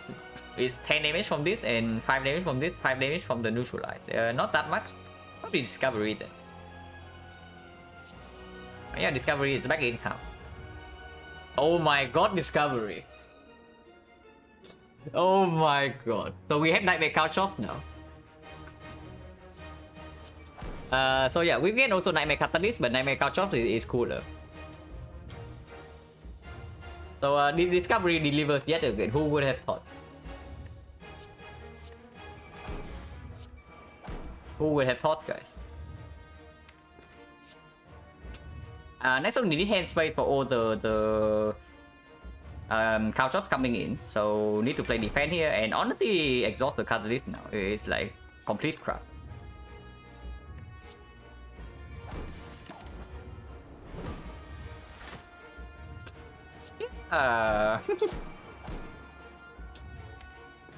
So this is our damage, yeah, 20 tons, so it max out. We can take 1 damage. Trying to take 0 damage in this fight is difficult, but sometimes possible with the speed part. Yeah, not really. The moment we had to play the second red form, because like 20 tons is a lot, but it only deals 200 damage per cycle, because this thing only takes damage this turn. And then it doesn't transfer, it doesn't mean that it's actually 320. It's only 220. So we can never preserve enough block to not take a single point of damage here. So I guess we just play, I don't know, accuracy then.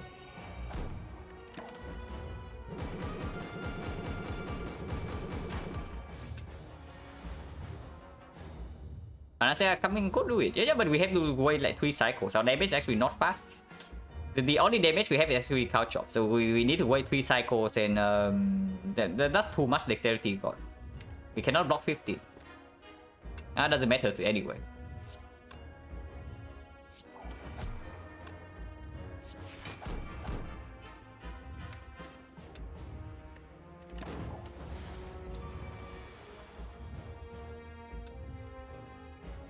Oh, defend red form. And try to dagger the heart, but not going to be easy. Can stop here to take no damage, but we have taken damage already, so let's just keep going. This can block next turn though.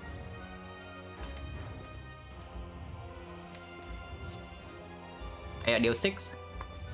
Whatever, just dagger. Yeah, we can Panacea next spot. Need to Panacea first, right?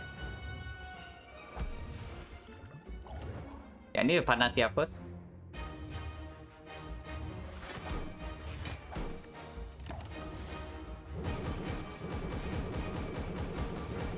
And yeah, it only max out 200, so we cannot do more damage than that.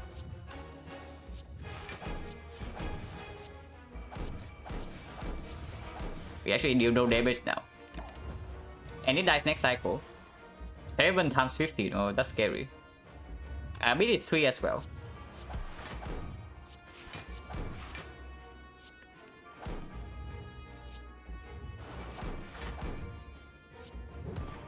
The boot.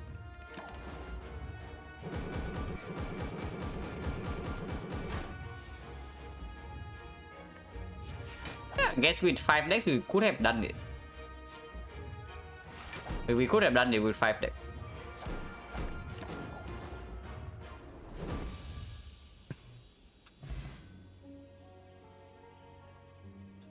I mean, we probably win this fight either way, but this way we do not. It does not need to come down to the wire. We do not actually need to play attacks if we get to Nightmare the Gaucho. So of course, like this one, the only scary part of this one was like 2 points. The first one was very early Act 1. Act 1 in this one was absolutely awful.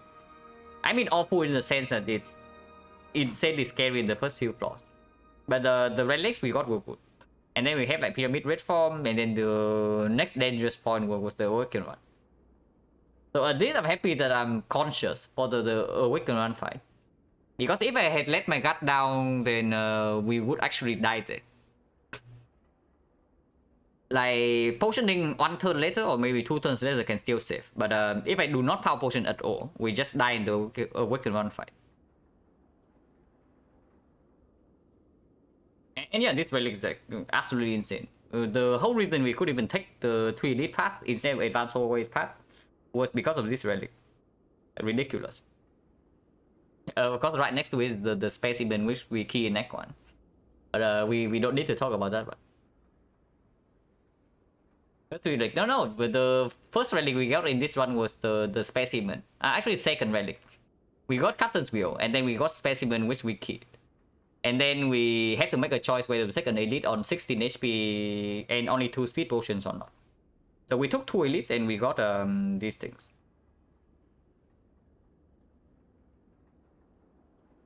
Am I doing one more? Yeah, I'm doing one more. So I did the score first before I forget. 26 and check this one. Isn't it very late? Yeah, it's 5 AM. But I started stream at like 1 AM. I honestly woke up even earlier than yesterday. Yesterday I woke up at something like a little bit after midnight. But today I woke up at 9 or 10 PM or something. So I streamed a little bit earlier than yesterday. But yeah, my day cycle is like slightly longer than 24 hours on average. So the stream time also gets like pushed a little bit back like day by day. Eventually it goes back to normal, and then someday I like sleep badly and it's back to the midnight stream. Yeah, gamer sleep schedule, exactly. Also like maybe college students sleeping schedule. In high school I did not really sleep like this, but in college like definitely.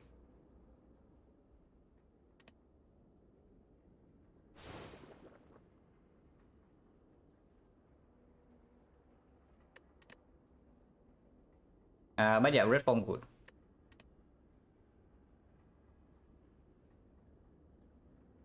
And also the cow shot we pick up in the middle of Act 2, right?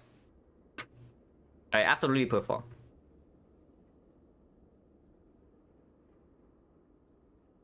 Sleep it in 2 AM, 10 AM, almost every day. Couldn't do that. Wasn't, yeah.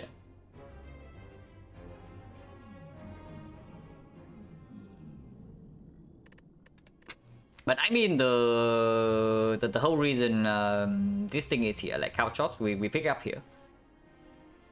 It's because I have died in a similar run to this before. Not on stream, but before I started streaming. I just like got overconfident with Nightmare Red Form and then died Act 4 because yeah, the deck did not have enough damage to kill the heart before I died to beat up that. So at least now I learned that with Nightmare Red Form in early Act 2 you just need to pick up damage for the heart to guarantee that you don't die in the one fight where you can die in. And then it's fine. But yeah, so solid one. Like, holy crap, this thing. We transform 2 into defend into backflip setup, and then yeah, of course this happens. Like the starter deck got worse, and we run into Jaw on floor 1. So 29 HP on floor 1, not exactly a good start to the run. And we have to pivot to this shop to buy 2 damage cards. But this also doesn't give us any damage card. But the deflect very well. So I'm not too unhappy with the deflect pick here. It actually played well for most of the run. Just because this is the Guardian. And yeah, the Guardian almost got us. I mean, we were not exactly dying, but HP was low. So yeah, 5 minutes back and another run afterwards. So I'll be right back.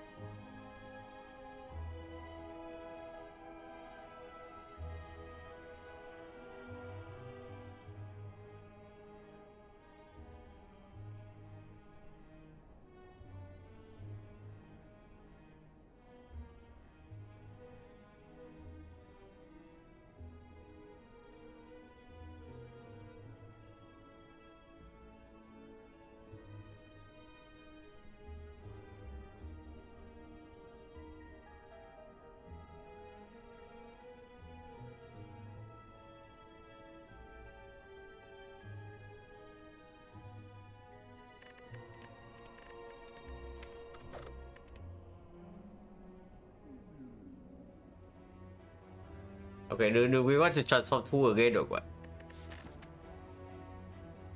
Now the last transform 2 didn't go exactly super well. Blue solo penalty is okay though. Normally I say it's bad, but in this act layout where we do not get to do a late shot, it's probably okay. Because if we do not go to a single shot in the act, right, then by the time we get to act 2, we still have probably the 250. Maybe not 250, maybe slightly worse, slightly less than that, but still roughly 200, and we can still remove cut and potentially still buy a relic. The bad thing about Transform 2 is that I did say that Transform 2 usually means you want an upgrade before taking the elites. Here we are forced into a floor 6 elite no matter what. From this to red form. So red form is not even good. If you ask me what I want exactly from Neo Transform 2, I would probably say I don't know, maybe Glass Knife Alchemize. Maybe Glass Knife Alchemize, maybe Arrow Alchemize. But regardless, it's Alchemize plus 1 cut. Yeah, that would be fine too. But here, because of the force velocity, we cannot run away from this. We have to take an elite on floor 6. It means that if we low roll on the transform, we are dead here. There is no time for us to fix the deck.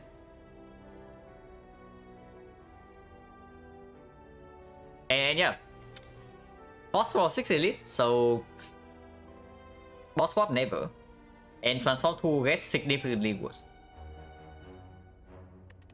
Catalyst card probably gets significantly better because like this option is all front load and no back load usually, and but floor 6 elite is exactly when we need the front load. We can also do Neo Slam. We try for the snipe, and if the snipe fails here or here, we die here, and then we say unlucky. That can also happen. But in this one, it's probably a catalyst card. Now, of course, the biggest hit is Dramatic Entrance. But something like Trip or Swift Strike or Splatter Steel is also okay. Finesse actually not too bad against both the Lagavulin and the Sentries. It's just terrible against the Knock. But immediately after the edit, we do have a Force Rest. Okay, not a Force Rest, but we can rest here. So let's say we brute force the knob, lose 40 HP, and then we rest here, and then the something like Finesse can perform in this fight if we take it. If not, we can still go here and we never run into the knob again. So the something like the Good Instinct, Dark Shackles, or the Finesse can go into the second elite fight. Yeah, we just click colorless card here. Yeah, Swift Strike over Blind or Impatience. Blind is actually okay. If the Act boss is not Slime boss, I think Blind is completely reasonable, even against floor 6 elite, because even against the knob, it does mitigate damage. Blind is a block card that actually blocks against the knob. But in this part, it has to be Swift Strike. So floor 6 elite, ideally this one or this one, because this one, if we take this one, we probably cannot take the floor 8 Burning Edit. Even if we can, afterwards there's also only advanced always and no upgrades or rest side, and we need HP against the slime boss. yeah, slide strike works with strike dummy though. It's a better card than the slides, and it also works with strike dummy. So it's probably here, right? We start here, we take the 3 fights. And if we do not have a potion, we take the 4th fight. If we have good potions, we take the elite fight instead of the immediately instead of advanced always to preserve HP. Of course, this way we are not going to the shop, but shop on floor 2 also not exactly good. Yeah, shop on floor 2 definitely not exactly good because we don't even have information whether to buy potions or not. So we start here. Dogwood.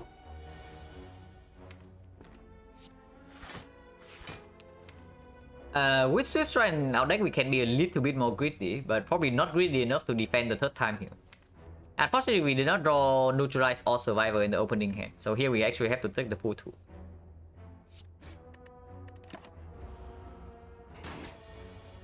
We can also bottom deck the Swift Strike. And we also draw Survivor instead of defense, so now we have to discard this too. Instead of exhausting it. I could have not played the Neutralize and exhaust the Bane for... But the cost of 3 damage. We take another 2 here. So -4 against Jawworm. If we stop taking damage now would be great. 20 gold is still good. Okay, 20 gold is good. But we have no shop in deck.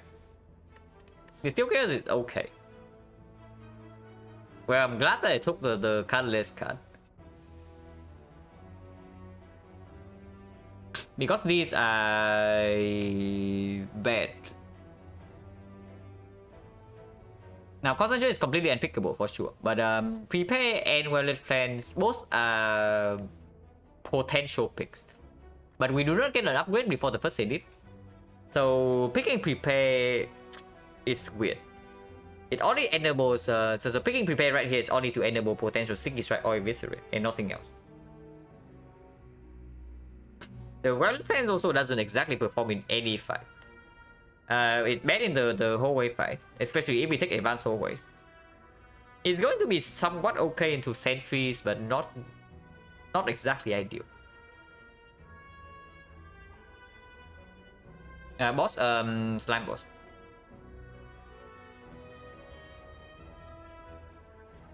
Was it a transform? Is it different? It's probably a different pool. And I think transform is completely random. But at the very least, I'm happy to have this card in my deck right now. Because like we do not get any stronger after the first floor, except this potion. And I probably skip here just because the elite is on floor 6. If the elite is on floor 7, right? If the elite is on floor 7 and I can upgrade one card first, then I probably take Repair here over nothing. Taking 4 Jawworm is okay. Yeah, it's okay. It can be better for sure because our deck is stronger than the normal starter deck. So if we draw well into the Jawworm fight, we can take either 0 or only 1. Taking 4 is a slight low roll, but acceptable. If I skip here and I see a Sticky Strike next floor, am I going to be sad? I mean a little bit, but not that much. Because even if the Sticky Strike costs 2, it still can be played together with Swift Strike. So could be worse. And yeah, it's true. The discount effect also doesn't have a lot of synergy with Swift Strike. Because Prepare reduce our hand space. Yeah, the not hand space reduce the hand size. So if we draw something like Sticky Strike or Eviscerate together with the Slice and then we prepare to discount, we just float energy afterwards. Not really. Oftentimes get hit on 7 first Jawworm turn. Not really. For Silent, you do not get for 7 on first turn. For Silent, if you take damage in the Jawworm fight, it usually comes on turn 3. When it's turn 1 attack into turn 2 buff into turn 3 17, you brick on jaw blocks. That's usually when you take the damage. Early Violet Plans, no. We are running into Force Floor 6 Elite here. So Violet Plans probably can get us killed.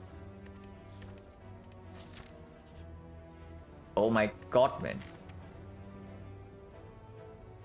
We can go to this shop. Man, I hate this event. This event in this spot is a complete trash. Holy crap, is it bad?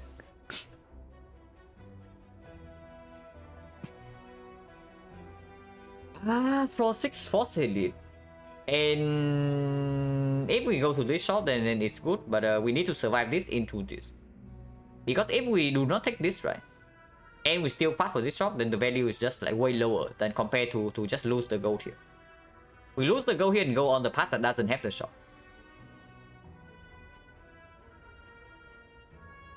Honestly, it's probably the line I'm looking at. Like, screw this event. Yeah, screw this event. Like, I pay 55 gold to It's not 55 though, it's 120. Yeah, so we pay 120 gold to heal 11, which is not exactly worth, but the difference in the path is like probably too big.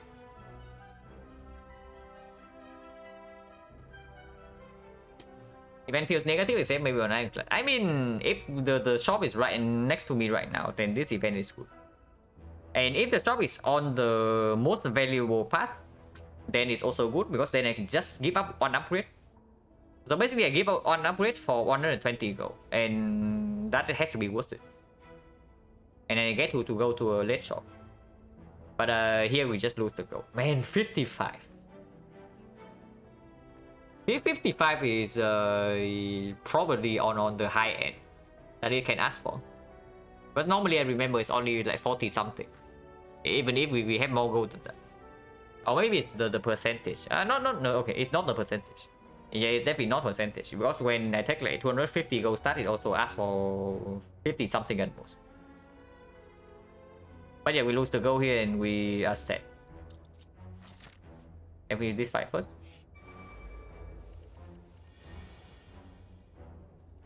Taking 4. Taking 4 in this fight is definitely a low roll. Taking 4 on Jawworm with a deck like this is a low roll. Taking 4 in this fight with any deck is a low roll. So unfortunately there's no line where we can both kill one and then still block. So we take 4 here and move on. This guy's more dangerous. We attack for 8. And they are both like strike buff, so we target this guy first. And no thresholds anyway, like 9 is a threshold, and good not be. Yeah, okay, good draw. Amazing. At least this guy never attacks next turn. Now if both of them were buffing last turn, I would be pretty upset. At least we don't get like totally screwed. Yeah, okay, whatever, it's not good anyway. I talk about like why this is actually not good with prepare and Swift Strike. But yeah, Strike Dummy waiting room, yeah? You see that our deck is like, definitely ready for the Strike Dummy right now.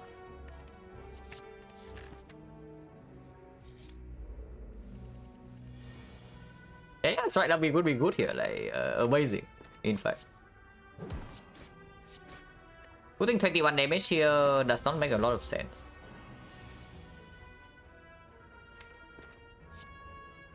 Because we still need to commit 3 energy to kill this, and if we draw into this, we can kill this either way. So now we take 1 here.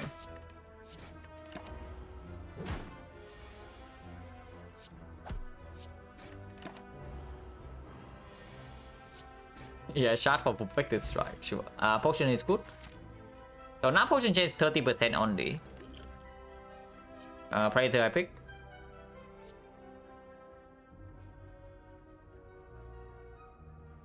Look what we lost 35 to 75. Holy crap, 75. Well, hopefully I never have to see that. And I never have to take the option when it's actually 75. But that's basically...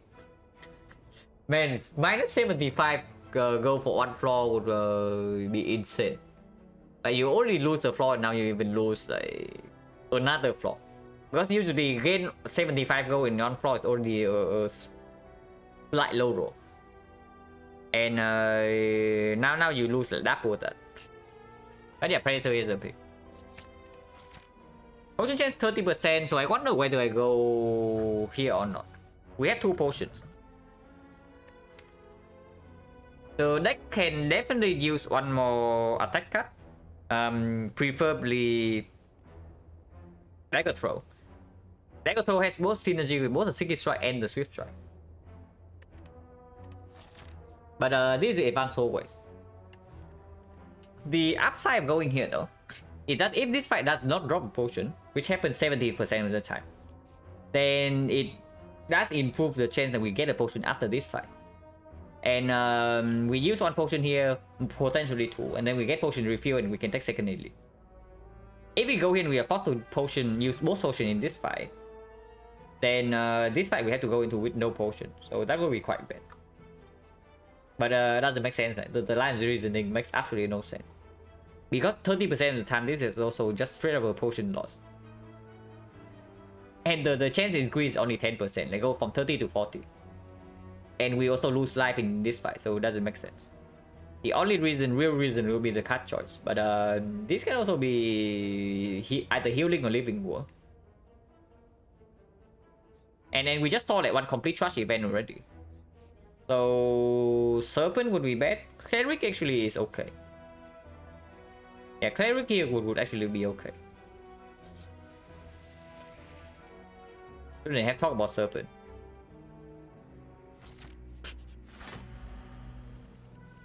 But okay, this fight is dangerous, yeah? But we have the colorless spot to bail out.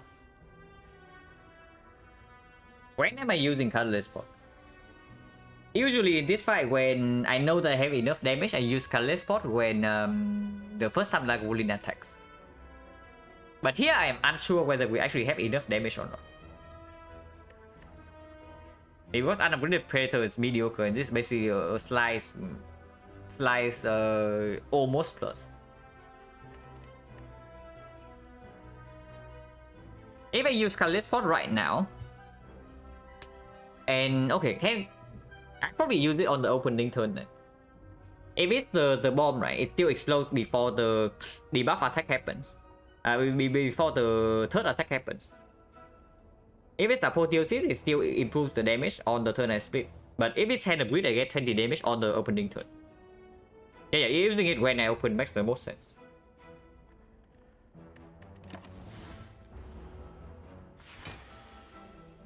Guess we open this turn.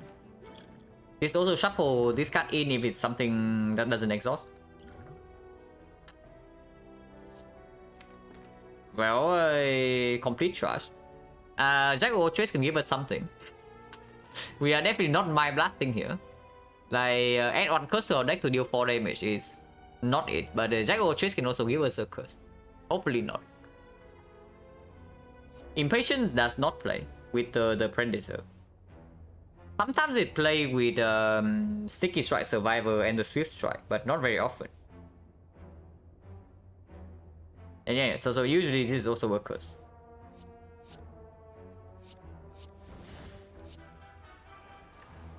Maybe can play next turn. With the Swift Strike and we draw into Sticky Strike as well, we can play. It can also play with this potion.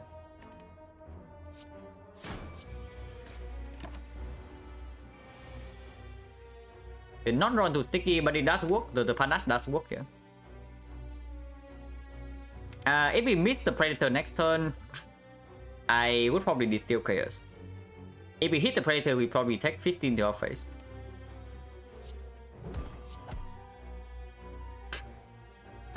This is probably clear, but is it really? So next turn the line is most likely Predator defense.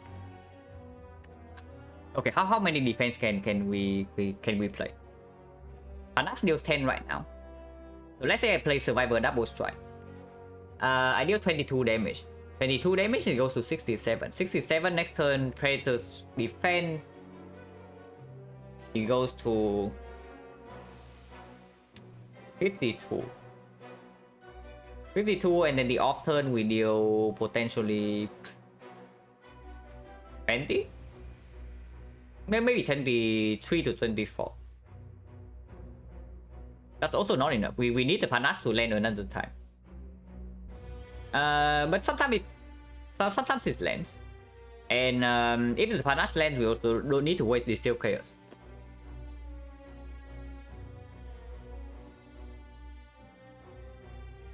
And Survivor here has to be correct.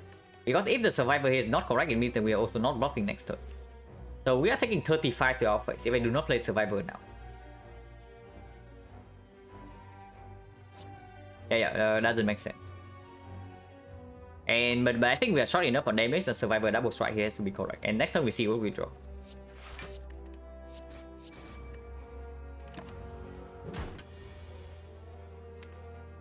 This Steel Curse is 24 damage right now. It's actually 34. It's 34 damage right now because the proc the panache and also plays all 3 attacks. Otherwise, you shuffle out all of these attacks. So I guess we Distill Chaos then. Now with the Distill Chaos though, do we still have the Predator? Friday, thank you very much for the Prime sub and the 3 bucks. Yeah, appreciate it a lot.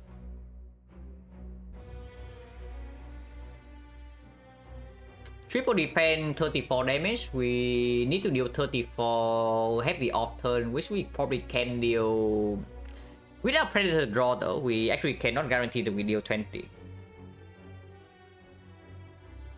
But if we brick on the damage, let's say we deal 12. So 34 damage right now, it goes to 33. And we deal 12 on the off turn on it.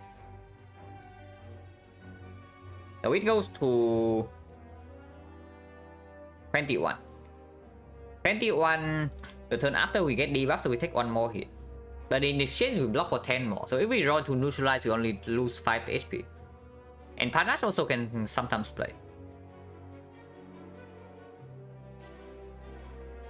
Yeah, I'm down to do triple defense here. Because we use 2 potions and also do not want to take like 15 damage. If we had to commit 2 potions, I don't want to take 15 damage this turn.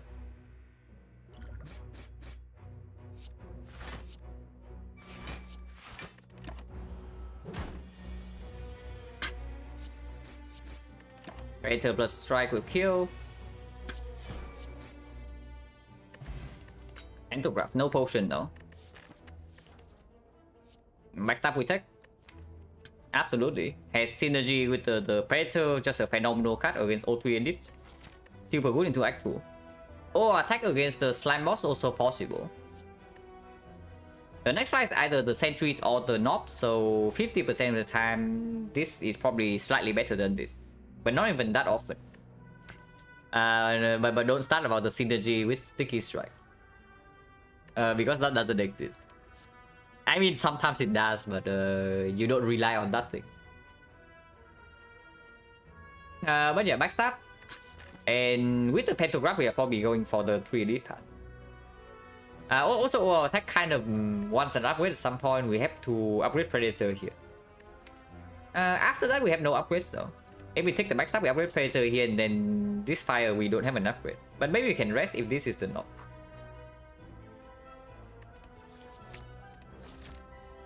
Yeah, Predator upgrade is clear, no matter what the fight is. Unless you say that we die to the knob if I upgrade right now. But I don't think so, right? Because the only way we die is actually if we have to take like 4 hits. By 4 hits, I mean 3 hits. Like the turn 4, that is.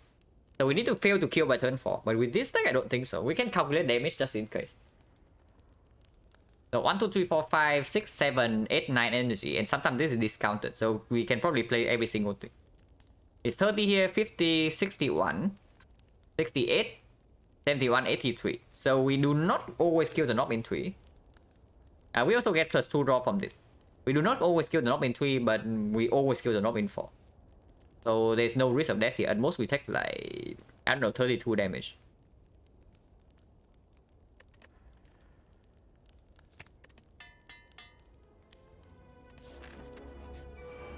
And yeah, it's not even the knob. Okay, these guys roam average HP this time. And again, the outer sentries have similar HP, so we can target either one. We shuffle our 3 real cards though, which is slightly sad, but it's probably okay because we kill 1 on turn 1 immediately. So we don't have that many daisies.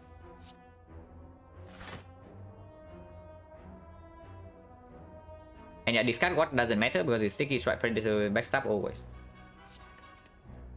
And we need all 3 on 1 to kill, so...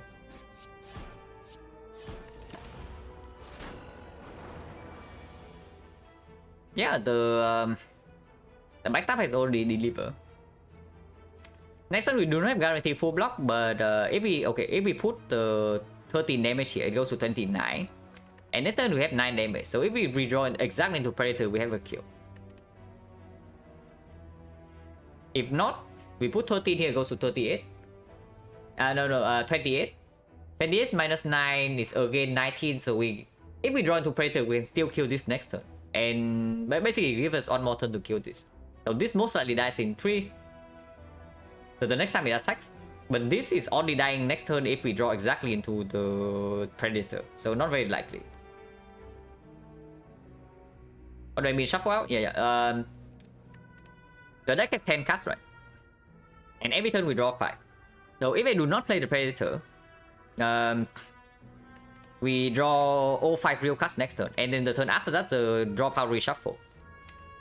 So every card is included in the new reshuffle. But in this way, right, you see right here. Next turn, we draw 3 cards. But drawing these 3 also shuffles the deck immediately. And we draw another 2 after reshuffle. So these 3 cards are going to go into the discard pile after next turn. So they are shuffled after the deck. And this is sometimes important in this fight. Because you don't want to shuffle out too many real cards. Because then you just draw 2 days in the second deck cycle. In our case, it doesn't matter too much. Because we kill 1 sentry on turn 1. Like manipulating the draw reshuffle is a fairly important skill in this game if you want to play at a high level. But yeah, we hit this guy.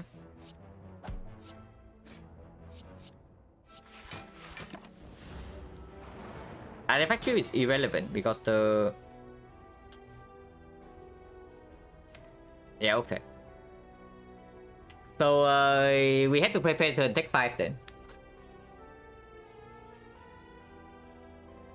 Because we draw into exactly Predator this turn. Also, we did not draw 2 days or... Yeah, no days this turn, slightly bad. But this guy always dies next turn. Either 6 or 7, so neutralize goes here. Artifact Tube is irrelevant. It takes 5 damage.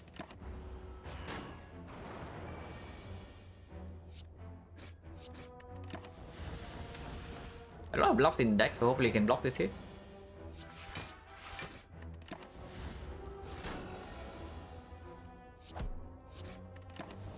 So 2 attacks or 2 blocks. Fairly clean. Ghost Ninja is a very good potion, of course. Lantern, slight anti-synergy with both the backstab and the swift strike. But if we top deck Predator, then it's good. Complete trash. We still have not fought the Nob, so escape plan still not exactly a good thing. And we have not even picked any skill. We have only added attacks to this deck, like 4 attacks. Potion chains, we got 3 potion drop, right? So 1, 2, 3, 4, 5, 5. 3 potion. 30% right now. Concentrate like has some small synergy with the Predator, but not really. It also demands an upgrade. He said, okay, we have like super mega hyper floating energy on turn 1 here. Hopefully with top deck Predator in this fight. I don't keep it though. Uh-oh, we have Pantograph. We have Pantograph and Ghost in the Jar.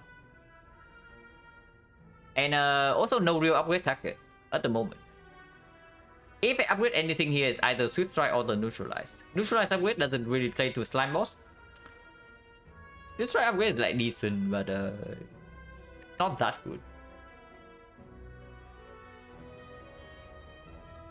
Yeah, we can also bring Ghost in the Jar here. We can probably click 3 times, and if we have to, I can rest here. We know that we always kill the Nob in 4 turns, and with Ghost in the Jar, we never even have to take the big hit if we choose to. And then we have Pantograph to heal ourselves up in this fight.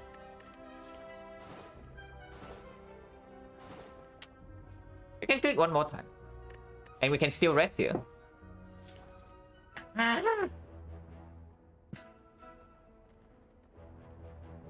But real talk, we have Pantograph. So honestly, we should probably do this and then we rest because we don't have to upgrade target anyway. But of course, we only click 1 more time. We click 2 more times, we die. But yeah, only 55%. It's probably clickable. Okay.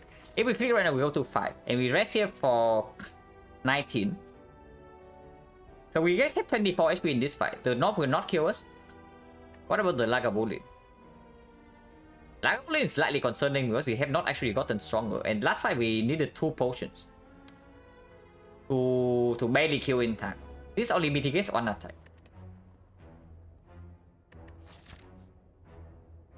What if we path for the left then? But what if we click 1 more time and then path for the left? If we miss this thing. I can also see that. Honestly, I can see that.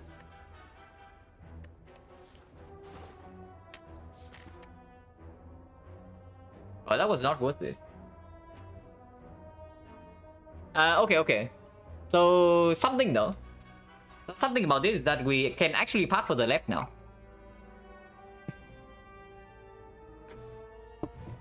Like we actually go to these two question marks. Like we go to here, we rest, take the advanced always to maybe refill potion, and then take the two leg question mark. To advance the tiny chest in the for Act 2. Of course, we miss out on elite, but we got the relic already. Definitely not a fair trade, but it's fine.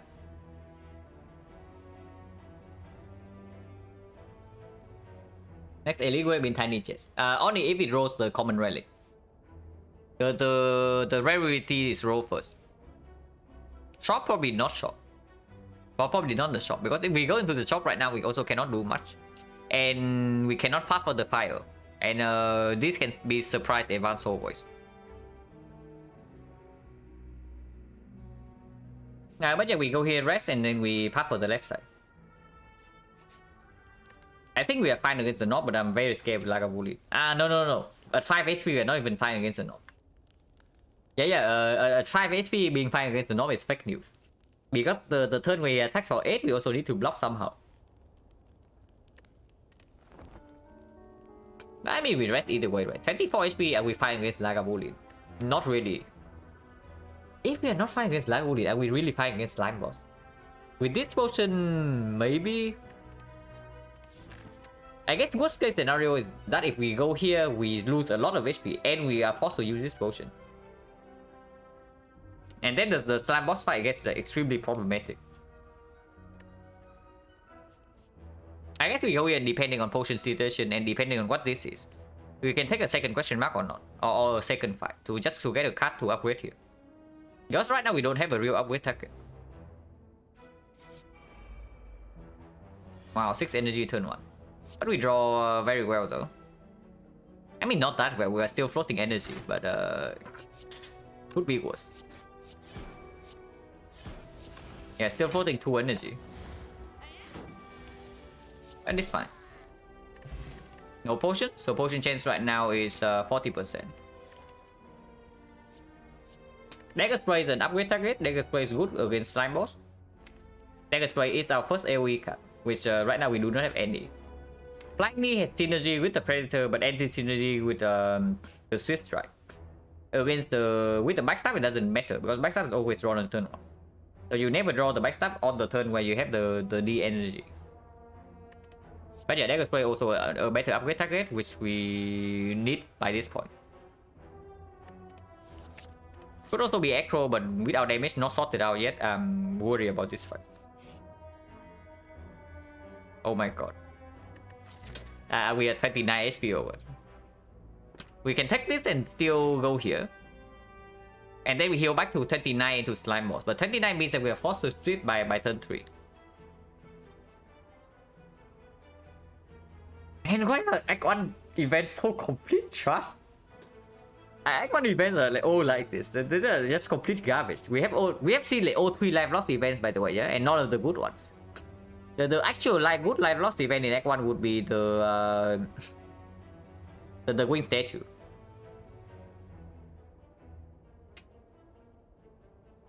And this is after we passed the World of Whoop Gold. Next floor, Banana. Yeah, it can also be Wing Statue, which we cannot take because we die otherwise.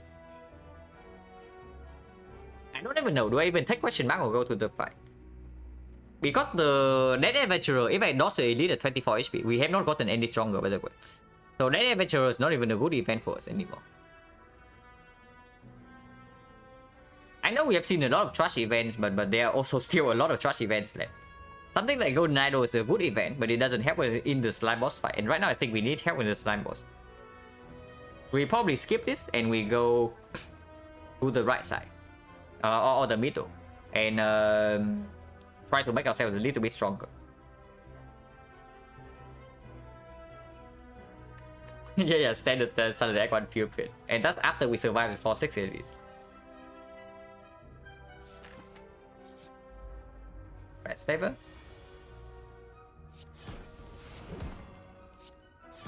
Right now the slime boss fight is not going to be pretty, by the way, because we only have front load damage, but not even that much for the split turn.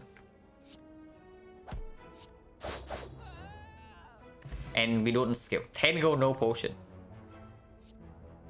There's a second dagger spray. If we say that we always survive slime boss, then it's a backstab. But backstab has anti-synergy with the lantern and heavy anti-synergy with the ancient tea set. Picking up a second dagger spray means that we cannot upgrade both, but it does mean that a higher slime boss split is playable. So even if we split at somewhere around maybe 55 to 60 range, we are not guaranteed to be dead afterward. It's probably okay. This card normally is better in a vacuum, but it absolutely does not play with the relics. And against slime boss, it also doesn't come back, and we are worried about slime boss damage.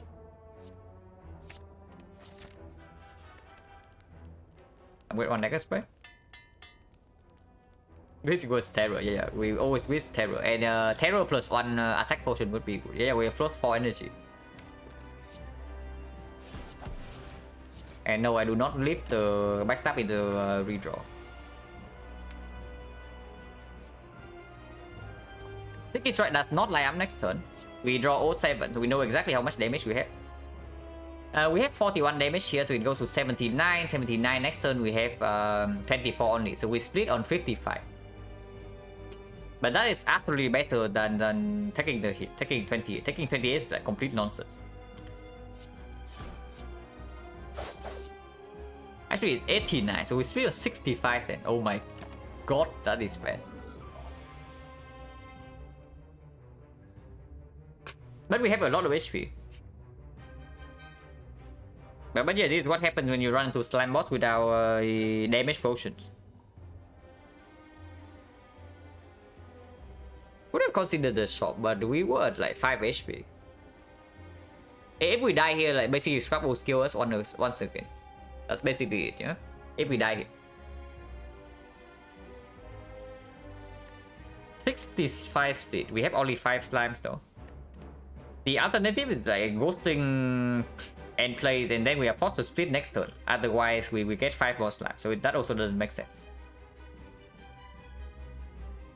So I guess we split immediately, and hopefully we can win from 65 in this potion. Yeah, if we do not split this turn, we ghost and then play defense. But that doesn't make sense.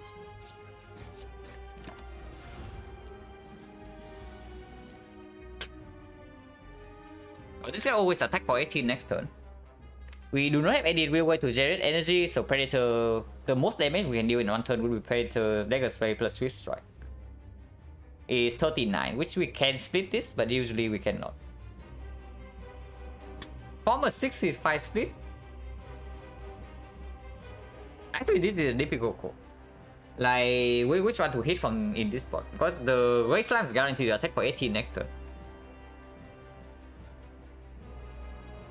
But being weakened with a 65 split is usually suicide. The smaller green slimes are very aggressive though. So if we have to split the green slime on like 30 something, afterwards we are also dying.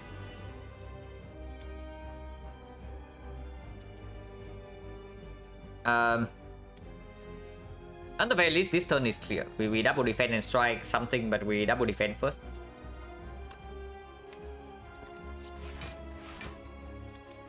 So go to 59. The slam splits at 32. So we need 27 damage, which means that Predator plus any dagger spray would be it. Predator plus a Swift Strike would be it. So there is a chance we can split whichever we attack this turn next turn. But the split is going to be 30 something. And if that's the case, I probably want to split the Grey Slime. If the split is going to be 30 something. And interrupting next turn also gives me 18 block. Now, an argument to split the green slime though is that we do have Ghost Inertia for one turn. So after we split the green slime, and they are very aggressive, the grey slime attack for 18, we can use Ghost for one turn to block for 42. And we use that one free turn to chip down onto the green slime, then we fight the gray slime alone. And that should be easy from that point.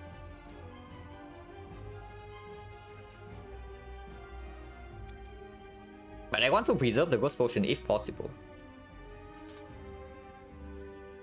Now, yeah. So the way I see it, right? If we go for the green first, and we commit to using the ghost potion, I do not think we die in this fight. From 49 HP. Hitting the gray slime first, give us a chance to preserve the ghost potion, but there's also a chance that we die in this part. Not super likely, because we can still bail ourselves out with the ghost potion, and we do have 49 HP. We're 47 now. But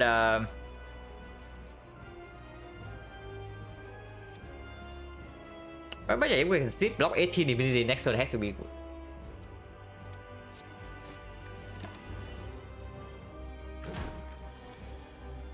Yeah, we can split either one actually. I probably take the full 18 from this just to split this at a smaller number, because also the dagger sprays are coming and I'm not weakened yet.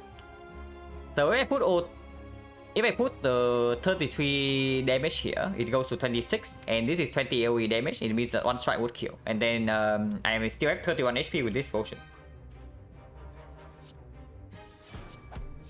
And I do not block for 6 here.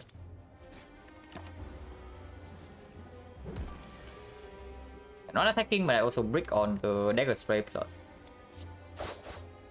So they are all attacking next turn. That is what I need to be mindful of. But we can kill both next turn, right? Because even when weaken, this deals 4 and this deals 8. And we put this to 6 immediately, so this dies, and the next turn we kill the other one. So at most we take another 18 next turn. And then we are free. This is 16 damage only, and this has 18, so neutralize still has to go here and save here.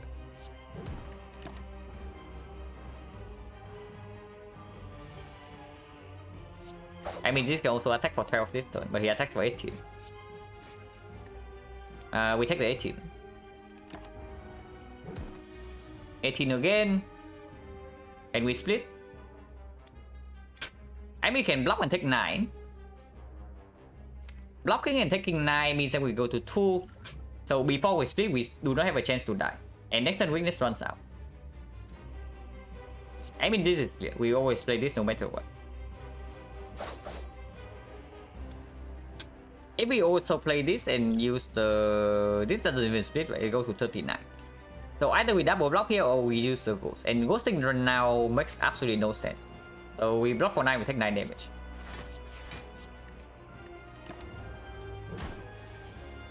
Attack again, we can split this turn though at 19.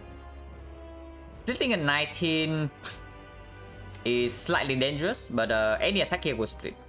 So either we have to ghost this turn and defend, not progress the fight. Or we split immediately, be on 2. If we are on 2, both the smaller slimes attack, we do not draw Predator or any defense, we die next turn. Very unlikely, but it can happen. For example, we draw 4 slimes in a strike, we would die next turn if they both attack. And the chance that both attack would be 49%. But not splitting here is complete nonsense as well, because the same thing can happen next turn. If we ghost right now, the exact same thing can happen next turn. And then we always die.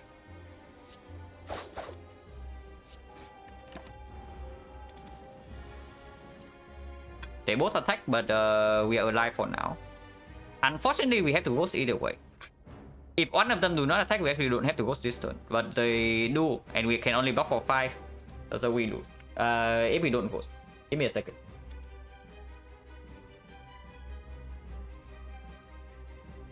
Yeah, slightly unfortunate for sure. But at least I went for the line that could have maybe preserved this. We are still not out of the woods by the way, yeah? We can still die next turn. It's not like we have won yet. Because next turn, if we brick on the Predator, we draw to 4 slimes and the slime attack again. We cannot block. So it means that we should kill this slime. We should kill this slime because the chance that this guy deals the 12 damage again next turn is lower. And then we, if he only attacks for 8, And we draw into neutralize defense, we can still live. But yeah, so we attack this guy first.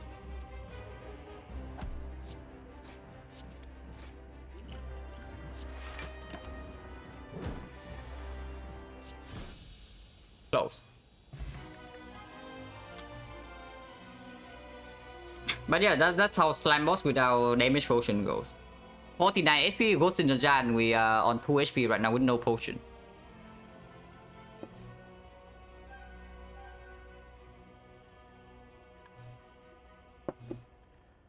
Now, this choice though, the Predator works slightly better with the bullet time, but bullet time of course works worse with both of these. And Venom, not really, right? Even though these two deal like AoE and 2 instants, but not really. And then there's After Image. After Image can, if we get to upgrade it, also works decently with the Lantern, but does not actually block for that much. Yeah, bullet time really good with both the Lantern and the T-set. The AI is solid. The bullet time does open up, like, of course, the Snecko pick. Snecko right now is not like super good, but also not super bad because we have energy on turn 1, where we draw 9 cards, and we also have expensive cards like Predator or Sticky Strike. But it's only the Snecko, right? If I see, I guess if I see Pyramid, then bullet time is also stronger than AI. If I'm stuck on 3 energy, bullet time is probably also stronger. So what relic would I pick on to stay on 3 energy? Or I'm forced into a bad relic, but that case we cannot prevent. P-Box 10 transforms. Yeah, P-Box 10 transform with the energy from Lantern, probably very good.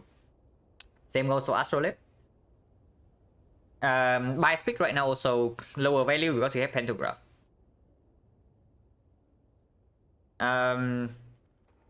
So of course the usual trio P-Box Pyramid, Astrolabe. No, that's about it, right? Wishblade backslash not pickable. Like the After Image right now doesn't even play that much though. Like how many cards do we play per turn? Even if we get 4 energy, it blocks for like maybe 3 per turn. At the moment, maybe 4. So it's like Metallic size. Of course, it's going to be good later on, but right now it doesn't even play immediately. And it works worse with some of the boss relics. And yeah, bullet time has Predator synergy. And it allows us to pick up card draw. And being able to pick up card draw in Act 2 is important, for sure. And we also have Sticky Strike. Yeah, with Sticky Strike, right? The Acro Pick also gets a little bit stronger. And Acro Pick also has more synergy with the bullet time compared to the AI. Might get 2 energy relics. Yeah, if I get 2 energy relics, then bullet time is still completely fine. Because then it allows me to pick up card draw without upgrading the bullet time itself. Yeah, bullet time is just straight up better here. Like, why do you want AI? What does the AI even do? Well, I haven't seen P-Box in ages. We got a P-Box just recently. We P-Box into Act 1, into Act 2 Infinite. And we killed the heart with like Nightmare Count Gamble Infinite. Yeah, bullet time is just straight up better here.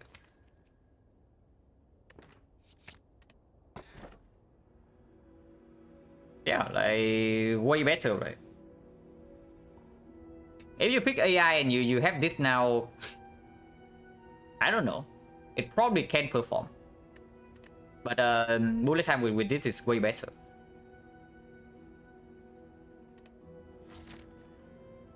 Key, yeah, Koski tiny chest, like mega super hyper combo. We have 5 strikes now, but we do have the bullet time to clear hand. Unfortunately, now something very unfortunate is happening in this act layout. If we want to dodge the earliest elite, we take 0 elite in the act. So that's pretty bad. I probably don't want to do that. It means that we either have to take this elite or this elite or this elite. Now taking this is here. And then the rest of the deck is like not so good. If we can take this one, we get greeted by 3 advanced hallways afterwards, but potentially open up for burning it. None of these paths are like very good. I guess we... I mean, whatever path we go to, we definitely go to the shop here, or here.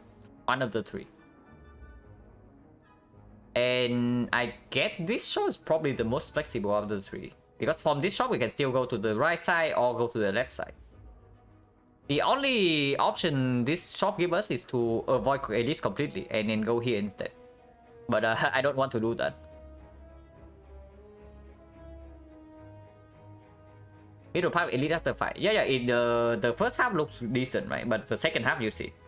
Advanced hallway, advanced hallway, advanced hallway. Followed by potential burning Elite. No fires in between, so we cannot refuel HP.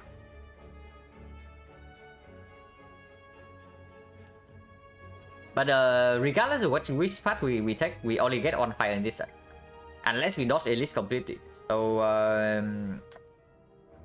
spooky. But hopefully the shop is strong enough to bail us out. We do have 300 gold. Going here though. I see something good about going here. Actually, no, it doesn't work. It doesn't work. It only works if either we skip this shop or we skip this burning edit, which is not that bad. But so basically, I mean, the tiny chest can proc here or here before the second edit. But that's not even super positive or anything. If we take this elite, the second elite comes immediately afterwards. But we have the option to bail out. And if we bail out, we get we still only take 1 elite, but we get another fire. You wait the idol, yeah, absolutely. Like you always think of forgotten outer when you don't have the thing. And yeah, we went to some events in Act 1, but of course we got like all the garbage ones. So no golden idol. Having golden idol just make you like so much feel so much safer in Act 2. Because you cannot run into the garbage.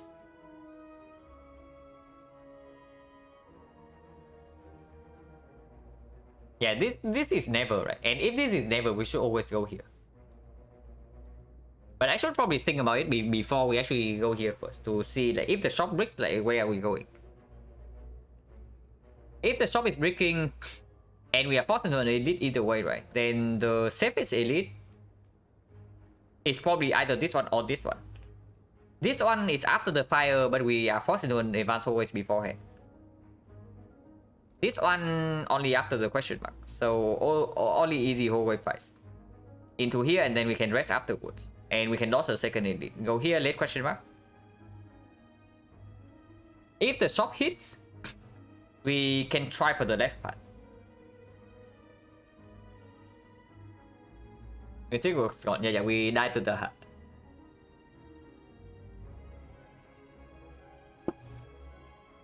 Yeah, can probably go here because this part is fairly safe. No advanced hallways or even early elite before upgrade doesn't matter that much. And right now the upgrades are okay. Upgrades are decent for us still. Like this upgrade is decent, this upgrade is decent. This upgrade is not important. Right now we don't have real card draw, so we can always play this when it's in our hand.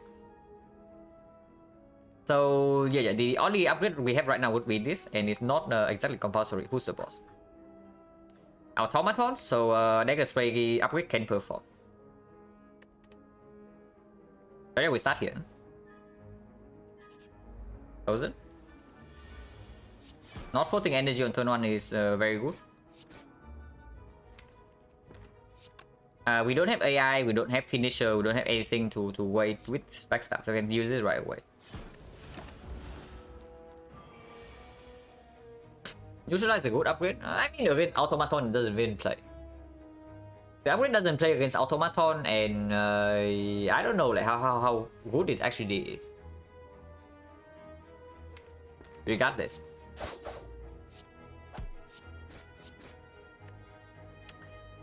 She always attack next turn, so I want to leave neutralized in hand even though this lose 1 damage.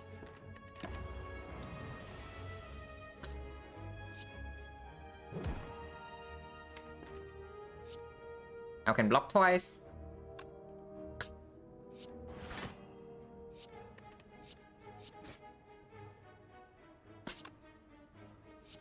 Play this to maybe redraw to it immediately.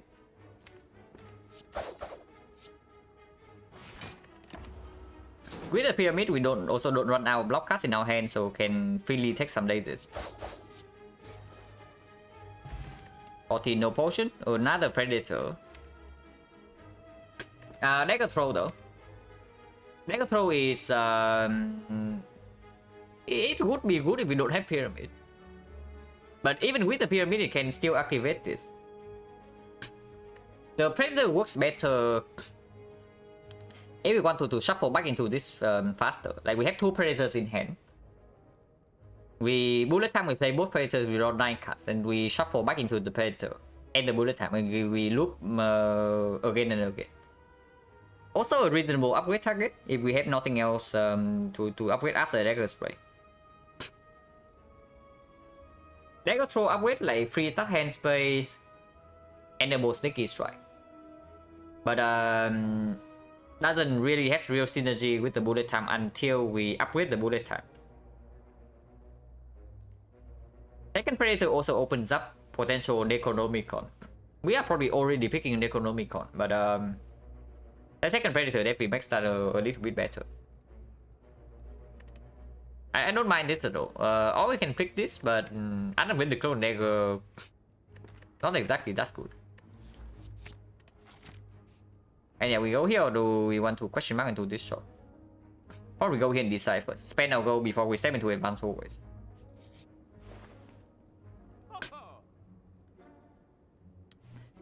Yeah, orange pellets with the pyramid usually very good, but unfortunately we have 0 powers right now. So not exactly interested. We need immediate power, not a long-term power in this spot. And that speaks for Vajra remove. We can also pick blind. Not sure how much I like the blind over card remove. Of course we still have like 5 strikes, so potential buy straight here. Yeah, potential buy straight like still open.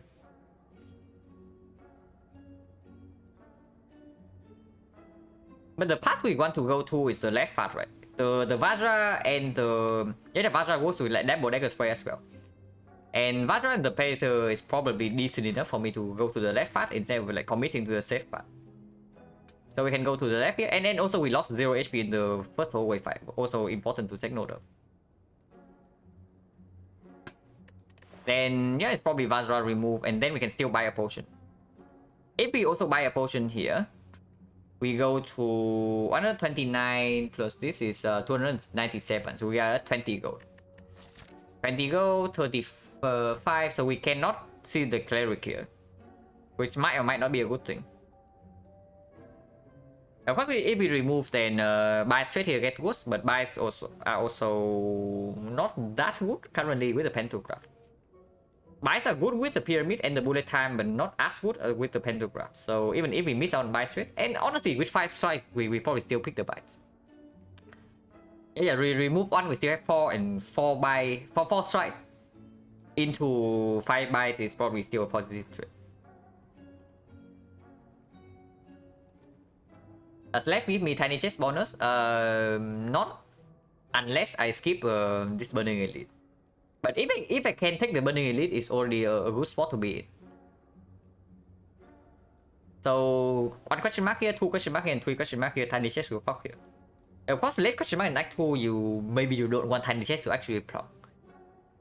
Because yeah, you are fishing for like Colosseum and all that. But if like guarantee value to enable me to take this, it's also fine.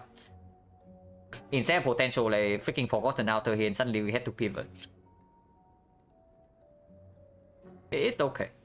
I mean, this is extremely clear. But the other things, buying the shift potion is better with the Vajra, but buying the shift potion means that I cannot remove. And card remove in this deck is probably fairly important with our game plan right now being like looping back to this bullet time Predator combo over and over again. So probably should take a cut remove and then we can buy power potion. Potion chance is 50%. So if we see a potion here and here, 20% of the time, 50 into 40, then we throw away a potion.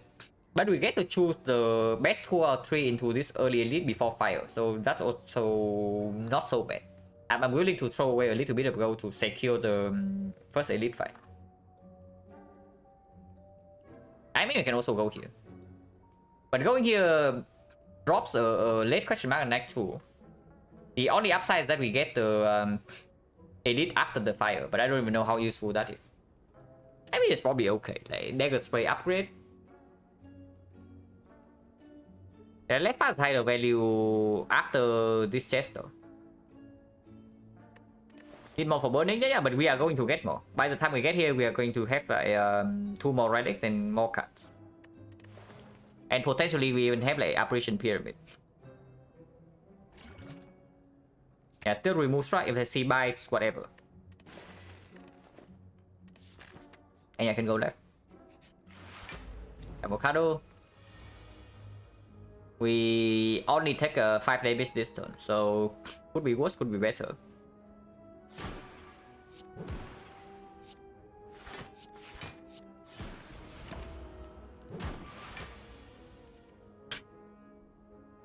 I sure hope bullet time has a kill, because otherwise we are taking 11.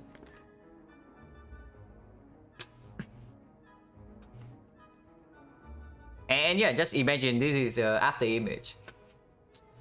But I don't even know, do we even have a kill? This is 10. After image actually gets blocked here if this is not a kill. It's probably not even a kill.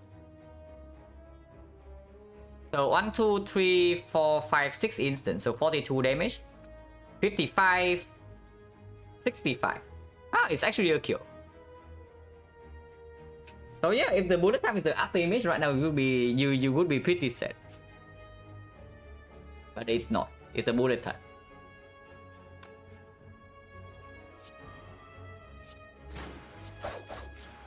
And yeah, Vajra like only paying for itself. Without Vajra, this absolutely would not have been a kill potion. So 40% here. Hopefully we don't get one potion. Yeah, Red Dance with the Vajra, flying the energy. I know it's green, but flying the energy also not super relevant with the bullet time. And the same goes for Outnumber. The Blade Dance works better with the Vajra, works better with Power Potion, works better with the Strength Potion. Works better with the after image that we skip. But it's fine.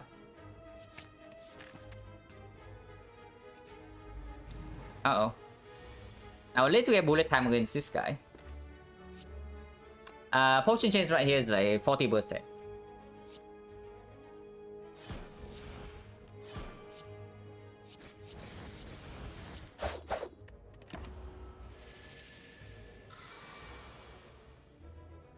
I will need to draw into the bullet time first. And our cards are costing 3s. Also seeing that our cards are costing 3 and bullet times not in our hand. So we take 5 this turn and we draw 4 next turn, which is still not guaranteed to draw into bullet time yet.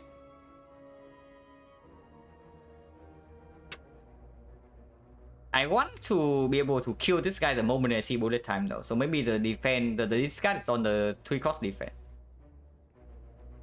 Yeah, survivor seems a must, like for sure. And I think we discard 3-cost defense here. Do we actually have a kill? If I draw into bullet time and let's say 1 strike. This is how much? 29. 43. 51. Okay, so in our hands there's only 65 damage. Yeah, there's only 65 damage in our hand. I absolutely make hand space so to increase the chance we draw into bullet time next turn. Not a single zeros by the way, yeah? This one costs 0, but it's irrelevant. And then once again, yeah? Imagine this after image. Would be very sad, right?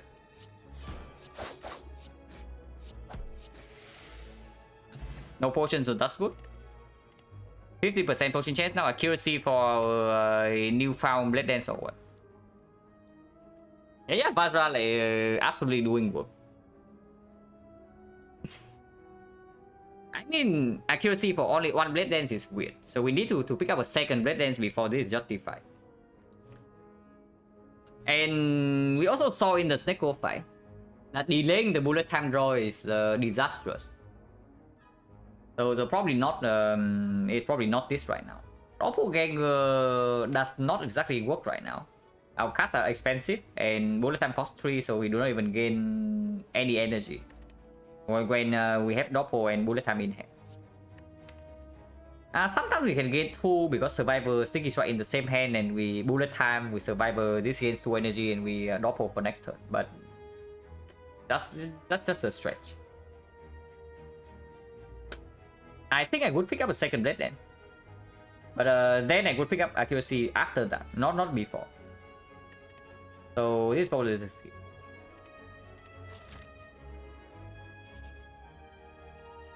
My favorite event. Wow. Skillful gameplay. Okay, when was the last time I actually got something positive from this event? Because honestly, I'm like baffled that this even happened. From my memory, right? The last 5 times we got this event was like 1 shift and 4 curses. So I only forgot that this event can give me something actually decent. That's actually insane. But yeah, Shrine garbage, so no real events in late act 2. But of course we cannot even use the go unless this is a shot. Because yeah, Shrine garbage and into tiny chest or elite fight. But I mean, of course, it doesn't even make us stronger for these fights, so we still need to survive this first to get value. The leader, potion chance 50%. She attacks on turn 1, I'm willing to potion here.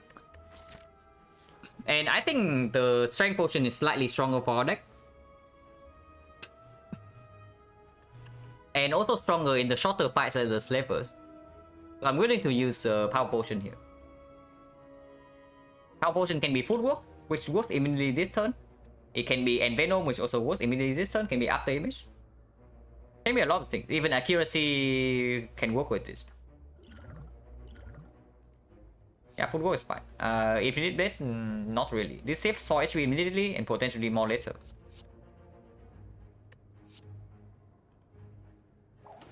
The next question, now we even playing bullet time.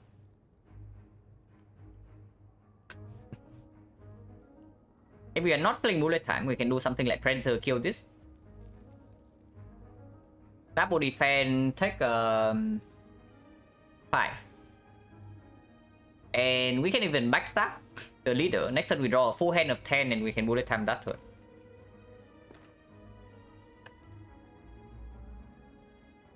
And 90% will speed curse or take damage, yeah. If you have watched this stream long enough, then you probably also know that I get cursed very often. Choose. Thank you very much for the bit. I hope your stream went well.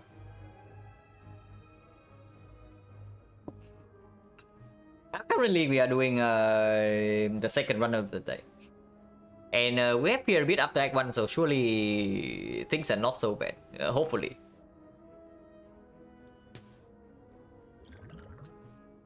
Bullet time this turn... What does it gain me?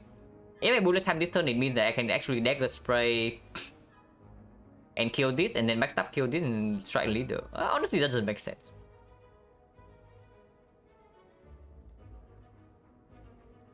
How doing lovely? Yeah, we have won the first round of the day. So so far so good.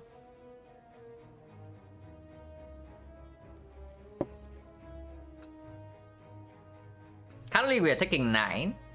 If I bullet time, we take only 5. We take only 4. So bullet time blocks for 5 this turn, but because we kill this and we waste some damage. Bullet time next turn, she never attacks. Yeah, she never attacks next turn. The bullet time next turn wasted on all the blocks. But we can also just not. We can also just not play the bullet time yet again, and wait until we can convert all the energy.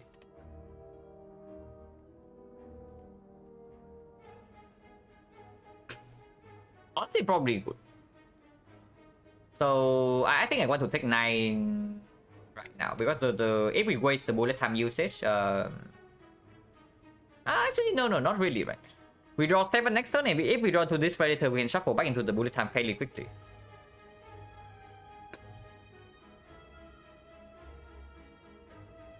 Yeah, because if we do not bullet time right now, right? Next turn she either resummons or she buffs. If she resummons, it's good for us because we have the dagger spray plus steel in the deck with the blade dance to wipe the minions out. But if she buffs, it's going to make like the turn afterwards potentially super awkward because then we can never justify like throwing the bullet time away. Because yeah, the next time she attacks is for 33 and we need bullet time to block the hit. So I guess bullet time right now is fine because we also redraw fairly quickly. That's the reason we add the second predator in the first place, to redraw into this thing.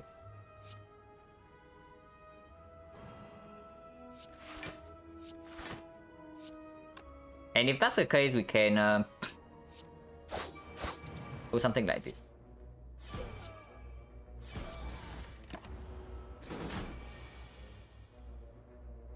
And yeah, she resummon. We have this for next turn and we can line up the Survivor Sticky Strike. So this one is just this. And we have Survivor to empty hand space. This costs 0, so there's actually no need to play the defense. And we actually save the dagger spray for the resummon. We can also not draw into the Survivor. And this guy can also roll exactly 15 HP instead of 14.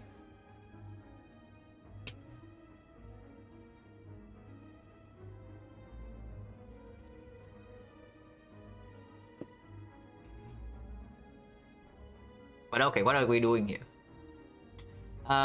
Probably waste some damage, right? Not playing dagger spray, this is probably complete nonsense. Because I don't even want her to attack next turn. Neutralize has to stay in our hand though, because if she attacks next turn is for 33, and with this it goes down to 24 and we can full block with 3 defense.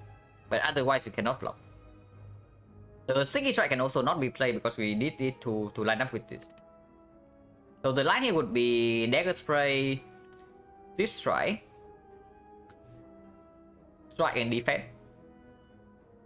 I guess that's okay. If she doesn't attack next turn, we can Predator. And we can Survivor play this and then play Predator. And make hands plays for potential bullet time redraw.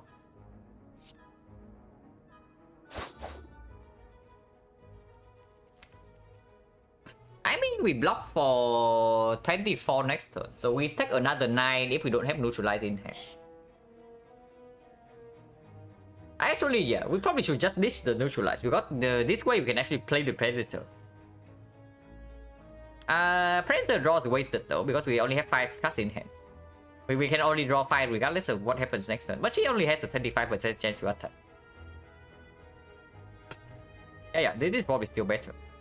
Eventually, we also need to deal damage to the leader before she gets out of control. Like this is the second wave when wins already, and she has only lost like 45 HP. We can do better than that.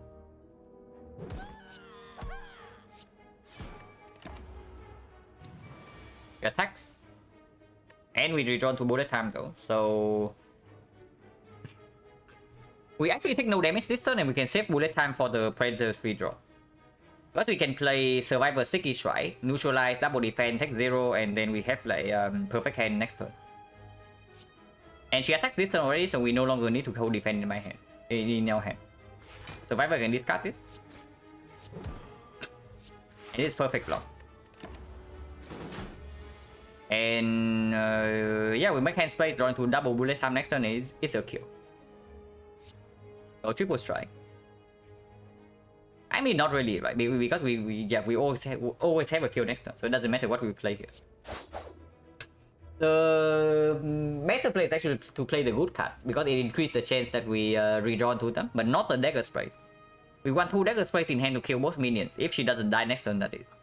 She's already dead, so I'm just talking some random stuff here.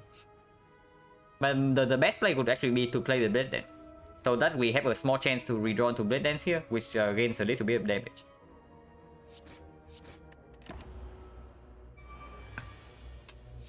Yeah, she's dead here, and yeah, bullet time quick.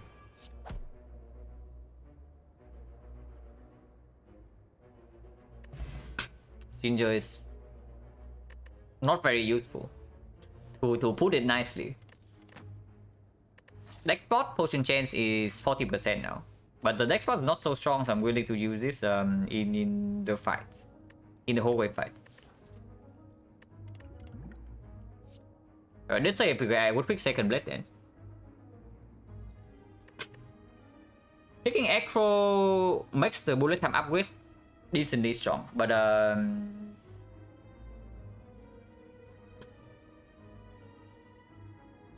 not entirely necessary. And if we do not have bullet time, right? If we draw into bullet time late, then we also cannot empty our hand. So this card basically is a curse. Can the accuracy go? Yeah. It can come back at any point in time. Do we upgrade here or do we rest? Because yeah, the shrine garbage, so 3 advance always coming up, and the relic, the elite did not actually drop a real relic. 3 advance of always coming up. Potentially burning elite. The upgrade would be on. We just fought Gremlin Leader. So the Negative Spray upgrade doesn't super mega perform, but against labels it's still okay. But we can use Strength Potion to bridge for a fight where we need this upgrade otherwise. Not the Echo? Yeah, not the Echo. The Echo doesn't generate energy in this spot at the moment. And right now we need energy and not card draw. It's the main thing. The only card draw we need is that we know exactly we draw into this. So this combination is very powerful, right? Because the bullet time discount both of these, so we gain a lot of energy. And then our hand is empty. So the plus draw effect from this is like working immediately. It makes sure that our hand is not clogged for the draw effect. Like the combo is very powerful. Honestly, I'm down to just rest for 19 here because these are not real events. Shrine garbage into tiny chest. So we do not see apparitions or bites either way. So healing right now doesn't block anything. Of course, it makes us slightly worse into these fights.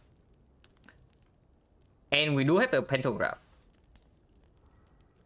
So if we upgrade here and get away with it, like if we upgrade here, we have a decent chance of getting away with it. But advanced always are honestly not that good for us. We need to upgrade bullet time. Why do you need to upgrade bullet time in this spot?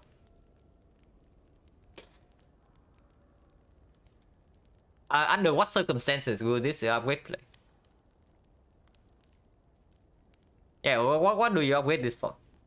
Like right now we have 0 card draw, except the Predator. And the Predator effect is next turn. And not this turn. So this upgrade will never play right now. Of course, upgrading it makes us potentially take a backflip afterwards. And that would be good. But with the Pyramid, this card is not going anywhere. So at most we delay this card by 1 turn. It's not that bad. I mean, this upgrade is still nice. But it's not like super urgent. And I'm just thinking whether we are doing fine against advanced always or not. So Avocado Mushroom we are probably fairly bad against. We can pop next fall in that fight, but we are probably still taking a lot of damage. Snake Clan, same story. The Snake Clan basically counters our deck. Who's the boss? Automaton. Yeah, Snake Clan basically counters our deck. And Avocado Mushroom nasty. Chosen +1 with 2 dagger sprays, with the Vajra, with bullet time, with the Pyramid. Hopefully you can deal with. The triple cultist, we have 2 dagger spray and the Vajra bullet time, so that fight is probably also fine. Because we also have on turn to get set up in that fight. Centurion Mystic, potentially taking some front road damage, but after that it should be okay. If we also commit the next spot. That's what we just fought. And baseball per century is fairly nasty. Yeah, baseball per century is fairly nasty, but we can mitigate a little bit with this. But the way I see it, like the upgrade on this doesn't preserve our HP. If we run into the tougher advanced hallway fights. And if so, we probably should rest because the rest here most likely can give us a second elite. or even the third one, depending on what happens in these nodes. Because this can also be a shop, you know, like very low chance, but it can happen. 3% here to 6% here. This is the shop.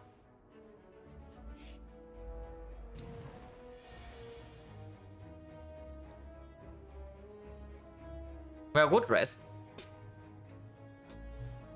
Once again, we got 18%. They both attack on turn 1. And we did not draw enough blocks. So, yeah, very happy that I rested. At least for now. We can use this to take 4 or just block and take to block for 4 this turn. Okay, we can just take the full 13.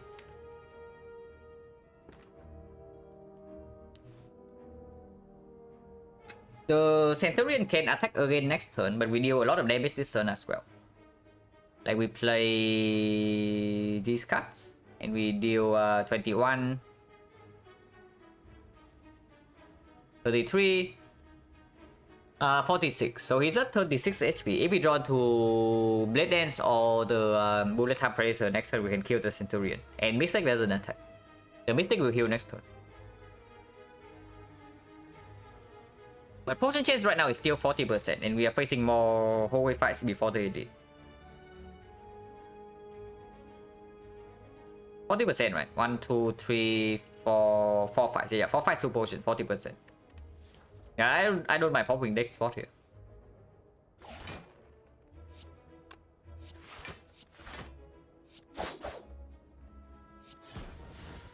Now I wonder whether placing is right though, because it can line up with Survivor and then it costs 0. But probably not, right? With Bullet Time still in the draw pile.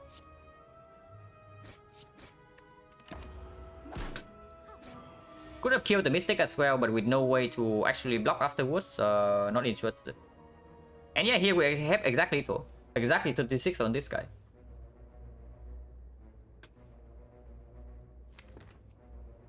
Double check, yeah, exactly 36. And we don't need to Bullet Time yet. So we next spotted for exactly 4 HP.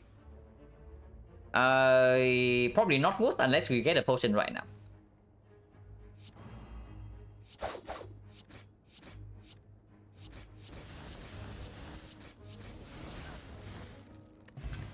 Okay, everything was worth. So potion chance 30%.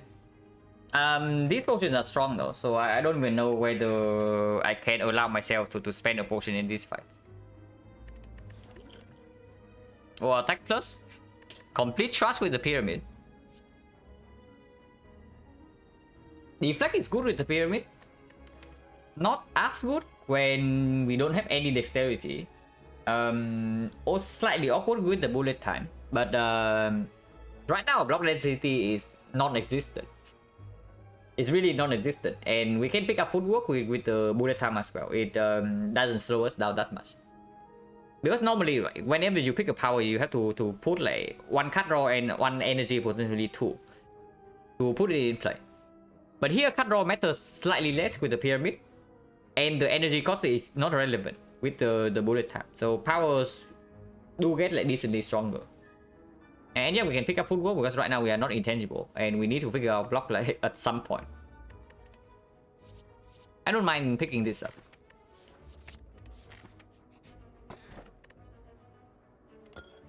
I guess we use potions then. But potion chance goes from like 30% to 100 now. Oh yeah, question mark for tiny chest, and get the shrine garbage out of the way. If we work out this, we should be okay again. I mean, I'd say that, but we do not have guaranteed bullet time in our hand. We cannot actually block, and dagger spray is also not here yet. This potion is probably slightly stronger against the elite, especially in conjunction with dagger spray. We use this and we kill slavers. So if we use any potion here, I would like to use strength potion. If we don't need to, we also can just not use the potion, but we get another potion here and here. So chances are we are going to get something better than this, or at least comparable. And yeah, this opening hand is not good enough for me to not pop the potion. We deal how much damage? We probably want to hedge for the 2 dagger sprays, and we have 3 strength right now, so this is 18. And this is 14. So 32 AoE damage, we probably cannot wait until we draw into both of them. So putting this down to 18 or 14 is okay with me. If we target this guy, it's like 18 here, 33 here. This can stay in our hand. So it's actually 28, 28, 42, 42, this goes to 12. Goes to 12, so we overkill by a little bit, but not by too much. It's okay. If we do this, it goes to 21, but 21 means that 1 dagger spray will not kill. So if we draw into like dagger spray plus 2 block pass, we actually cannot full block next turn. And when we see bullet time together with this, it's like enough damage to kill all of them anyway. So wasting a little bit of damage here is fine.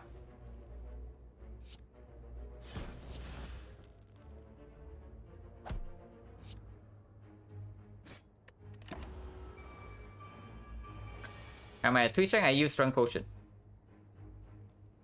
And yeah, we overkill by a little bit, but that's fine. This is 21 damage, so it kills this, and then we full block this guy. Next turn we still have full block.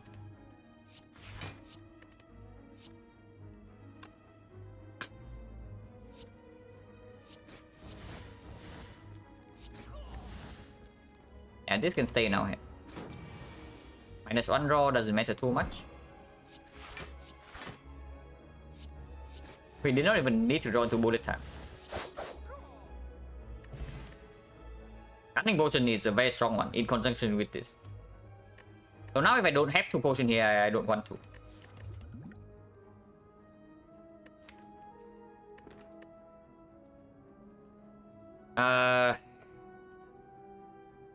Concentrate normally quite good with the pyramid. We do have bullet time and no cut draw though. I mean, at some point we also need to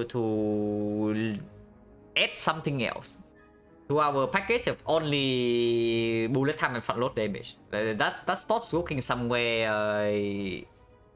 soon. Potentially even in the automaton fight itself. So concentrate opens us up to actually pick up real cut draw. And if the hand is clogged and we need to make space for the bullet time draw in the following turn, it also can work. Unupgraded, not as good. Because our hand actually gets empty after we use bullet time. And we do use bullet time fairly frequently. But I think it's pickable. Honestly, I would just rather to have like a second bullet time. But bullet time is rare. So cannot ask for too much.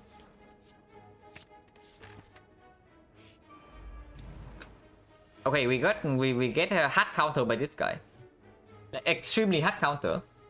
We cannot block. We do not have a weakness chain.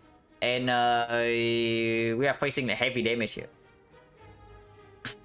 Hopefully not too much, but we are facing like super heavy damage here because we do not even have a single piercing wheel. When we have failed, it's only block for 12, so we take 12 immediately next turn. And we draw to neutralize, can block for 6 on time, and we block for like 2 more. 3 more, so we take another 9. So expected damage in this fight currently is 21. That's not so good. Taking 21 here probably means we cannot go to the Burning Elite. And if so, I am willing to maybe use 1 potion to save the HP. If I use the potion to save HP, and this fight also drops a good potion, we can still path for the Burning Elite. But it's difficult. Any move of stabbing probably reckless. Like, we only have front load damage.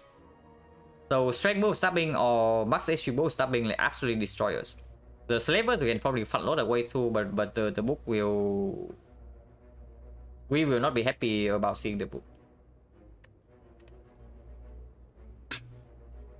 Flex now? Why do you want to flex now? Why don't you want to wait for the bullet time to flex? And what if you But what if I just want to use this potion? Because the way I see it, the Flex Force is way stronger.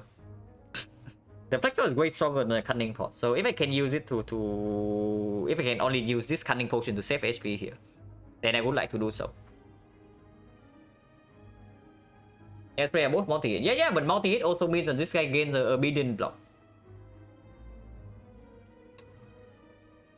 Like, it's not even real damage this turn. When we have bullet time in our hand, right, and we have like more instances, like this is more instances than Dagger Spray, by the way, yeah? Just for your information. And we draw into bullet time and together with other attacks, we can flex potion. If you want to flex potion in this fight, you can flex potion for potentially like 10 instances later. So why do you want to do it with 5 right now? No reason, right? On 8 days, I do this with flex potion. Yeah, but my question to you is, why do you want to use flex potion? The sword is not even good. You see our deck, right? 3 instants. All the instants in our hand. And you want to use it on these 2 attacks. Like, why? Yeah, sure, we are not weakened this turn, but this also gives this guy more block immediately. So we cannot even distribute our attacks, like the shifts, for example. Shifts are small attacks. So we can actually use the... no, we're not even weakened. We have freaking Ginger. So there's absolutely no reason to use this turn then. Like, even if we are weakened, using this later would still be correct. And we are not even weakened.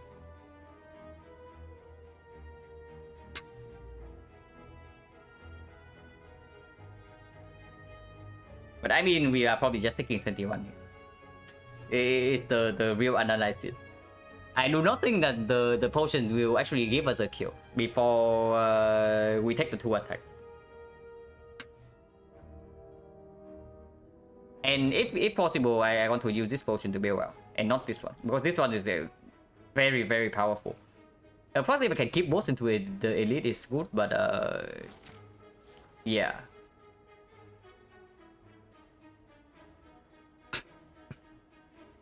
If we attack this turn, it has to be backstab first, and then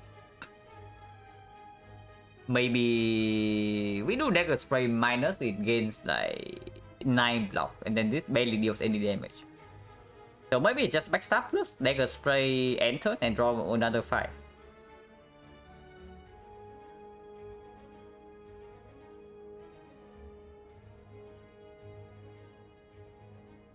Yeah, because honestly, right, keeping a Dagger Spray in our hand, it's not close to this one. Yeah, it's not even close. I know that it's not even close. I have like fought this guy enough times with ship fun load like Ninja Scroll to know that it's not lethal. If I draw bullet time with a handful of blocks, is that good next turn? I mean, it's okay. We need to block either way, but we don't have a handful of blocks. You see in our deck, there are only 3 block cards left and the neutralize. The advantage with keeping the Dagger Spray around is also that if we decide to flex later, right, we also get more damage, like 2 more instants. The downside is, of course, we lose 1 energy on offense, but energy is slightly less of a concern when we have this, and we are playing block cards in the next 2 turns anyway. So I think this turn is just backstab into a Dagger Spray.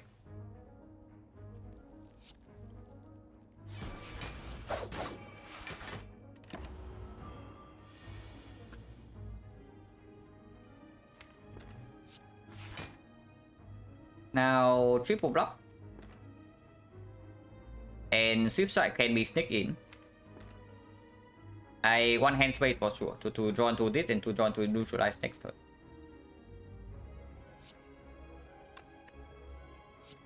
What if we play Predator this turn? Does that open up lethal next turn? Like, we give up on 6 block. We deal 26 damage, so he goes to 32.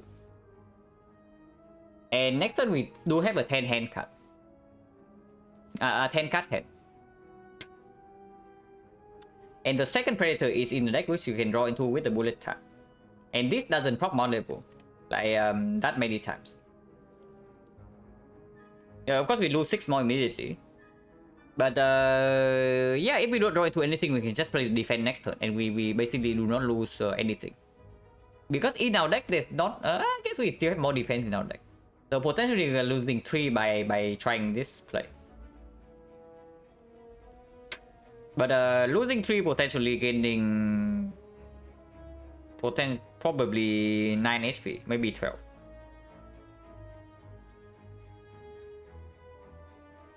Yeah, Suicide Predator, I like that. I like that actually. And with this card, probably a defense in case we draw into bullet time next turn. And we still have like 2 defense in the deck anyway. And we only have 3 energy. If we draw into bullet time and it's not lethal though, then having defense in hand would be better. Yeah, I guess strikes are pretty garbage. Like our attack quality in the deck is way better than strike. So if we draw to bullet time and a bunch of attacks, we have a kill either way. Surely. Take 15.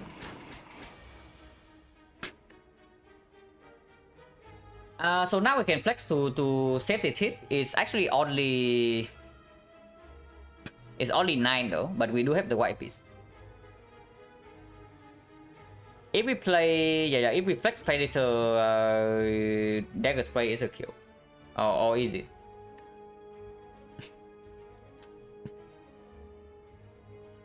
We flex Dagger Spray, it's going to be 20. Yeah, it's definitely a kill. It's 20, he gets 7 block, and then we... No. 21 here... Yeah, it's a kill, it's a kill. If we flex that now, it's a kill. Good morning, Nivan. Flexor is powerful, but 9 HP also matters, yeah? 9 HP definitely matters. If we Cunning Pot, it's not a kill. If we Cunning Pot instead, what happens? We definitely start with Predator. He gains 3 block. We play the Dagger Spray. He gains 4 plus 5, so 9 block. And we deal another 7. So we deal 23. He's at 9 block and 9 HP. 9 block, 9 HP. We play the Neutralize. Like 5 block, 9 HP. Cunning Potion, Shift deal 7. It's not a kill, it's not a kill. If we open with Predator... No. We don't have hand space for that. Yeah, we do not have hand space either way.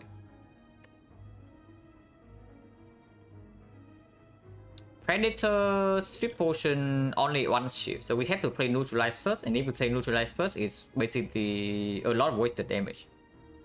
So, not really. Yeah, he gains 3 block, and then he gains 4 block after this, and he gains 5, 10, 6 blocks. So we never line this up like perfectly. So I guess we can flex for 9 with the white piece.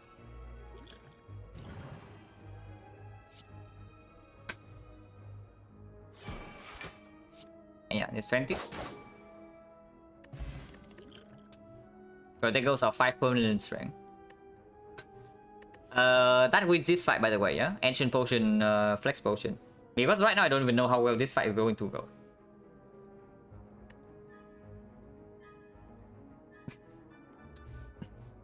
It's ready to strike more damage in Malleable stuff. The Malleable doesn't kick in until after the Dagger Spray resolves.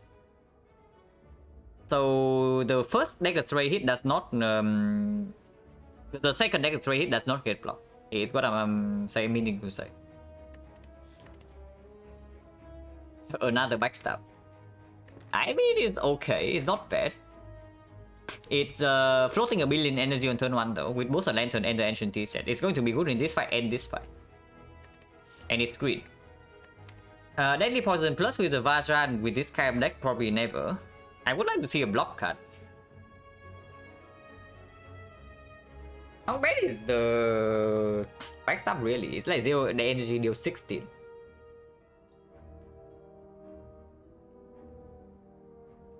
Probably still the best attack in our deck.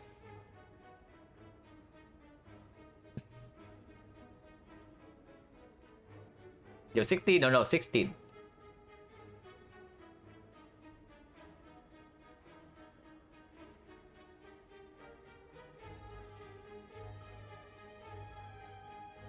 The shipboard will prevent highly malleable. Yeah, it wasn't lethal either way. Because it prevents malleable, right? But then you also lose out on You also lose out on like the 3 damage. The difference between strike and the dagger strike.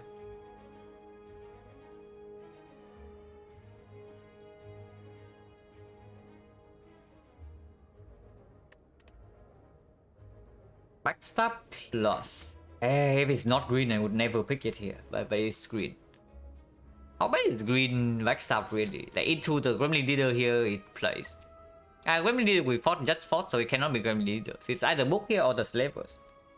Against Slavers, it's very good though. Backstab plus is very good against Slavers for sure. Against the book it can be better, but we cannot block against the book either way, right? So having an efficient damage card like 0 deal 16 is fine. It's still better than basically every attack in our deck.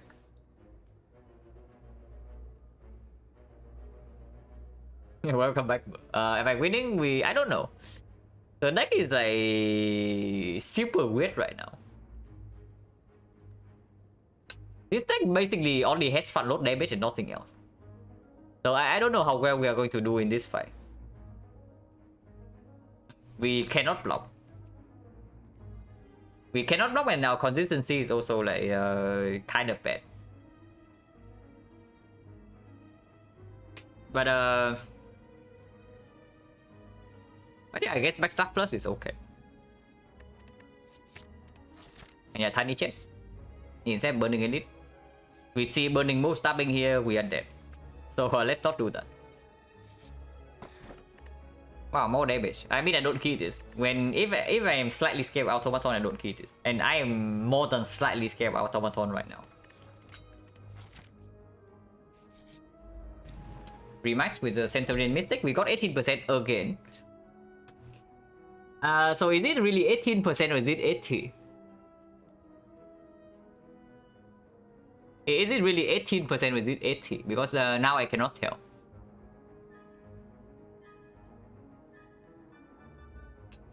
But okay, are we strong enough to kill the Mystic on turn 1 here? If we kill Mystic on turn 1, basically we are fighting a Snake Plant. A weaker Snake Plant. But we actually have enough damage, right? It's 28 here, 36, 46, 53. So we have enough damage to kill the Mystic on turn 1 and take 4 damage. After that, we only deal 16 damage to this guy though, so he's at 67. But I guess we can also draw into block cards, and it's only 7 times 3. Otherwise, we take 9 more this turn. So even if we have to take 9 damage from this guy later, it's still positive to kill Mystic immediately. That's really trying to kill. Yeah. Only 30% of the time. No, not 30%. It's 18%. It's like one of them is 30% to attack, one of them is like 60%. So together it's like 18% that they both attack on turn 1. But we have been attacked on turn 1 like 3 times in a row now. Both of them. The last run and this run also happened twice. But yeah, we killed the Mystic first.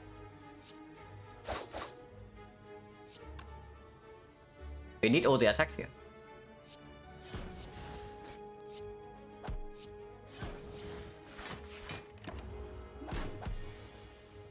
And yeah, he might not even do the big thing.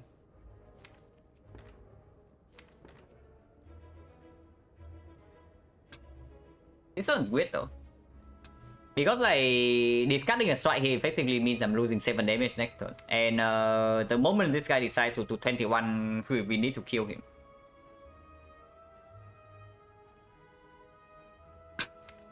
Discarding bullet time, I mean it can happen, but probably it's not a very good idea.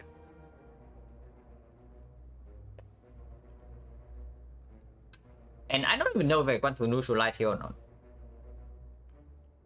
Because if neutralize if the next turn is like 7 times 3, right? Then neutralize block for 6. Right now neutralize only block for 4, and we also overblock. The most aggressive line is neutralize, survivor, discard the defense, and then play the strike. That's the most aggressive line.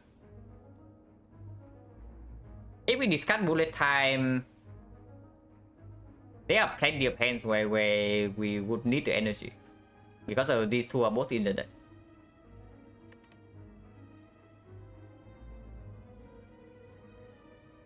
What about Survivor? Avoid the strike, play the defense and take one. That's probably the best line here. We keep the bullet time in hand and the neutralize. We lose on 7 damage, but we hedge for the case where we cannot kill next turn. And we can maybe still play some block.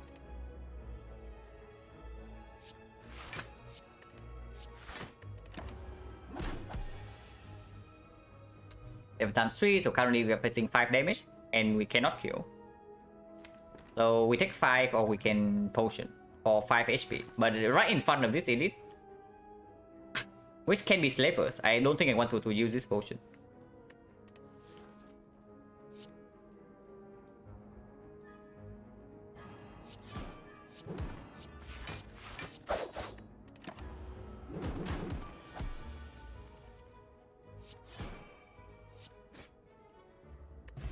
Energy pot is fine. Catalyst, we have no poison. And I would like to see a block card at some point, you know. Like any left flip right now would be good, and the footwork would somewhat be decent. And the backflip, not even that good, but I would take it. Piercing will, sure. Instead we have just been seeing like 3 damage cards in every skin. Except the one screen where we saw the deflect. Or the reflex concentrate. But none of these are good enough. Energy potion can play. The ABC slavers, this potion is probably enough to kill it. So energy potion probably works slightly better against the book in case we need to bullet time one turn, then the turn after we have like predator draws but no bullet time in hand. Probably slightly better. And yeah, we are super rich, but we might be dying here. We can also just not take the elite and go here instead. Because late actual question mark. Apparition instantly give us a mean to block against automaton, like completely nuts, and we don't lose any current HP. The buy straight still pickable. And we go to like 44 max, so Pantograph doesn't overheal. Mausoleum is like complete trash, the Forgotten Outer complete trash. But other events are also, yeah, Colosseum, Apparition, Library, Red Mask. Red Mask not even that good, and we give up on Elite. But I'm really scared of the book right now. I don't think the book fight will go well at all. Like, we have a hard time blocking in against the Centurion, and the Centurion is straight up like less damage than the book. And in the meantime, we barely managed to deal 15 damage. That's plus the AoE by the way, yeah? So it's like minus 10 our actual damage. So we deal 50 damage to the Mystic and then 80 damage to the Centurion. So it's 130. But minus 10 from the AoE is 120 really. So we deal 120 damage in like 4 turns. That is way too slow for the bow stopping. Yeah, that is way too slow for the bow stopping, and we cannot block at all. So yeah, we go to question mark and hope they build us out, I guess. Because if we cannot block in this fight, we actually need to brute force with HP then. With the pyramid and the bullet time, we may be able to not die to the hyper peak.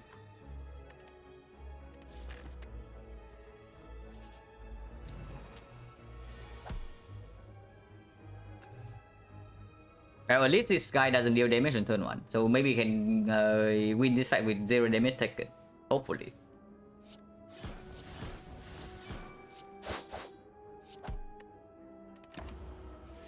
And yeah, bullet time 18 hands, so whatever the Stecco decides to roll, we don't really care. Can we kill this turn?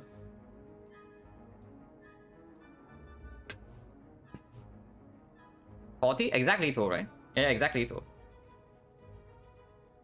Worry for automaton. Yeah, I'm also worried. But we have 45 HP with the pyramid bullet tap. At least for now, we exactly kill this guy.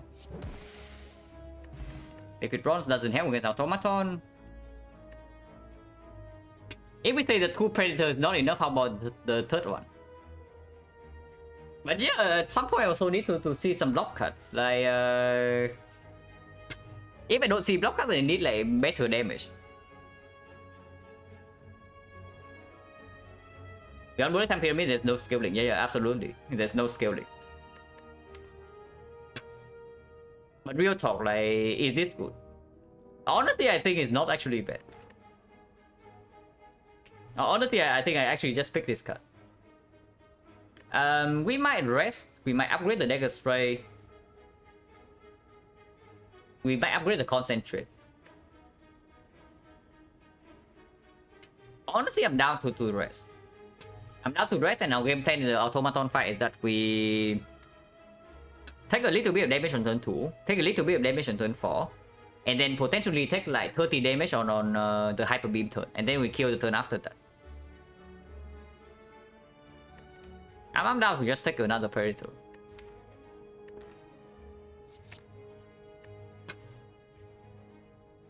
So Liquid Bronze, absolutely not better than this. And yeah, we rest. We rest and we heal back to 64. And we brute force the fight with HP.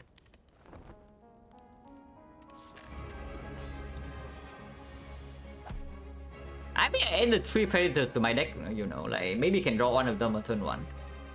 Would be nice. Just saying. We need to make hand space for next turn, but no point using these at the moment because we also need to kill the minions.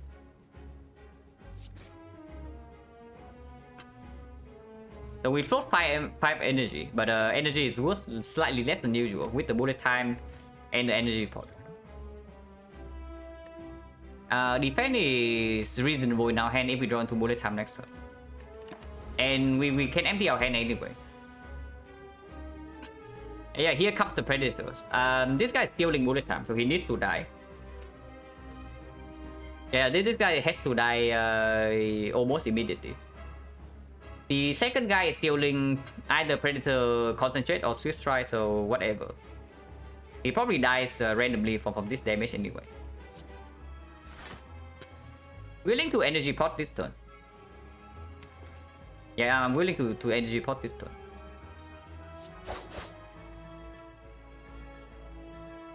Need to make sure not to accidentally kill this though. Right now, I mean. Energy pot right now blocks for 10 and that's it. But also make hand space for the Predators next turn. That's probably okay.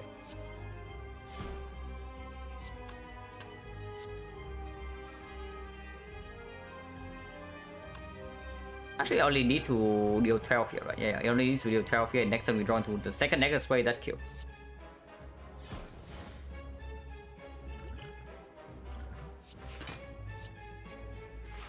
So this backstab can go here.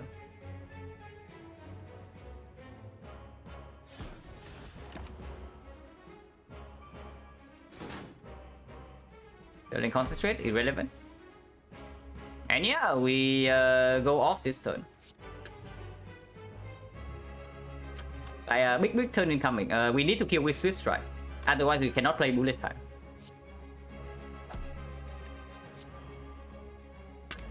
My god, bullet time is great in this deck.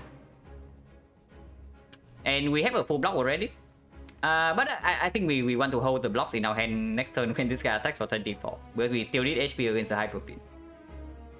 So we probably waste a little bit of damage here then. Blocking this guy and killing with the... Blocking this guy and killing with the Hourglass is the most efficient play. But don't need to do that. I guess we also have Concentrate in our hand when we drop 9 cards next turn. So it's actually quite good. Can we ever kill with exactly 20? We can.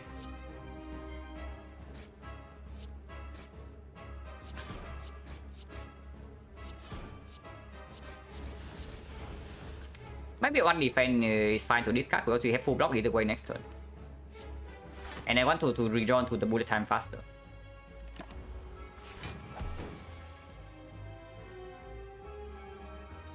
Now we will never be able to strip for the hyper beam. So basically weakness will never happen.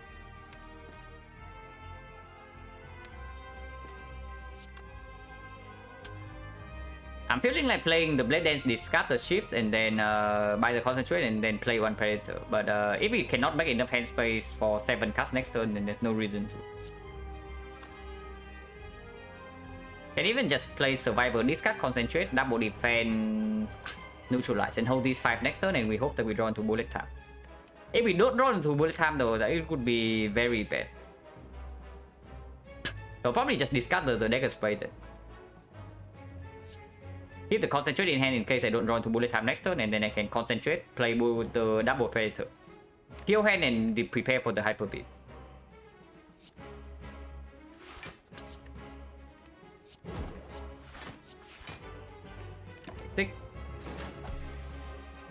Did not draw into the bullet time, so of course now we discard the cards in hand, and we have 5 energy, which means that we can play 2 Predators and a Blade Dance.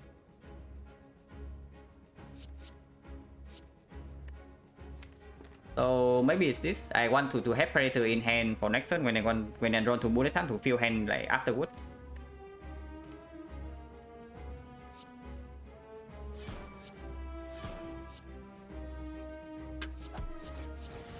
This is in hand to block Hyper Beam next turn. And we draw exactly 8, so we don't shuffle out the bullet time. That is also very important.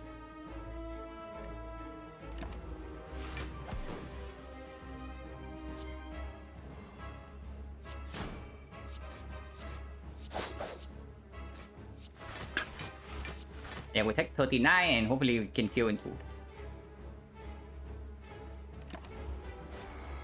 So the red has already played. We rated for 19. Next turn this guy attacks for 40. So we need to block for 24. We currently have 23 block in hand. So if we don't draw into any block next turn, or we don't draw into lethal, we die. This hand is extremely awkward because I cannot play 2 attacks.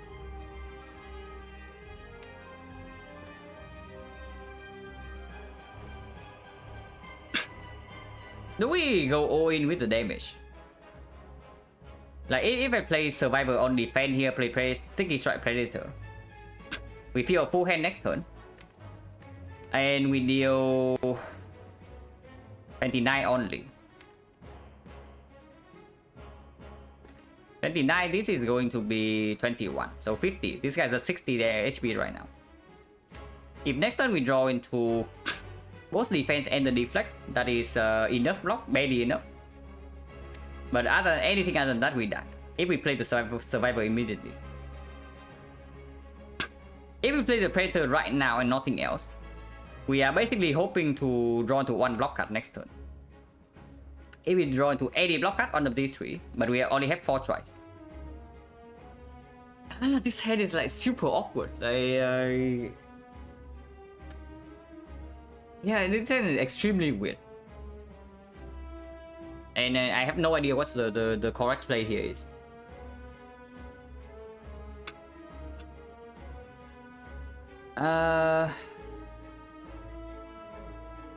Okay, so we have 60 damage, right?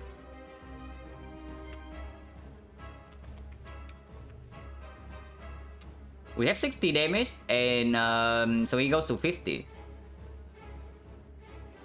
How much does this guy block for anyway? It's like 12 block, right? Okay, 60. We need to do 62 next turn. Or what are the draws that actually deal 62? If we basically go all in on damage and we play Survivor on defense, play double attack.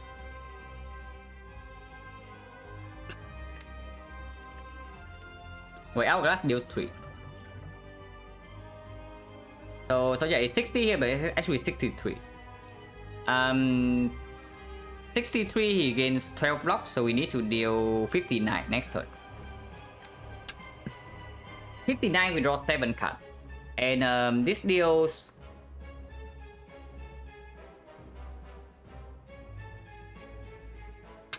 This deals 14, this deals 16, deals 21.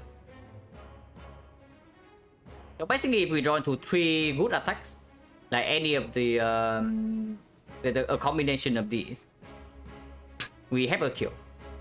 Other than that, we need to draw exactly into these 3 blocks.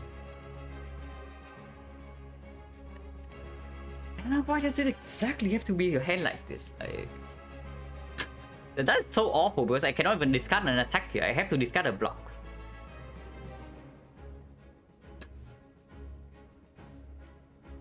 If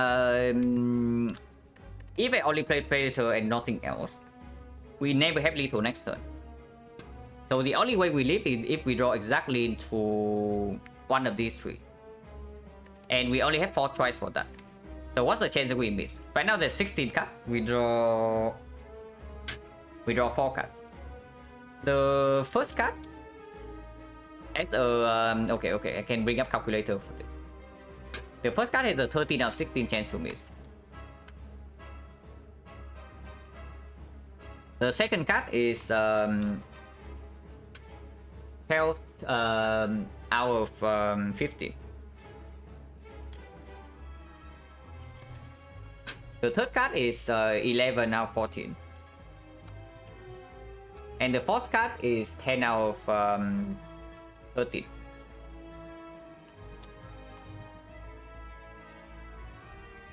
So the chance to hit is 61%. Yeah, the chance to completely miss is 39. So the chance to hit 61. But we miss, we die. The lethal line. The lethal line, we need 59 damage, and we have 7 card draws.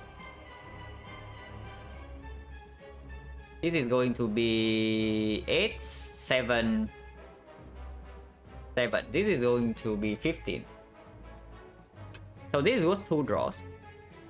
This was 2 draws, it was 2 draws. So 2, 2, 2, 2, 2. And 1s. And 1.5. And we need 59, so we need 9 draws. And we need 8 to 9 draws. The attack density we have in our deck suggests that we draw 1, 2, 3, 4 cards.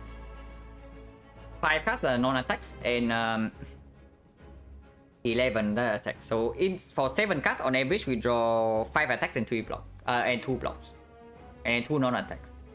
So in these 5 attacks we actually need to gain to 8 or 9.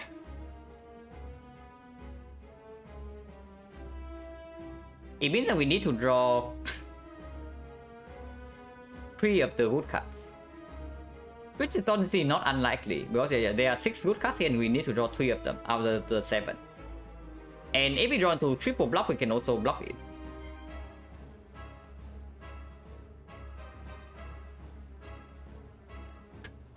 Trying to block like makes no sense. Trying to block actually makes no sense.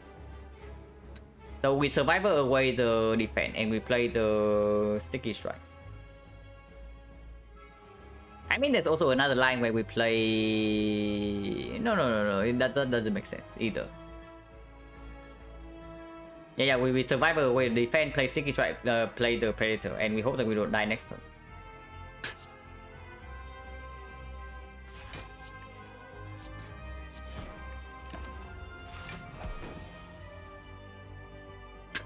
It seems to be enough. At least I hope so.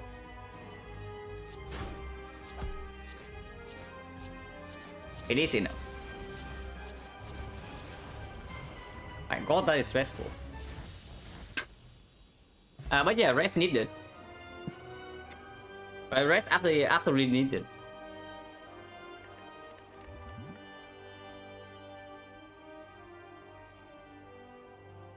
Well, burst would be nice if we actually have some block card. The Nightmare works very well with bullet time, but right now we also don't have any Nightmare target. What is the more likely card to build us up? Yeah, we can Nightmare Predator to have like 6 copies instead of 3. It's probably Nightmare, right? Because the after we pick up the Nightmare, we are 1 or 2 wood defensive cards away from being built up. But with the burst, we need way more than that. Because right now we don't even have a single skill that works well with the burst. At best it gives us a burst blade dance for like 15 damage. But we don't need to add more damage to this deck. I mean, we just pick Nightmare, we see P-Box here, we see red forms, and everything's fine.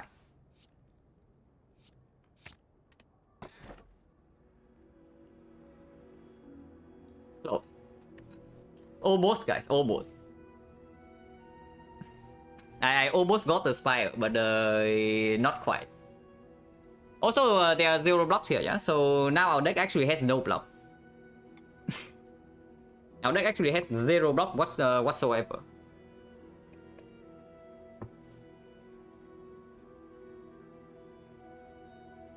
But we have an Echo now, so maybe now it's time to upgrade the bullet type. Could be. I mean, Nightmare accuracy is a lot of damage. But that's about it. I don't know like whether we need more damage in this deck or not. But yeah, that was absolutely P-Box over Blackstar or the Bell. And we cannot go to the shop. Oh my god. Yeah, for spotting we cannot go to the shop. So if we do not see a question mark shop, we are dying with like 600 gold. Potentially more. Or we are just dying to the elites. Hopefully we see a shop at some point. This cannot be a shop because of the freaking tiny chest. So either Wing Boost waiting room or these have to be shop. We can also fish for desperate shop here if we don't have any other ideas. So it's like 3-6-0 because of the freaking tiny chest. But it does advance the chance if I'm not wrong. So maybe it's actually still 12 here. In total, that would be roughly 20% that we get a shop in this side. But that is not good. That is certainly not good.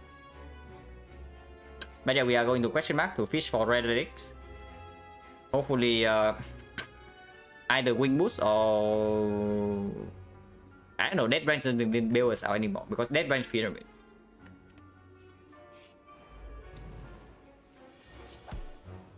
Oh yeah, should also use this at some point. And yeah, we have like 0 blocks. Not a surprise here. But our front load damage is phenomenal. So we just straight up kill 2 of them on turn 1.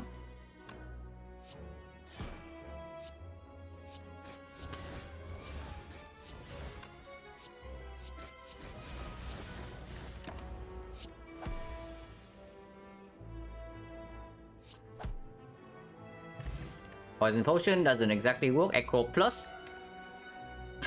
Maybe it can lead to something because we do have Concentrate and Bullet Time can be upgraded. But yeah, this speed box was also not so good.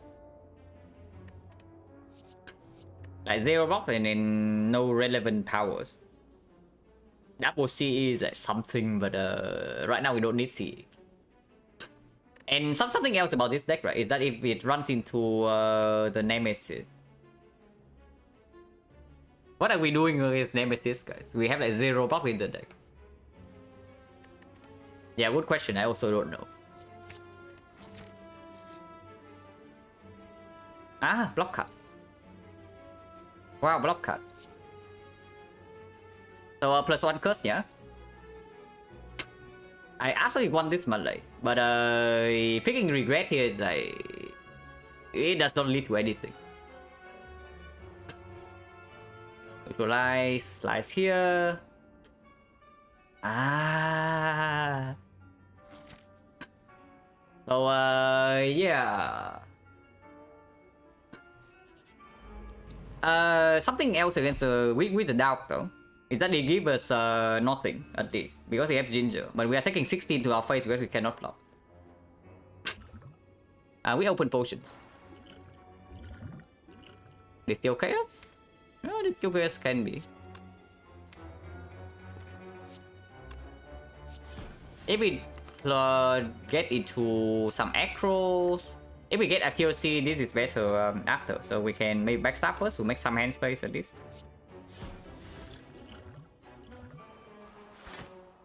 Yeah, accuracy. We actually kill this on turn 1. So everything's fine, guys. Everything's not fine, but dodge and roll minus.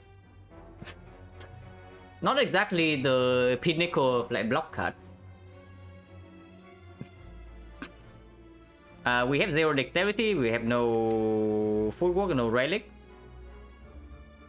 Nightmare dodge and roll doesn't even do anything. Yeah, we can block for 4 against 45 of Nemesis.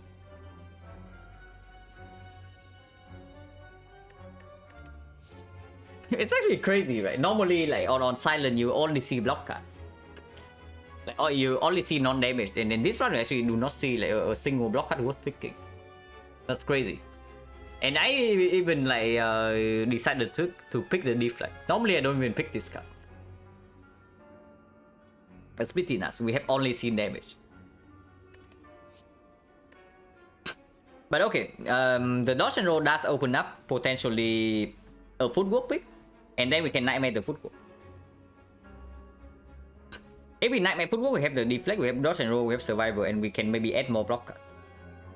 And right now we need to fish for like any chance of survival, because the way this one's going, right, we are always dying here.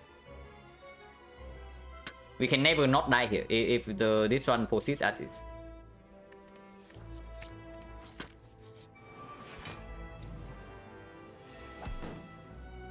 We are hard countered, guys.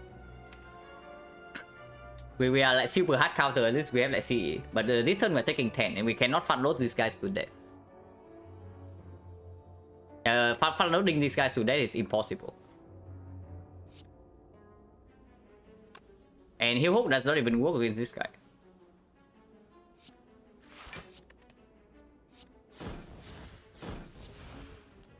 But we can kill this on turn 1 at least. Yeah, exactly, told it. Explosive pot. Honestly, not as good as Strength pot for sure in our deck. So can you use it here to preserve a little bit of... not really. We are not attacking this ever.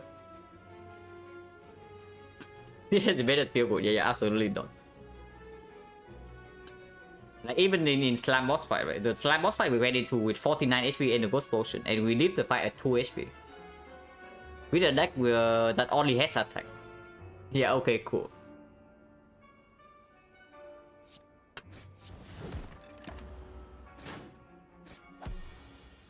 So we need to draw to CE at some point, otherwise these guys are actually just killing us. Like, I'm not even kidding, these guys can kill us. So I'm even thinking of taking 7 right now. Just to play Predator.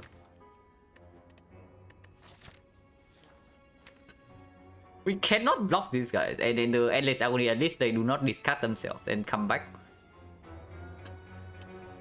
We can aggro into Concentrate, Corpse Explosion. It's 12 poison plus this. So we did like 3 turns, and before then we are still taking damage. But if we Predator one of these now and then the other one attack us, I mean it's still fine. It just speeds up the kill by 1 turn, right? And I do not think we get away with not playing the Predator. I don't think we get away with not playing Predator. So we just accept 7 damage and move on.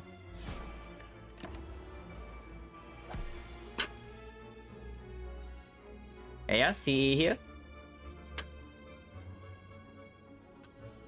CE doesn't kill yet. Dodge and roll, aggro, but then we lose out on the CE damage. It's probably just dodge and roll CE and take another 5.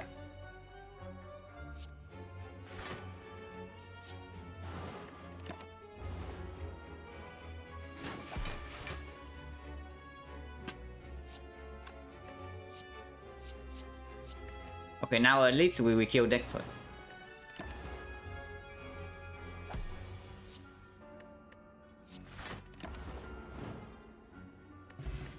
Black spot much better than the thing. Cup Gamble Plus is not exactly what's solving our problems, but it puts us in a situation where we might be one tough bandages away from solving something.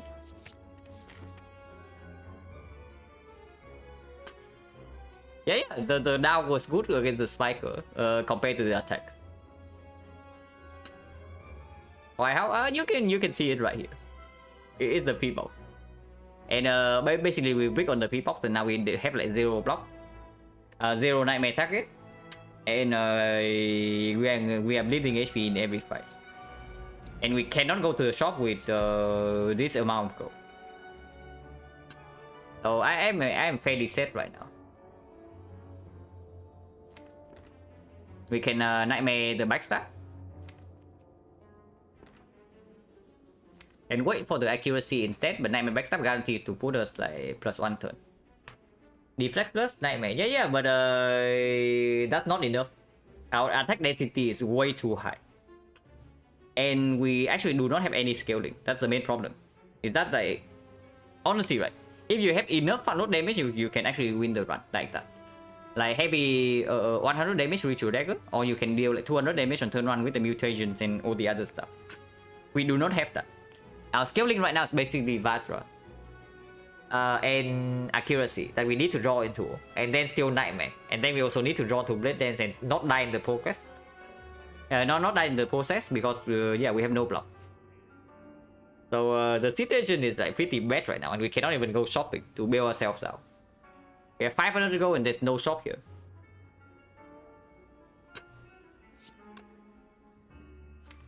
I guess nightmare backstab is okay.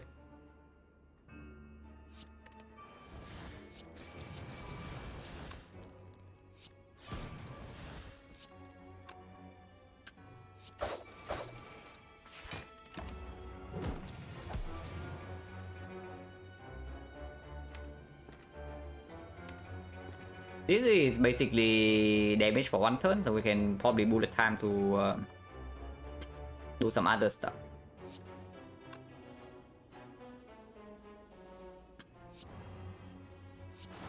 Because I also want to play the CE.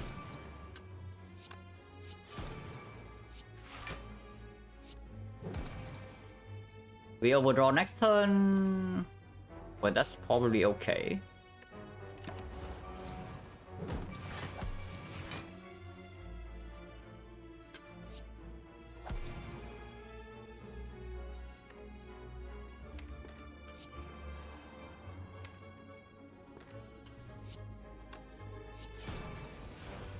We do not have any weakness, so this damage number is real, -5, so it's 28 right now.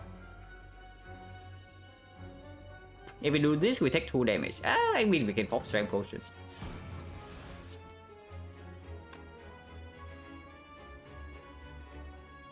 We take 0 this way and apply more poison.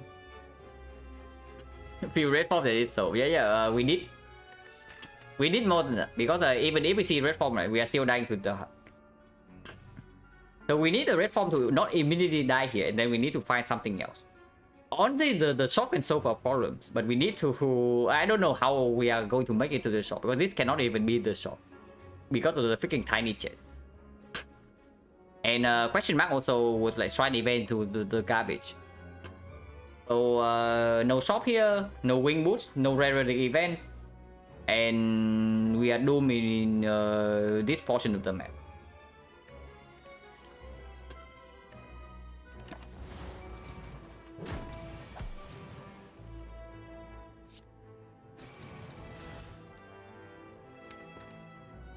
I probably want to play Survivor to make hand space.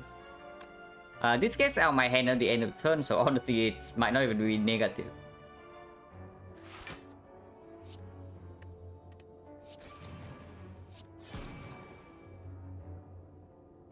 We still need to commit on backstab here to not take damage.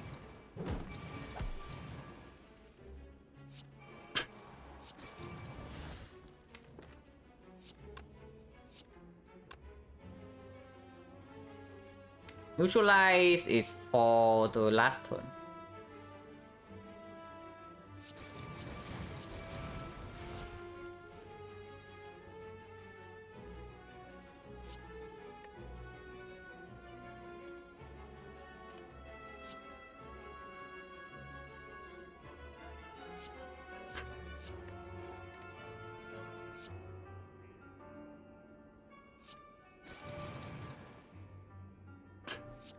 So we need 4 more damage, so this is enough.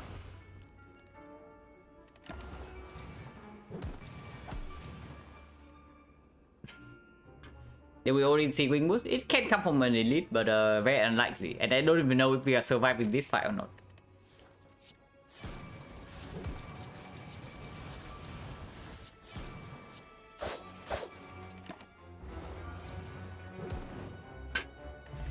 Report doesn't. Hold on a second. Yeah. Hang on a second, guys.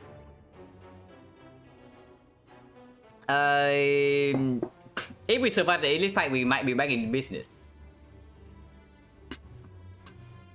Because we can upgrade red form immediately here, and we have the pantograph to heal back up the chip damage we take along the way. But we need to not die here first, and it's max HP Retomancer. It's not easy. And yeah, we also need to line up Nightmare Red Form in this fight, otherwise we do not get anywhere. Run back on track? I don't know how back on track the run is, but it's certainly getting somewhere. We have a very powerful flex spot here though. If we aggro right now, we can draw into Agony. But potentially I need this in my hand for next turn. Yeah, this fight is super weird. This fight is dangerous. So better not misplay here. Yeah, if I see the Agony, I can just flex forward right away this turn. So we do this first.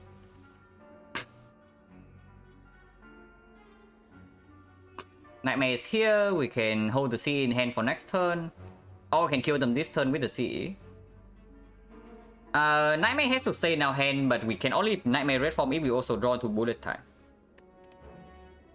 But we probably have enough damage that we can slam the bullet, slam the Red Form and kill in 3 turns. Flex Force next turn? I don't know. I don't know about Flex Force next turn or this turn, because we can also do it this turn. And next reshuffle never going to matter, so we can discard this here. Unless you say that Heal Hooks is never going to play. And yeah, I guess Heal Hooks is never going to play. First wave daggers is dangerous, because they have more HP than the next one.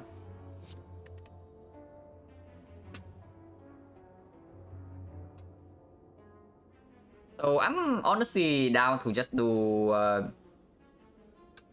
CE dagger spray into one backstab to kill them both. We can also take 40 next turn, but to guarantee daggers die next turn, but then she is always attacking, and if we don't run to red form, we die next turn.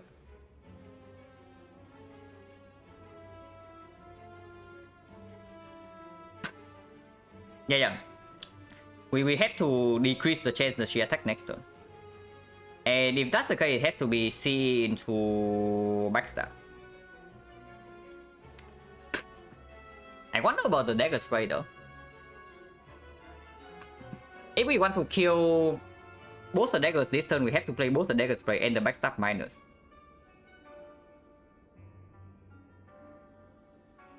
We can also play... Okay, we can also play the dagger spray, double backstab, and we hold the CE Blade Dance in hand. Like dagger spray plus the backstab will kill this one, and the backstab plus will kill this one, and then we hold the CE in hand for next turn.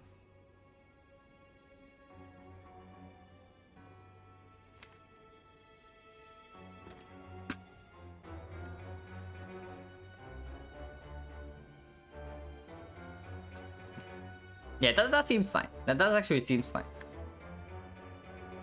I mean, if she attacks next turn, I don't know what we are doing, but hopefully not.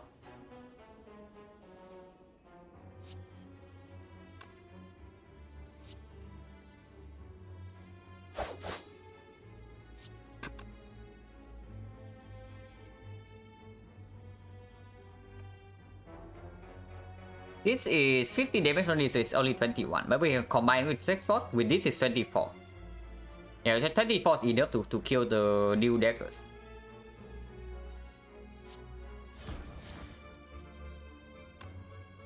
This way we float 2 energy though. No, we don't float energy. We don't float energy. We do it like this then. And I want 3 ships in my hand over the backstab, even though this is 1 more damage, because I might need to flex use flex spot next turn.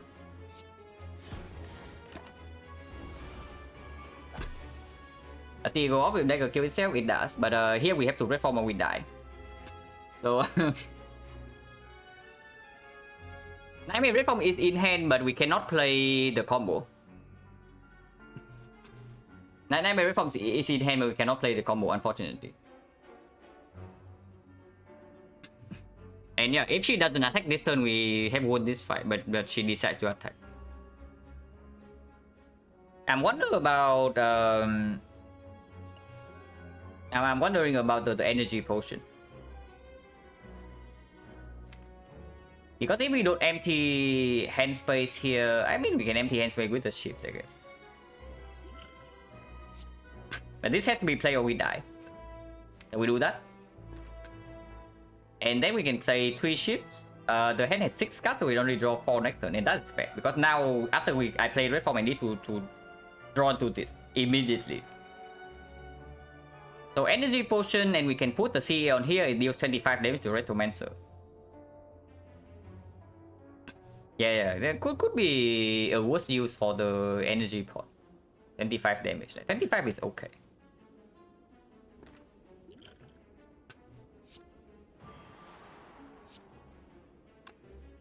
I mean, you can also prevent 2 damage and 2 wounds, but I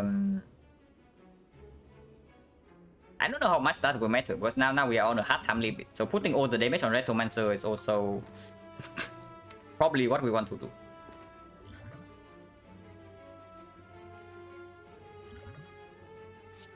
See here.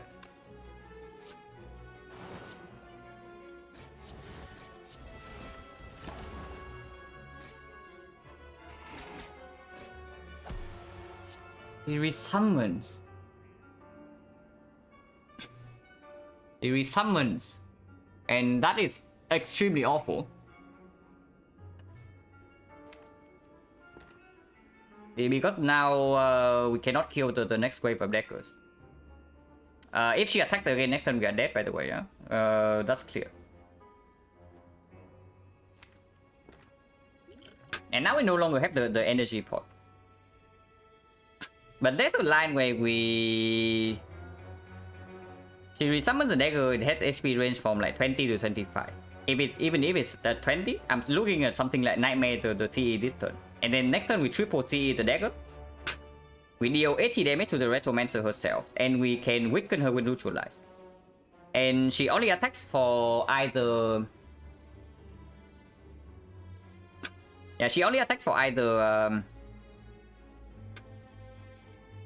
34 or 16 times 2. And in both cases, with the Neutralize, we barely live. And then we can rest here instead of upgrading Red Form. And then we need to recall. So no Red Form upgrade. That is also losing. So we need to pray that she doesn't... It's Nightmare Consulting. Yeah, absolutely. It's the line I'm looking at right now.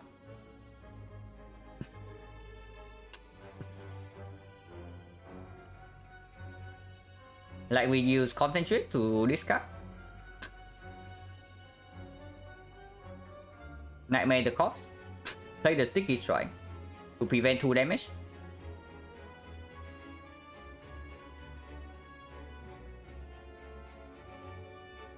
Can even put a second corpse down. Yeah, we can even put the second corpse down. And then put Sticky Strike on the Retromancer. So that deals 25 damage immediately this turn. And then next turn we have another 100. With a few more new cards. And the Flex Option. Okay, that probably works. That probably works. She might resummon. Yeah, but if she resummons, we have won the fight. I'm calculating the line where she attacks next turn and we can kill her. And I think we can do it. Like discard, play Concentrate, discard the Infinite Blade, the Dodge and Roll, and the main is like more damage.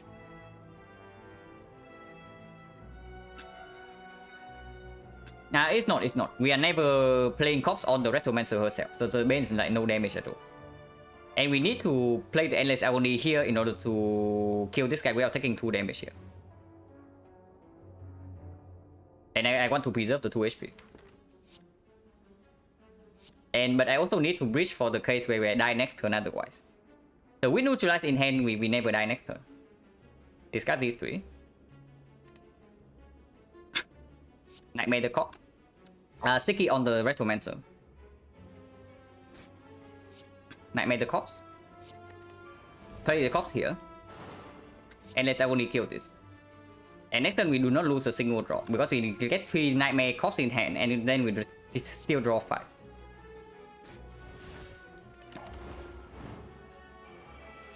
She attacks. But this might be lethal.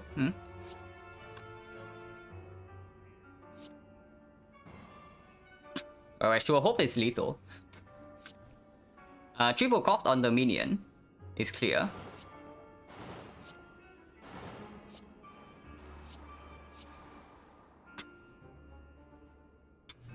It's 69 damage on the Retromancer, so she's currently at 68. 68, but we need to play 1 shift here to kill. So we have 37 plus 18, 55. 55 is not enough, so we need to flex spot. We need to flex spot. Wait. The first dagger dies, so we don't need to put a ship. So the ship can still go here. Yeah. Can take 9 if needed. But I mean, we have white piece. And I actually want to upgrade red form here, and we are taking more chip damage afterwards. So I don't know how about taking 9.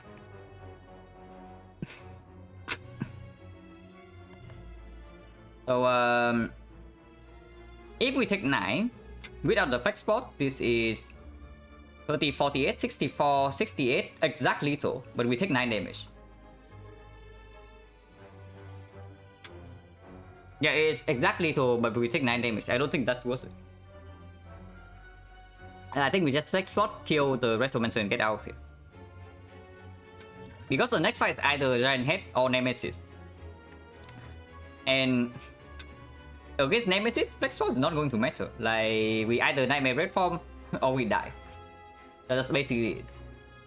I mean, not really, right? Sometimes we can also slam red form and then flex spot to kill, but we also get 1 relic and 1 potion from this. Yeah, pot is guaranteed.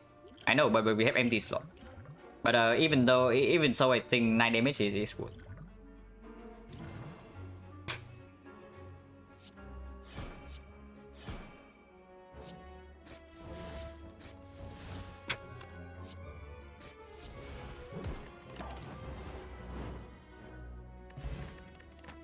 Paper Crane would be nice if I actually have weakness. And I can actually block. Okay, there's some block. It's straight up better than escape plan. Our whole deck is full attack, so this will never work. And we have no dexterity. The backflip is not exactly premium block or anything, but it's something. And with the concentrate, it's also decent sometimes. Decent sometimes.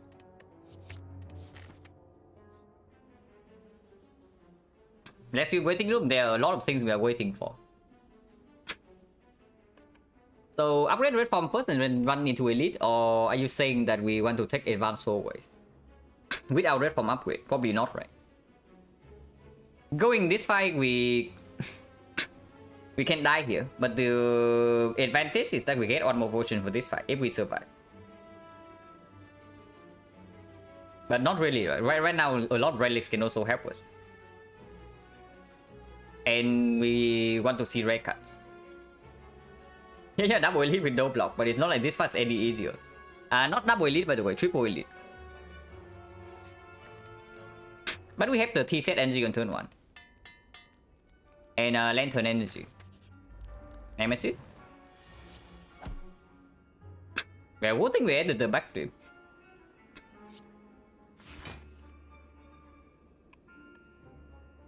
And we take 2 damage here. No, 4 damage. No flex potion, so can use this right away unless you say that we have cow gamble. But once again, we draw no predators in the opening hand. Like we have 3 of them.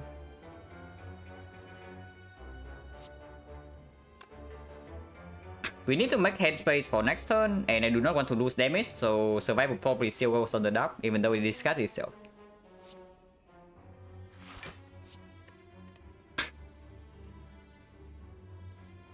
Next turn this guy is intangible though, and if we need to make hand space, we need to play all of these. I'll probably just play all the attacks right away.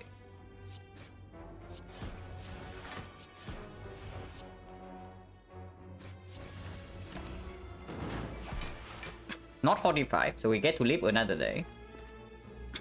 And we can play Predator right now.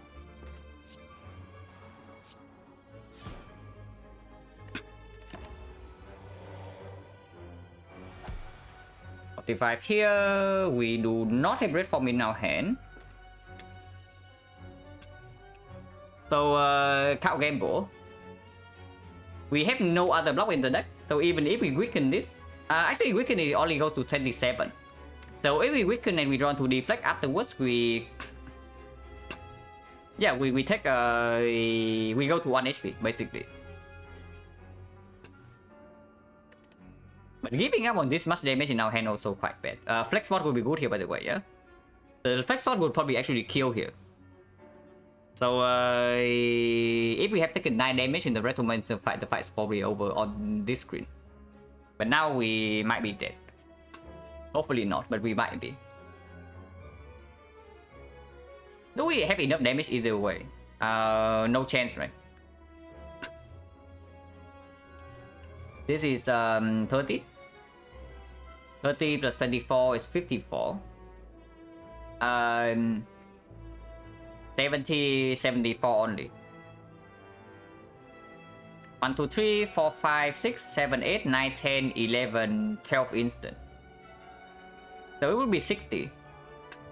60 plus 74 is 134 plus Corpse Explosion. We would kill with Fire Potion and the Flex Potion, otherwise we are on off. Neutralize does also open up the heal hook though, it's true, it does open up the heal hook.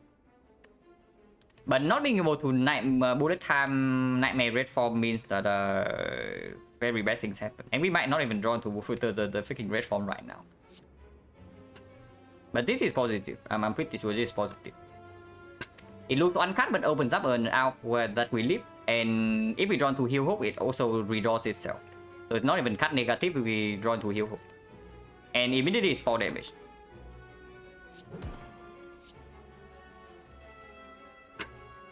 Nightmare Red Form is in hand, but we cannot play it once again.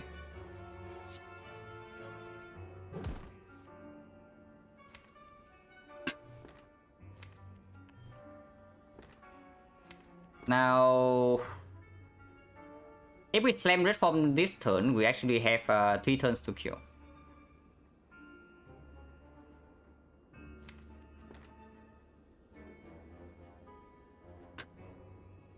We can aggro right now to put the power in play. But I think I want to save concentrate for next turn. Yeah, I think I want to save concentrate for next turn when I get the deploy the Nightmare. Never heard me use the verb to describe it for other slam, yeah.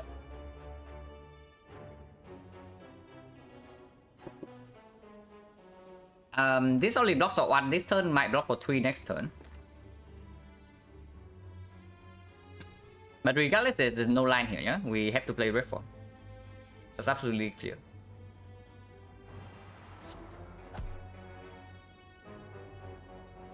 Taking 1 to potentially block 3 next turn and also shuffle this out of the deck is probably what I want to do. I just take 1 here.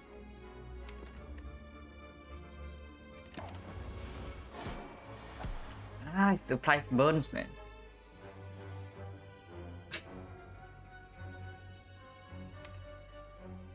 So Nightmare can go on something, but ideally I want to do it when bullet time is in hand. But regardless, we probably have to draw a little bit here with the aggro. This gets out of my hand though, and I guess we can play this. So this turn, maybe Predator? Probably discard these two, and maybe Infinite Blitz.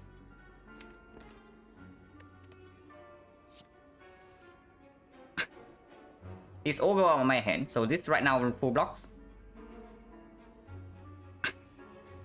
We can Nightmare Accuracy. Next turn we are still intangible. But next turn the last chance we have to deal damage because otherwise we die in 2. Unless this guy burns 2 turns from now.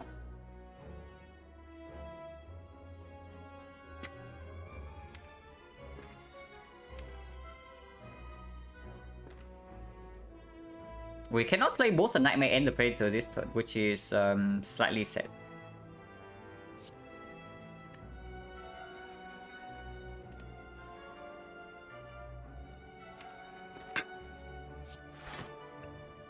Yeah, Nightmare Accuracy, play the Accuracy, and hope for the best. We do not lose the card draw this turn. Okay. We actually did get to deal damage here. Because we draw to bullet time and a blade dance.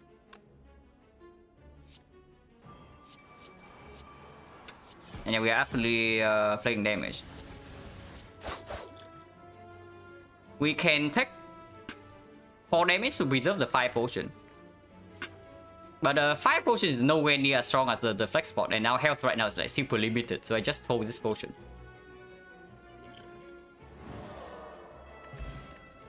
Wow. Amazing relic, guys.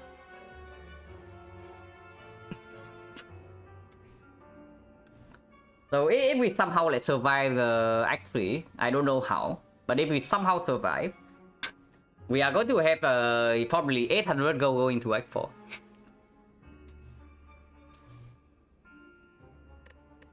And our maneuver right here has to be stronger than the dodge and roll, for sure.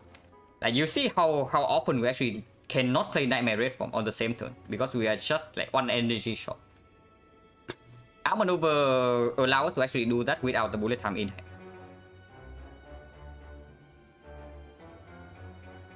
We are gonna be rich or we are gonna be dead. One way or the other. And to keep this relic. Most could actually be pretty sick into the elite fights and the whole wave fights. Now this fight hopefully give us some time.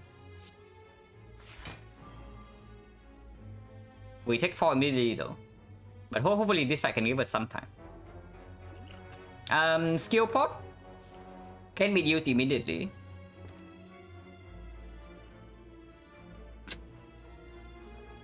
But we are only taking 4. And Moai Head, no, Moai Head cannot be here. It's freaking tiny chest. Wait, we actually could have taken marbles. Okay, well, we'll think it was an insane relic then. I completely forgot about this. Yeah, I could have taken the bag if I wanted, but I don't even want to. I don't even want to over a random relic. So the good thing, this was not something like freaking lizard tail or tough bandages or something like that. I mean, tough bandages is not even good. It's only good with exactly 1 card nowadays. But skill potion right now probably okay. I want information, and if it's something good, we can maybe Nightmare.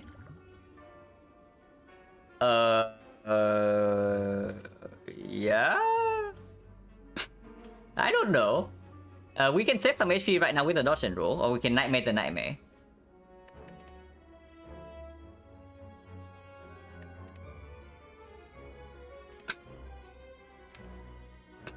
If we Nightmare the Nightmare, we are going to clock our hand next turn. And that's basically all we achieve. What about Doppelganger? Doppelganger is good, right? Yeah, Doppelganger is actually very good. I may keep the potion 0 cost? No. If you Nightmare this card, right, it's only for 0 cost this turn. So next turn it comes back to 3. Because the skill potion says that the cast will cost 0 this turn. It's not actually this turn, by the way. It only costs 0 until it goes out of your hand. So if you discard it and get it back later on that same turn, it's actually going to cost 3. But Nightmare is like complete nonsense here, so we probably pick dodge and roll. Doppelganger for 4 reasonable as well, but we also have the Predator in play. And we don't need energy next turn yet.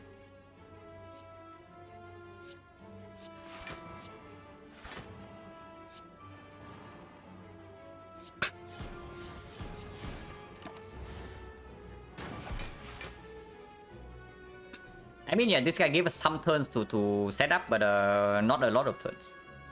I mean, it's more than any other elite, so cannot ask for too much. I want to play outmaneuver here.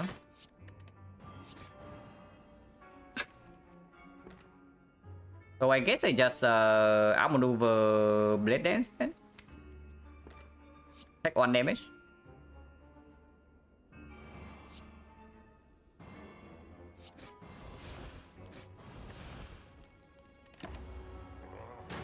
Okay, next turn he attacks for 40, and the Red Form still not in our hand yet, but we have 7 energy this turn.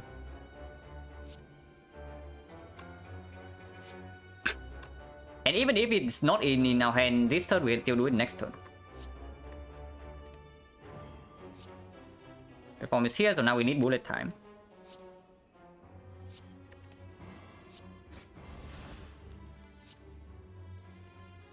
Bullet time's not here, but it can be drawn next turn.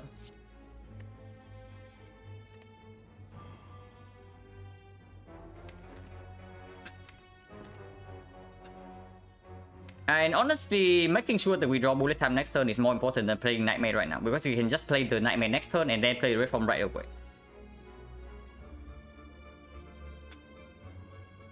How important is the permanent witch in this situation? Very important.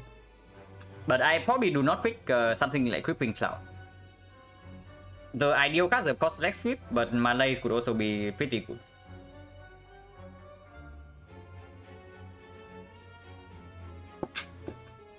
Because right, if you do not have a Witch in, if you cannot block normally, then the moment Nightmare Red Form fails, you die. Having weakness in your deck just bridge for the case where you do not get it online.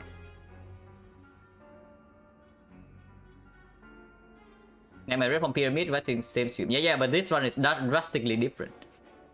Where we are like on our way to death right now. The Red Form was like what gave us a small chance to climb back into this run. Otherwise, we were like mega super dying. So in order to make sure that I draw into the bullet time next turn, I need to have 4 cards in hand only. And I have to play Predator. I can do that. We do not need weakness next turn, ever.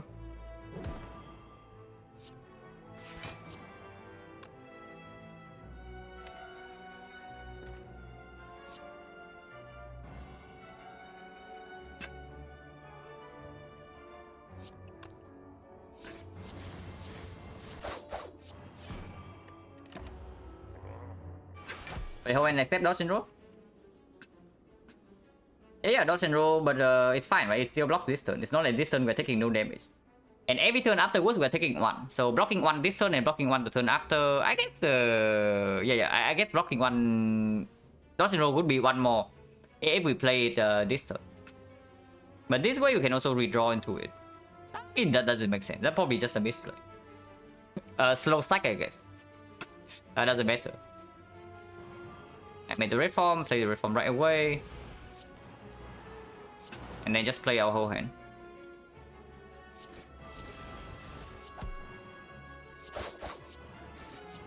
And it's not our damage is bad or anything.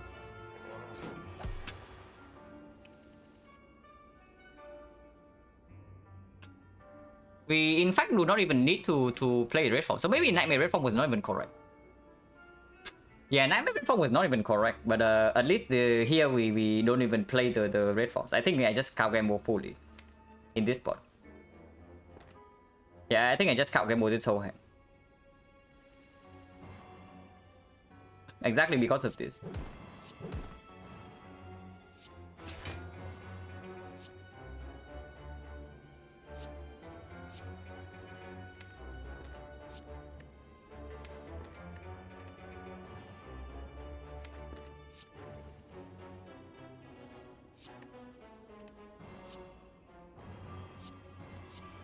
Yeah, we just kill this this turn. Man.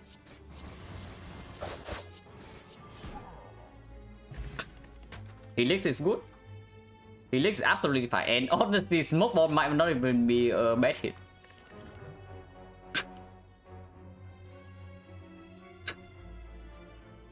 So Helix is very good in the sense that we have 0 block cards in our deck, so it will never only block for like 1 damage. It will actually block a full hit. These cards are definitely not pickable. And yeah, block cards would be nice, but we get upgraded attack. Tiny chest. Wow. Yeah, interesting.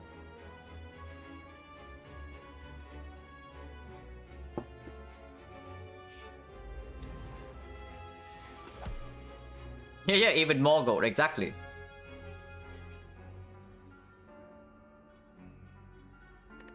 Question Master Chop, 12%. But honestly, I think I go to question mark. I think I go to the question mark because like, it can be a shop, right? If it's not a shop, it can be the rare relic event, which can give me either Lizard Tail or the Wing Boots. Or the Tungsten Rod, and then I just like, if I see Wing Boots, I just jump here. Oh my god, 66 gold.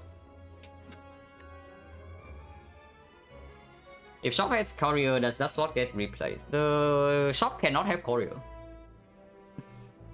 As far as I know. Yeah, water tip. The crane, the Morbang, the fossil, and then the fish.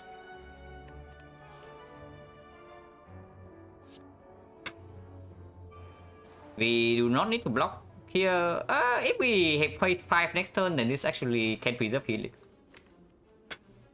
But 4 is not enough to block, right? We need 5 to block the small hit. Yeah, we need 5 to block small hit, so even if we don't play this turn, we can still play the next turn to preserve instead. Because yeah, even when we have failed, right, this block for 3 and the other block also block for 3. So that's full block next turn. If we draw to neutralize, it's the same story. 5 deck weakens to 3 and 3 is full block.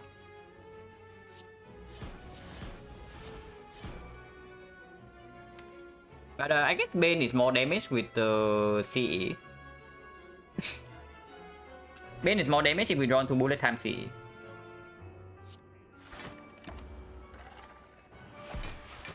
Okay, we are helixing this hit again. There's no way we can block this hit normally. So if we do not have the helix, this is where we smoke bomb. Because otherwise we die this turn. But we have the helix, so we can try for a little bit longer.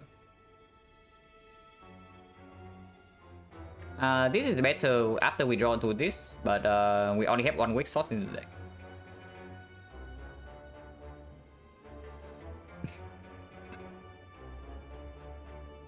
We have accuracy in the deck as well, so this would be better later. Backflip, I don't even know if I want to draw right now. Maybe I do. But I guess it's actually just cost CE pain then. We lose 1 card for next turn, but we keep the value card in hand.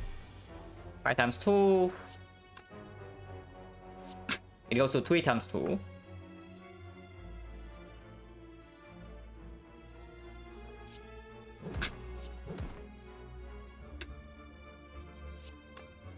And play the bullet time right now, but I think I want to see the card first. I mean, bullet time right now is fine. We have outmaneuver, so we take 3 damage. We take 3 damage, but next turn we probably get Nightmare Reform in play. And I think I want to play 3 damage to see 1 potion and a card choice. It was doing okay. Yeah, I mean, we have 1 weakness card. So half of the time it's still a dead card, so it's not so good. It's slightly better than this card, I guess. Yeah, I guess I can pay 3 HP here.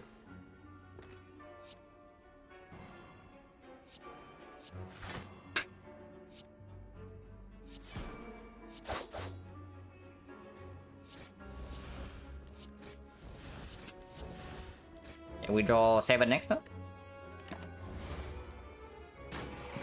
Forgetting Dark? No, we have Ginger. We have Ginger, so yeah, you are talking about like Dark for weakness.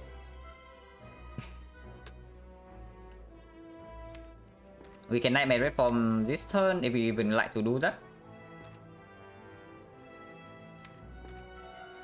Honestly, with Ginger, we'll probably just kill into it. So Nightmaring something else might be better. But we have no card draw in our hand and we have 5 energy this turn. So it's also weird.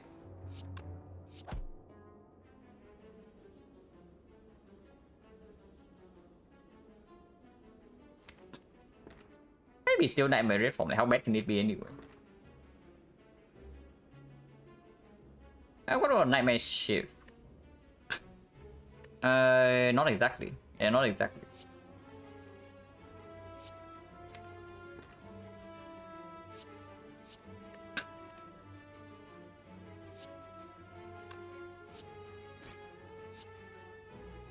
This way we can also play the Reform immediately.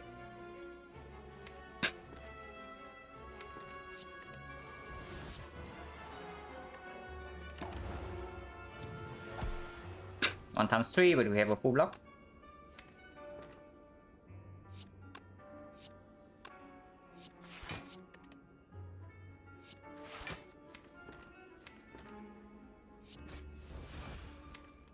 I probably want to gamble everything here actually. Like Predator into gamble.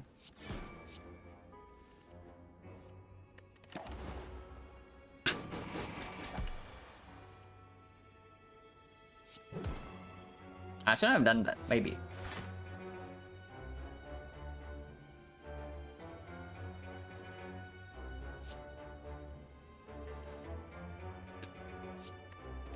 We are getting like a mega clock right here. This can still block for a little bit next. No. We need to play Red Form next turn. So whatever multi-hit is coming, we actually cannot block.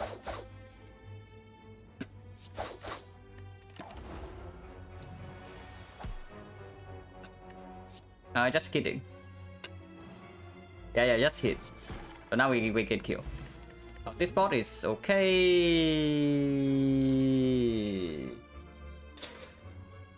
How do I make this choice, guys? Our deck has like 0 block and no damage, but yeah, the same. Our deck has 0 block and no damage.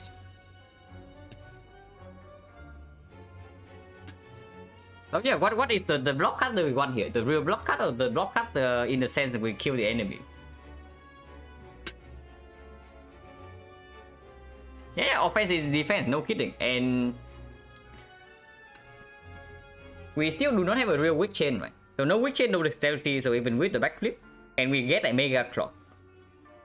The terror definitely mitigates the clocking problem a little bit. Echo, no, it's never Echo in this spot. It's one of the upgraded cards.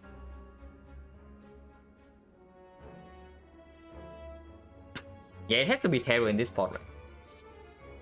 And we go to question mark and stand by it. More ahead can, and I can also take. Wow.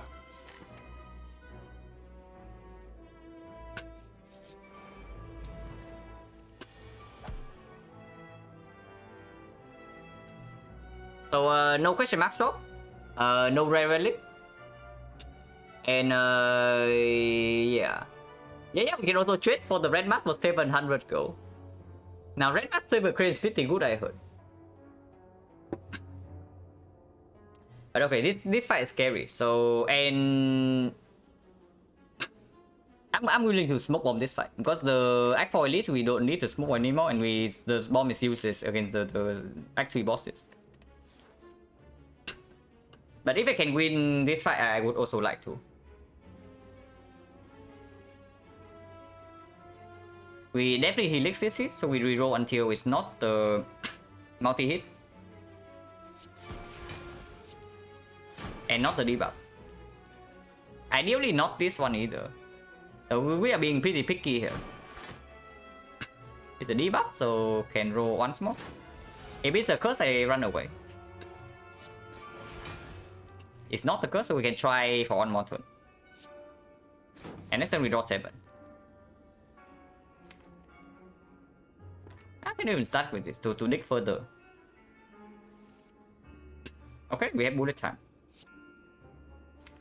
Then we cannot play backflip next turn. We can block for 5 with this. And it's blocking for 5, okay.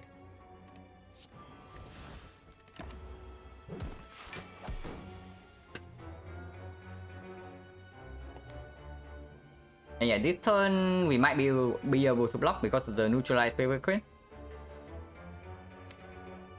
We can also just, yeah, slam that form.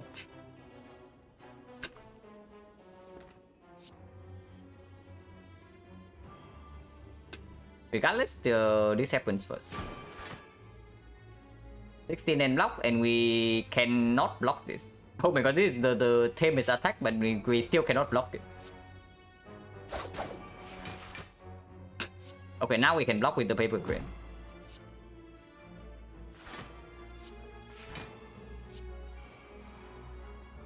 And yeah, we are drawing another +2 next turn. No more, no more bullet time though. But we can play red form this turn and take no damage.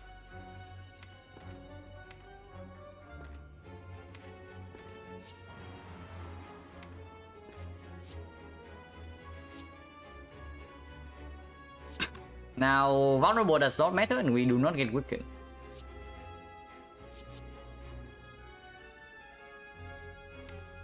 I don't mind redrawing into Agony, I think.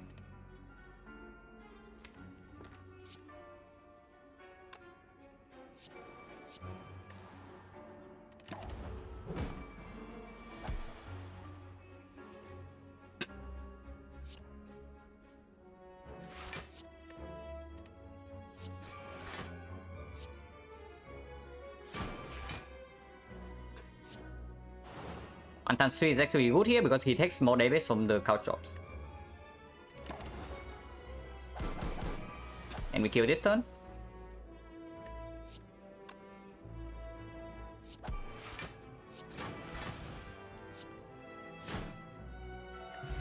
Emery's is very good. And how are we killing Time Eater, by the way? I guess we pop the Cultist Spawn and Time Eater fight. Yeah, Time Eater is a fight where we cannot rely on one big bullet time turn to instantly win the fight. So I guess we pop the Cultist Spawn in the Time Eater fight and then we can use Liquid Memories in the second fight if we get to Time Eater alive. We cannot just die turn 2 against Time Eater, even from 44 HP, because we cannot block at all. So this card says block and it also says ships. We have accuracy and no block, so what about Clone Dagger minus? Probably not good enough, right? I think I just pick a second arm maneuver in this spot. Yeah, I think I just pick a second arm maneuver. Need to recall or we lose the run.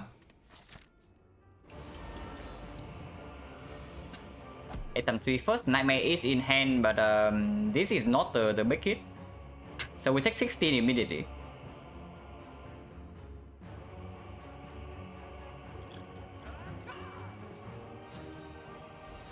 And we float a lot of energy.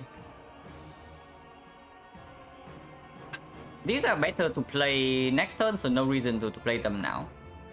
Unless you say that we want to spend energy a little bit. Because otherwise next turn we also get a hand clock. Next turn we also get hand clock. So yeah, we take 16 immediately, and next turn if it's a big hit and we cannot block, we die. I guess this can be played.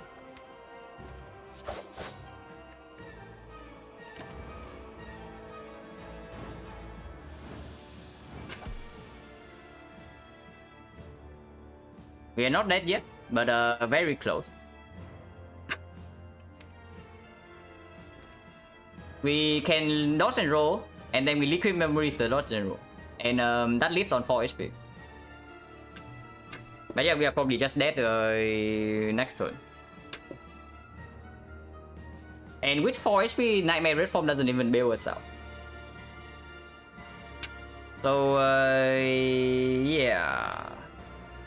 And also draw into like any block card would be nice.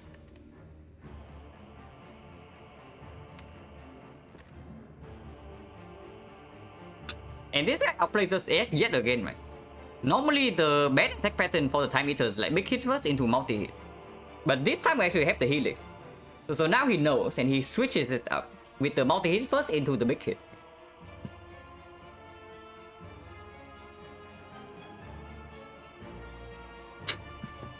Nightmare zero cost dodge and roll doesn't work. The Nightmare copies will still be will still cost 1. Because the liquid memories also say it costs 0 this turn. But yeah, there's no line here. And Nightmare have to go on the red form, otherwise we die. I mean, it doesn't have to go on the red form. With the Cultist Potion, with the Terror, there are some cases where we can kill this guy from slightly above half HP. But even then, it is never Nightmare on the block card. It's always Nightmare on the damage card.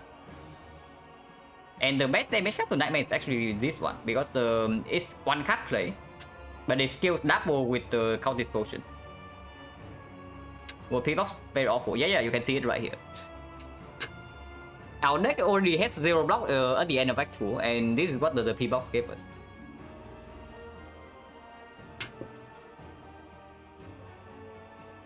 So, I mean, it's just P-Box after Act 2, what can you do, right? Sometimes you hit, sometimes you break. And honestly, the P-Box would not even be that bad if we can actually pass for the shot. But the Force Party actually also does not allow us to visit a single shot. So here we are with like almost 800 gold and freaking dying. Because, yeah.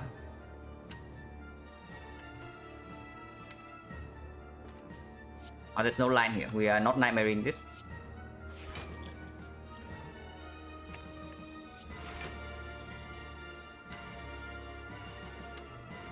How did I get 3 Predators? I picked it to survive at the Automaton in Act 2. Our deck in Act 2 was basically triple Predator cycle back into bullet time, and then we bullet time to kill the boss before he kills us. The deck cannot block whatsoever. And that was basically our plan.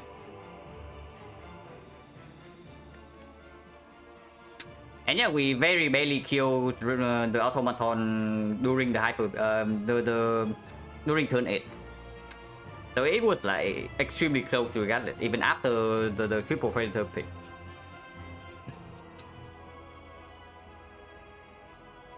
Okay, next question, like how many cards are we playing here after this? Next turn we only draw 4, so right now we are still drawing like the entire thing, but we are floating 4 energy.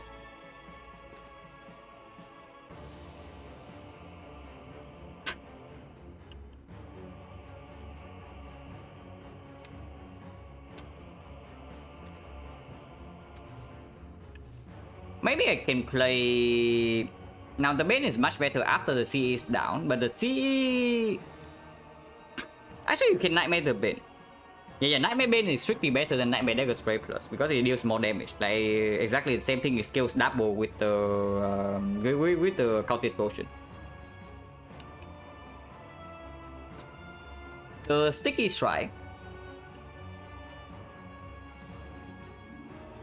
can play if we draw into aggro next turn. And yeah, and this can play if we draw into the neutralize. So I guess we actually can end turn now. Like sure, we fought for energy, but this can be played for free, this can be played for free later. I guess if this can be played for free later, then I might as well just play it now. Because now it doesn't even cost energy. The only reason not to play this turn is that we say that we draw into card gamble next turn and we gamble. But I don't think so, right? The others I can leave in my hand. The buff, red form is not in our hand yet, so this seems a die next turn moment. Just saying. This seems very much like a die next turn moment.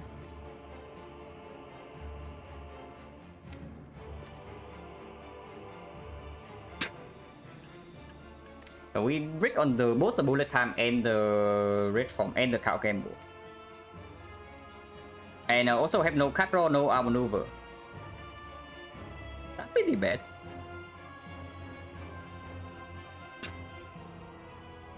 We cannot play 6 cards this turn. So I guess that's a reason to play cards last turn, so that we can actually prop now. We can play 5 cards. That's exactly bad.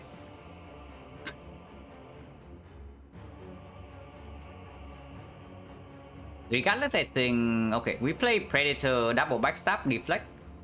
And our hand has 5, and we draw 5. We have 2 cards next turn. Can play 6? Oh yeah, I can play 6. But if I play 6, I don't play Predator. So I only draw 4 next turn. But drawing 4 might open up some potential, maybe Echo into Concentrate. If I can play a lot of cards next turn, that is. So I guess I maybe should have played cards last turn then. That doesn't change anything. No. Yeah, it does change something. It does change something for sure. So probably should have played the Heel Hook last turn. I think the main holding in hand is correct, but Heel Hook probably should have played that last turn because of something like this. So now we face the consequence. 1 card next turn means that if don't draw exactly into red form, we die. With 6 card play next turn, we do not have Predator, but we can draw into the Cow Gamble. We can draw into the Acro. And that's it. But Acro also needs to chain with the Concentrate, because we also don't have energy next turn. What if we just play... No, that also doesn't work. Actually, we play 4 cards, and we leave 2 cards next turn, so we can Cow Gamble into red form if we draw into that. Or we can play red form alone.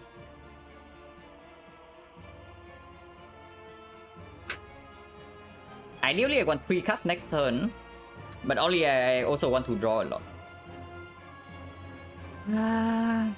This draw is also very bad. Like, this fight is already bad enough, and then we also draw badly. So it might not work out.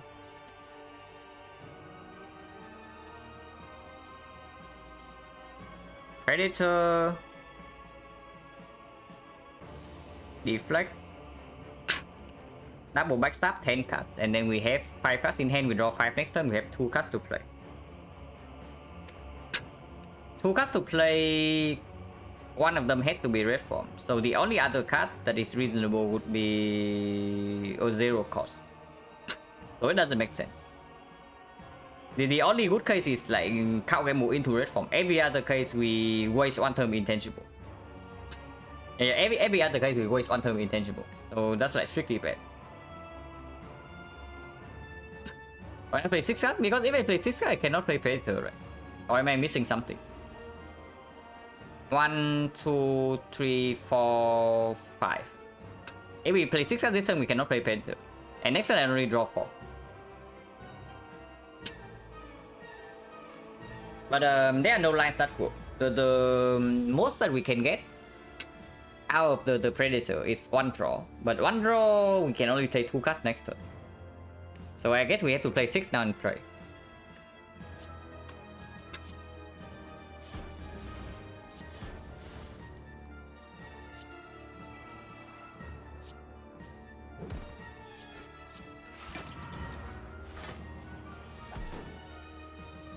So red form, so we are dead. Yeah, we are dead. Nothing to do here. But I mean, expected, right? The deck that has no block, we cannot get away with this like forever. And yeah, we die with 7 and let's go. Okay. So the wheel in Act 2, yeah, is mocking us yet again.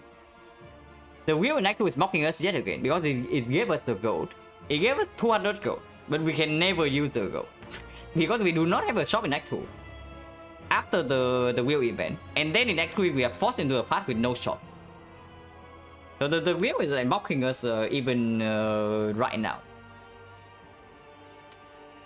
But I want to see if this fight is like any way winnable if I play turn turn where I float for energy correctly. But of course, pattern is nasty, and we also draw fairly badly, even with 2 potions. So we update title first. And 6-7. So yeah, below 80%. Need to win 2 more. But this seed is pretty nasty, I have to say.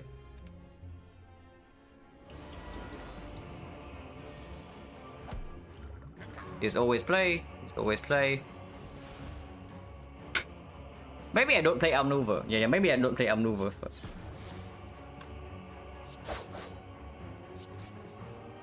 I probably should save the backstab. That's missing some damage, but doesn't matter too much.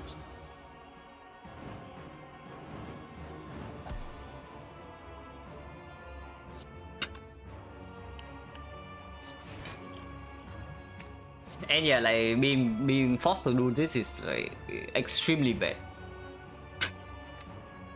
But I guess that's what happens when we don't top deck Predator and we don't draw into like the card draw.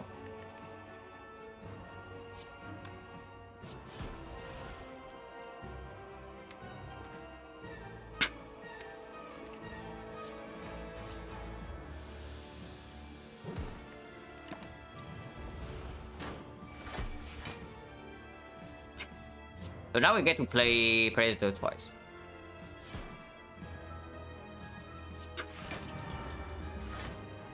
I do not want shift to take a space in my hand, and we still do not draw into red form, so we're still dead this turn.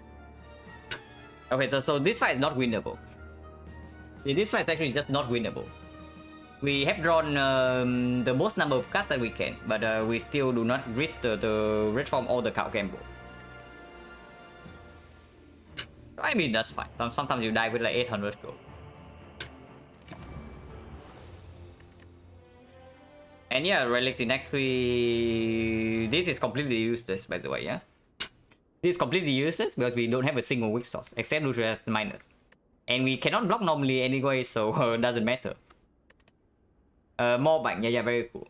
Ceramic sheet is also very cool. And then there's the Helix, which is good, but it did not help us in this fight. Yeah, that's good to know that playing quote-unquote correctly would also not get anywhere.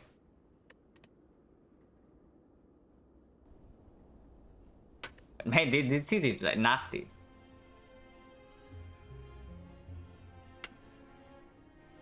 Yeah, the wheel is like mocking us right here, guys. Like, for once we get a positive outcome, but it's actually not positive. It's actually neutral.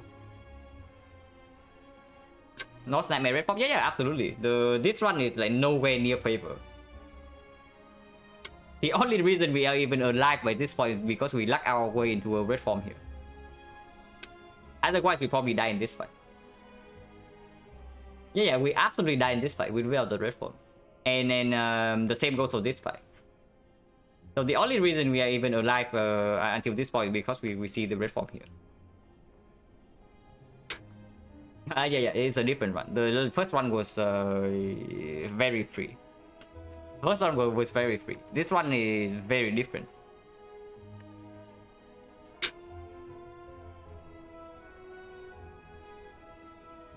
If I don't take V-Bucks, this thing is one winnable. I mean, Black Star is unpickable, right? So we have to settle with the... No, it's not Black Star, it was Kursky.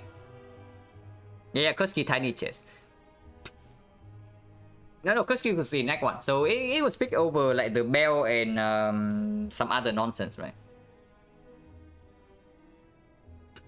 And the Bell would also not get there because like in our deck there's no defense. And we don't see any scaling defense whatsoever in this entire thing. If we are a better player, maybe we can. Because in this event there was a Manlace. But we did not get the thing that weakens our enemies. We get the thing that weakens us instead. So not skill enough for this event.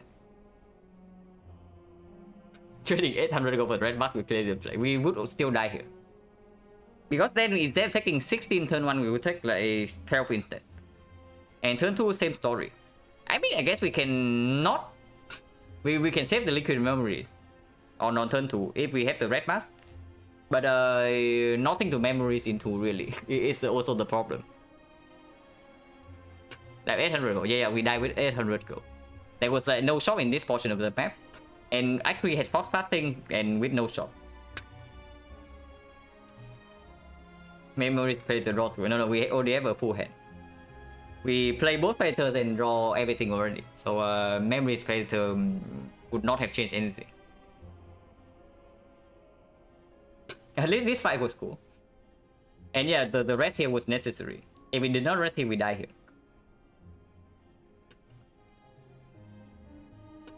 Something that could have been different though is that potentially instead of avoiding the very last elite, in Act 2, we can hope for a 50-50 that we run into slavers instead of the book, and we draw well enough to wipe the slavers off the map. And again here we can also go for the elite instead of the question mark.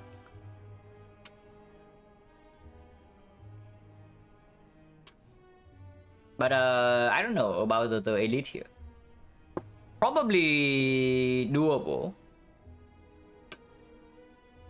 Probably doable, but yeah, I do not know like what the relic will be. And this gives me a chance for rare relics that can be wing boost to jump to the 800 gold shop. And it can be the a shop as well, like 12%.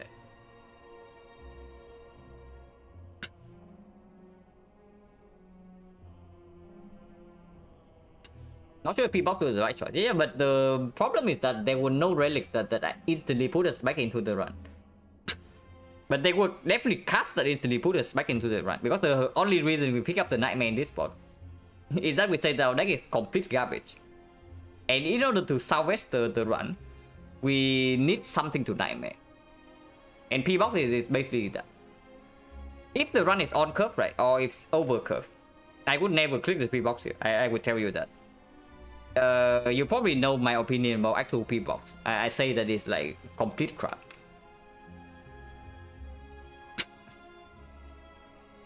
I mean, of course, this P-Box was a brick, but if it gives us a red form right here, right? Suddenly we have like 2 red form with a Nightmare and run is like mega chilling. Or it can give us like 1 leg sweep. Some decent block cards. And suddenly the run is back on track. The main thing is that I do not think the bell will ever bail us out. It's the same logic as the discovery pick, right? When do I pick discovery? When do I pick discovery? When I see that the current deck is not winning the run. The same goes for like Act 4 distraction, things like that. When you are desperate, you lean towards the thing that has the highest percentage of bailing you out. And I do not think any combination of 3 relics would bail me out, but maybe that's wrong.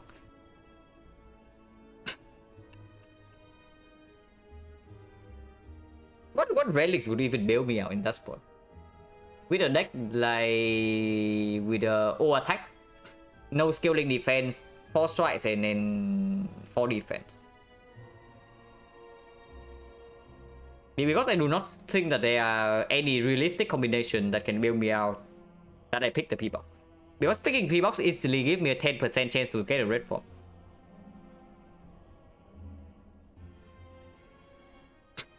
Dead Branch? No, we have picking Pyramid, so Dead Branch is not on the table. This is not a run where Dead Branch can save us, because we have Pyramid. Otherwise, normally we can also depend on like the tap bandages, maybe the lizard tail if we are actually strong, but we were not actually strong. Because that's the main problem with this deck, right? You see, our deck only has attacks, but what happens? We lost 47 HP in this fight because we split the slime on 65. Yeah, our deck only has attacks. And what happens? We take 8 turns to kill the automaton. So basically the deck is just complete garbage by this point. And relics alone we cannot be able to. But yeah, without the red form here, we just died this way. So the red form rock here prolonged our suffering and gave us like some hope because we also have pentagram. So if the nightmare red form lines up in this fight, we can win, and then we heal back up to like something like 30. And second fight, if it's Donor Decker, we have 2 the Cox Explosion and Nightmare red form, and yeah, we can win that fight and end the act with like, I don't know, 15 HP or something. And then we go into Act 4 shop with 800 gold. But of course it did not happen. The time meter is merciless. If you bring a deck that does not have a fat load block into time meter, you are going to have a bad time. Because the one of the nastiest thing about this fight is that the fat load damage is extremely heavy. And it is not only damage, it also comes with some nasty debuffs. Like Dono Deca, you compare Dono Deca to Time Eater. Dono Deca deals to you 24 turn 1, and then 30 turn 2, 30 turn 3, and then 36, and then 36. Time Eater can start off with turn 2 damage on turn 1, while also making you draw 2 less cards, and then shuffle with 2 slabs in your deck. Or he comes with a debuff that gives you vulnerable and frail. And of course the clock, but the clock is honestly the clock is the least concerning thing about Time Eater. Like newer players, when they complain about like Silent versus Time Eater, they just say like 12 card limit. But honestly 12 card limit is like whatever. I'm always upset by the draw debuff. That's the main thing, because Silent doesn't have a way to mitigate that. And yeah, also the Malays here. Instead of the potential Malays, we got the curse. And no, I did not take a risk to see the Malays. The first 2 clicks were the doubt. Card 1 and card 2 were the doubts. And then card 3 with the Malays, and we did not find the Malays afterward. So yeah. And the map layout is just like... it's just really bad. That's basically the main story.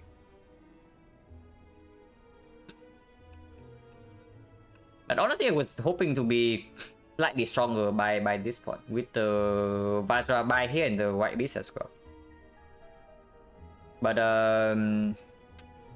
we were very bad in the fight where we are attacked like constantly, like this fight.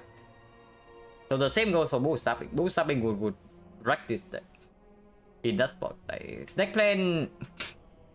And this is with potion use, you know? We use the strongest potion and we still take 50 damage. So the bull stabbing would destroy us, and we are on like 20 HP here. So I mean, I don't know. Maybe this is where the run died. I will also tell you that the tiny chest probably ruined the chance that we can come back into the run, because it killed the potential operations here.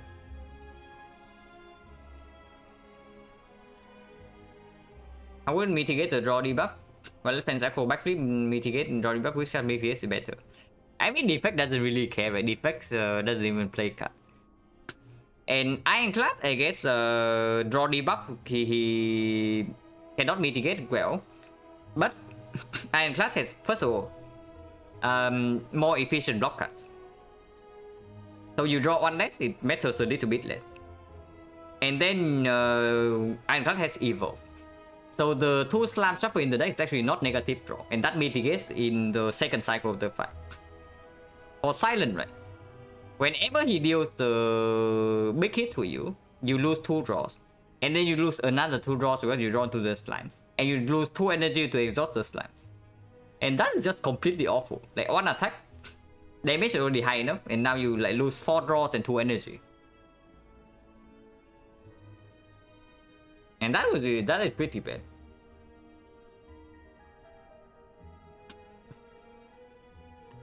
Not taking tiny chest is viable strategy. I mean, if it's somewhere here, if you take the blue key instead of it, then it's fine.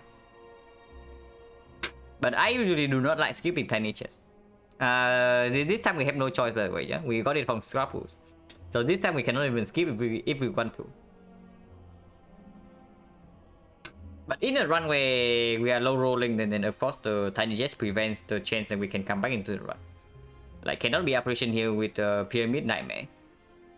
And cannot be rare the event. Because the tiny chest pops again, right here.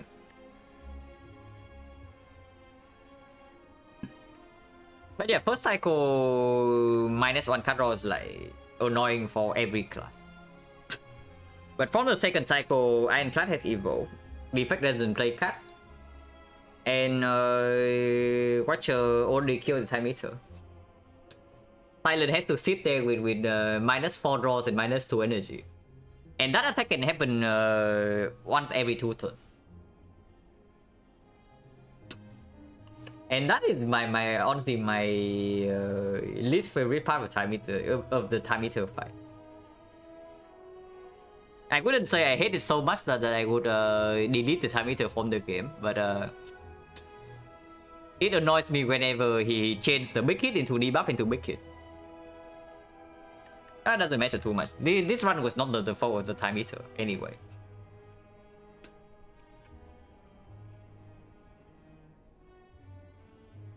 And yeah, like something else is the potential after image over the bullet time. But if we pick the after image, we would actually die in the middle of Act 2. And even in Act 3, the bullet time mega bails out. So I don't think after image can ever be the correct pick here. Even early in Act 2, you already see like how well it plays. The bullet time with the pyramid.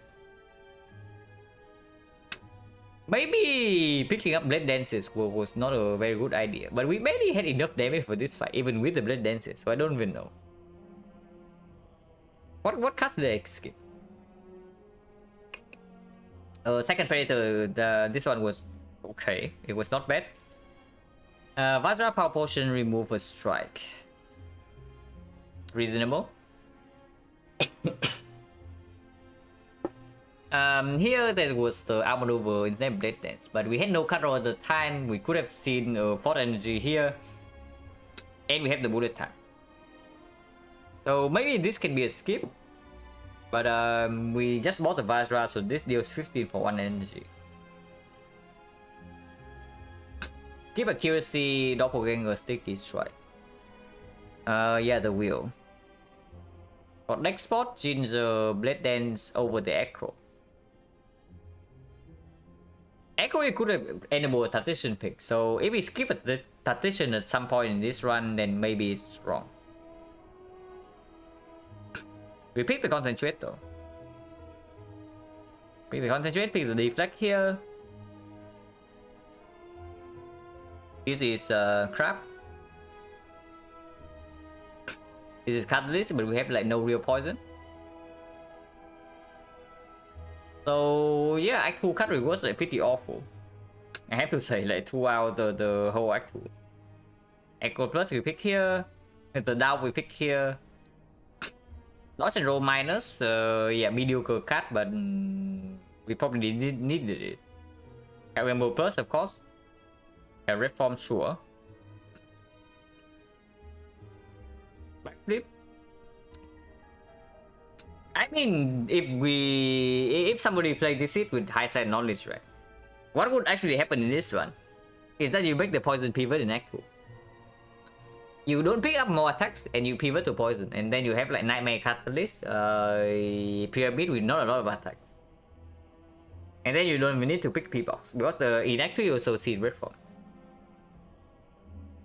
But of course that's complete nonsense. That we would ever pivot to poison in this spot with a deck full attack and the Vajra.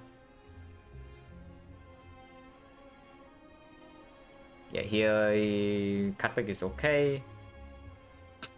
Error plus over backflip, debatable, but reasonable enough.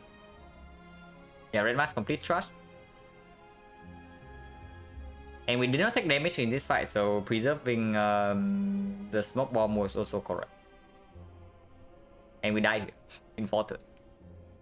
So if there's any problem with this run, there was only potentially taking a late edit rank 2. Not clicking this crop and maybe some different cut picks in next one, but it was also slime boss and we barely survived, even with all the damage cuts added. So I don't even know. This deck is just a deck that is all front load and no back load, and that's also my main problem with picking colorless card from Neo. Like picking uncommon colorless, you get an early game power boost, but after you leave back one, there's nothing. Something like common relic push you further in the relic pool even if it tricks. Rare colorless card scales throughout the run. Rare relic, the same story.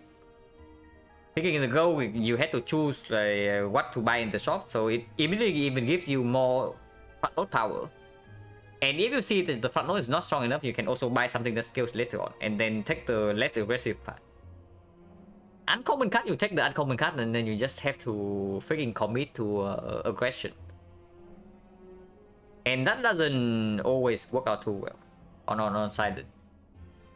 Because you just randomly lose HP to random nonsense, because you draw 5 strikes on turn 1. But it's fine.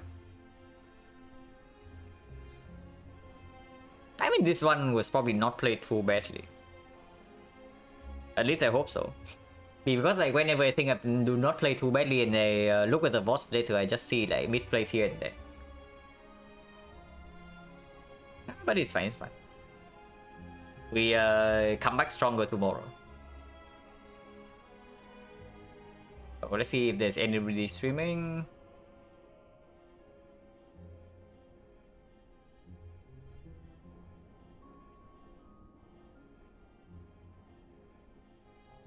Yeah, I'll send you guys to money.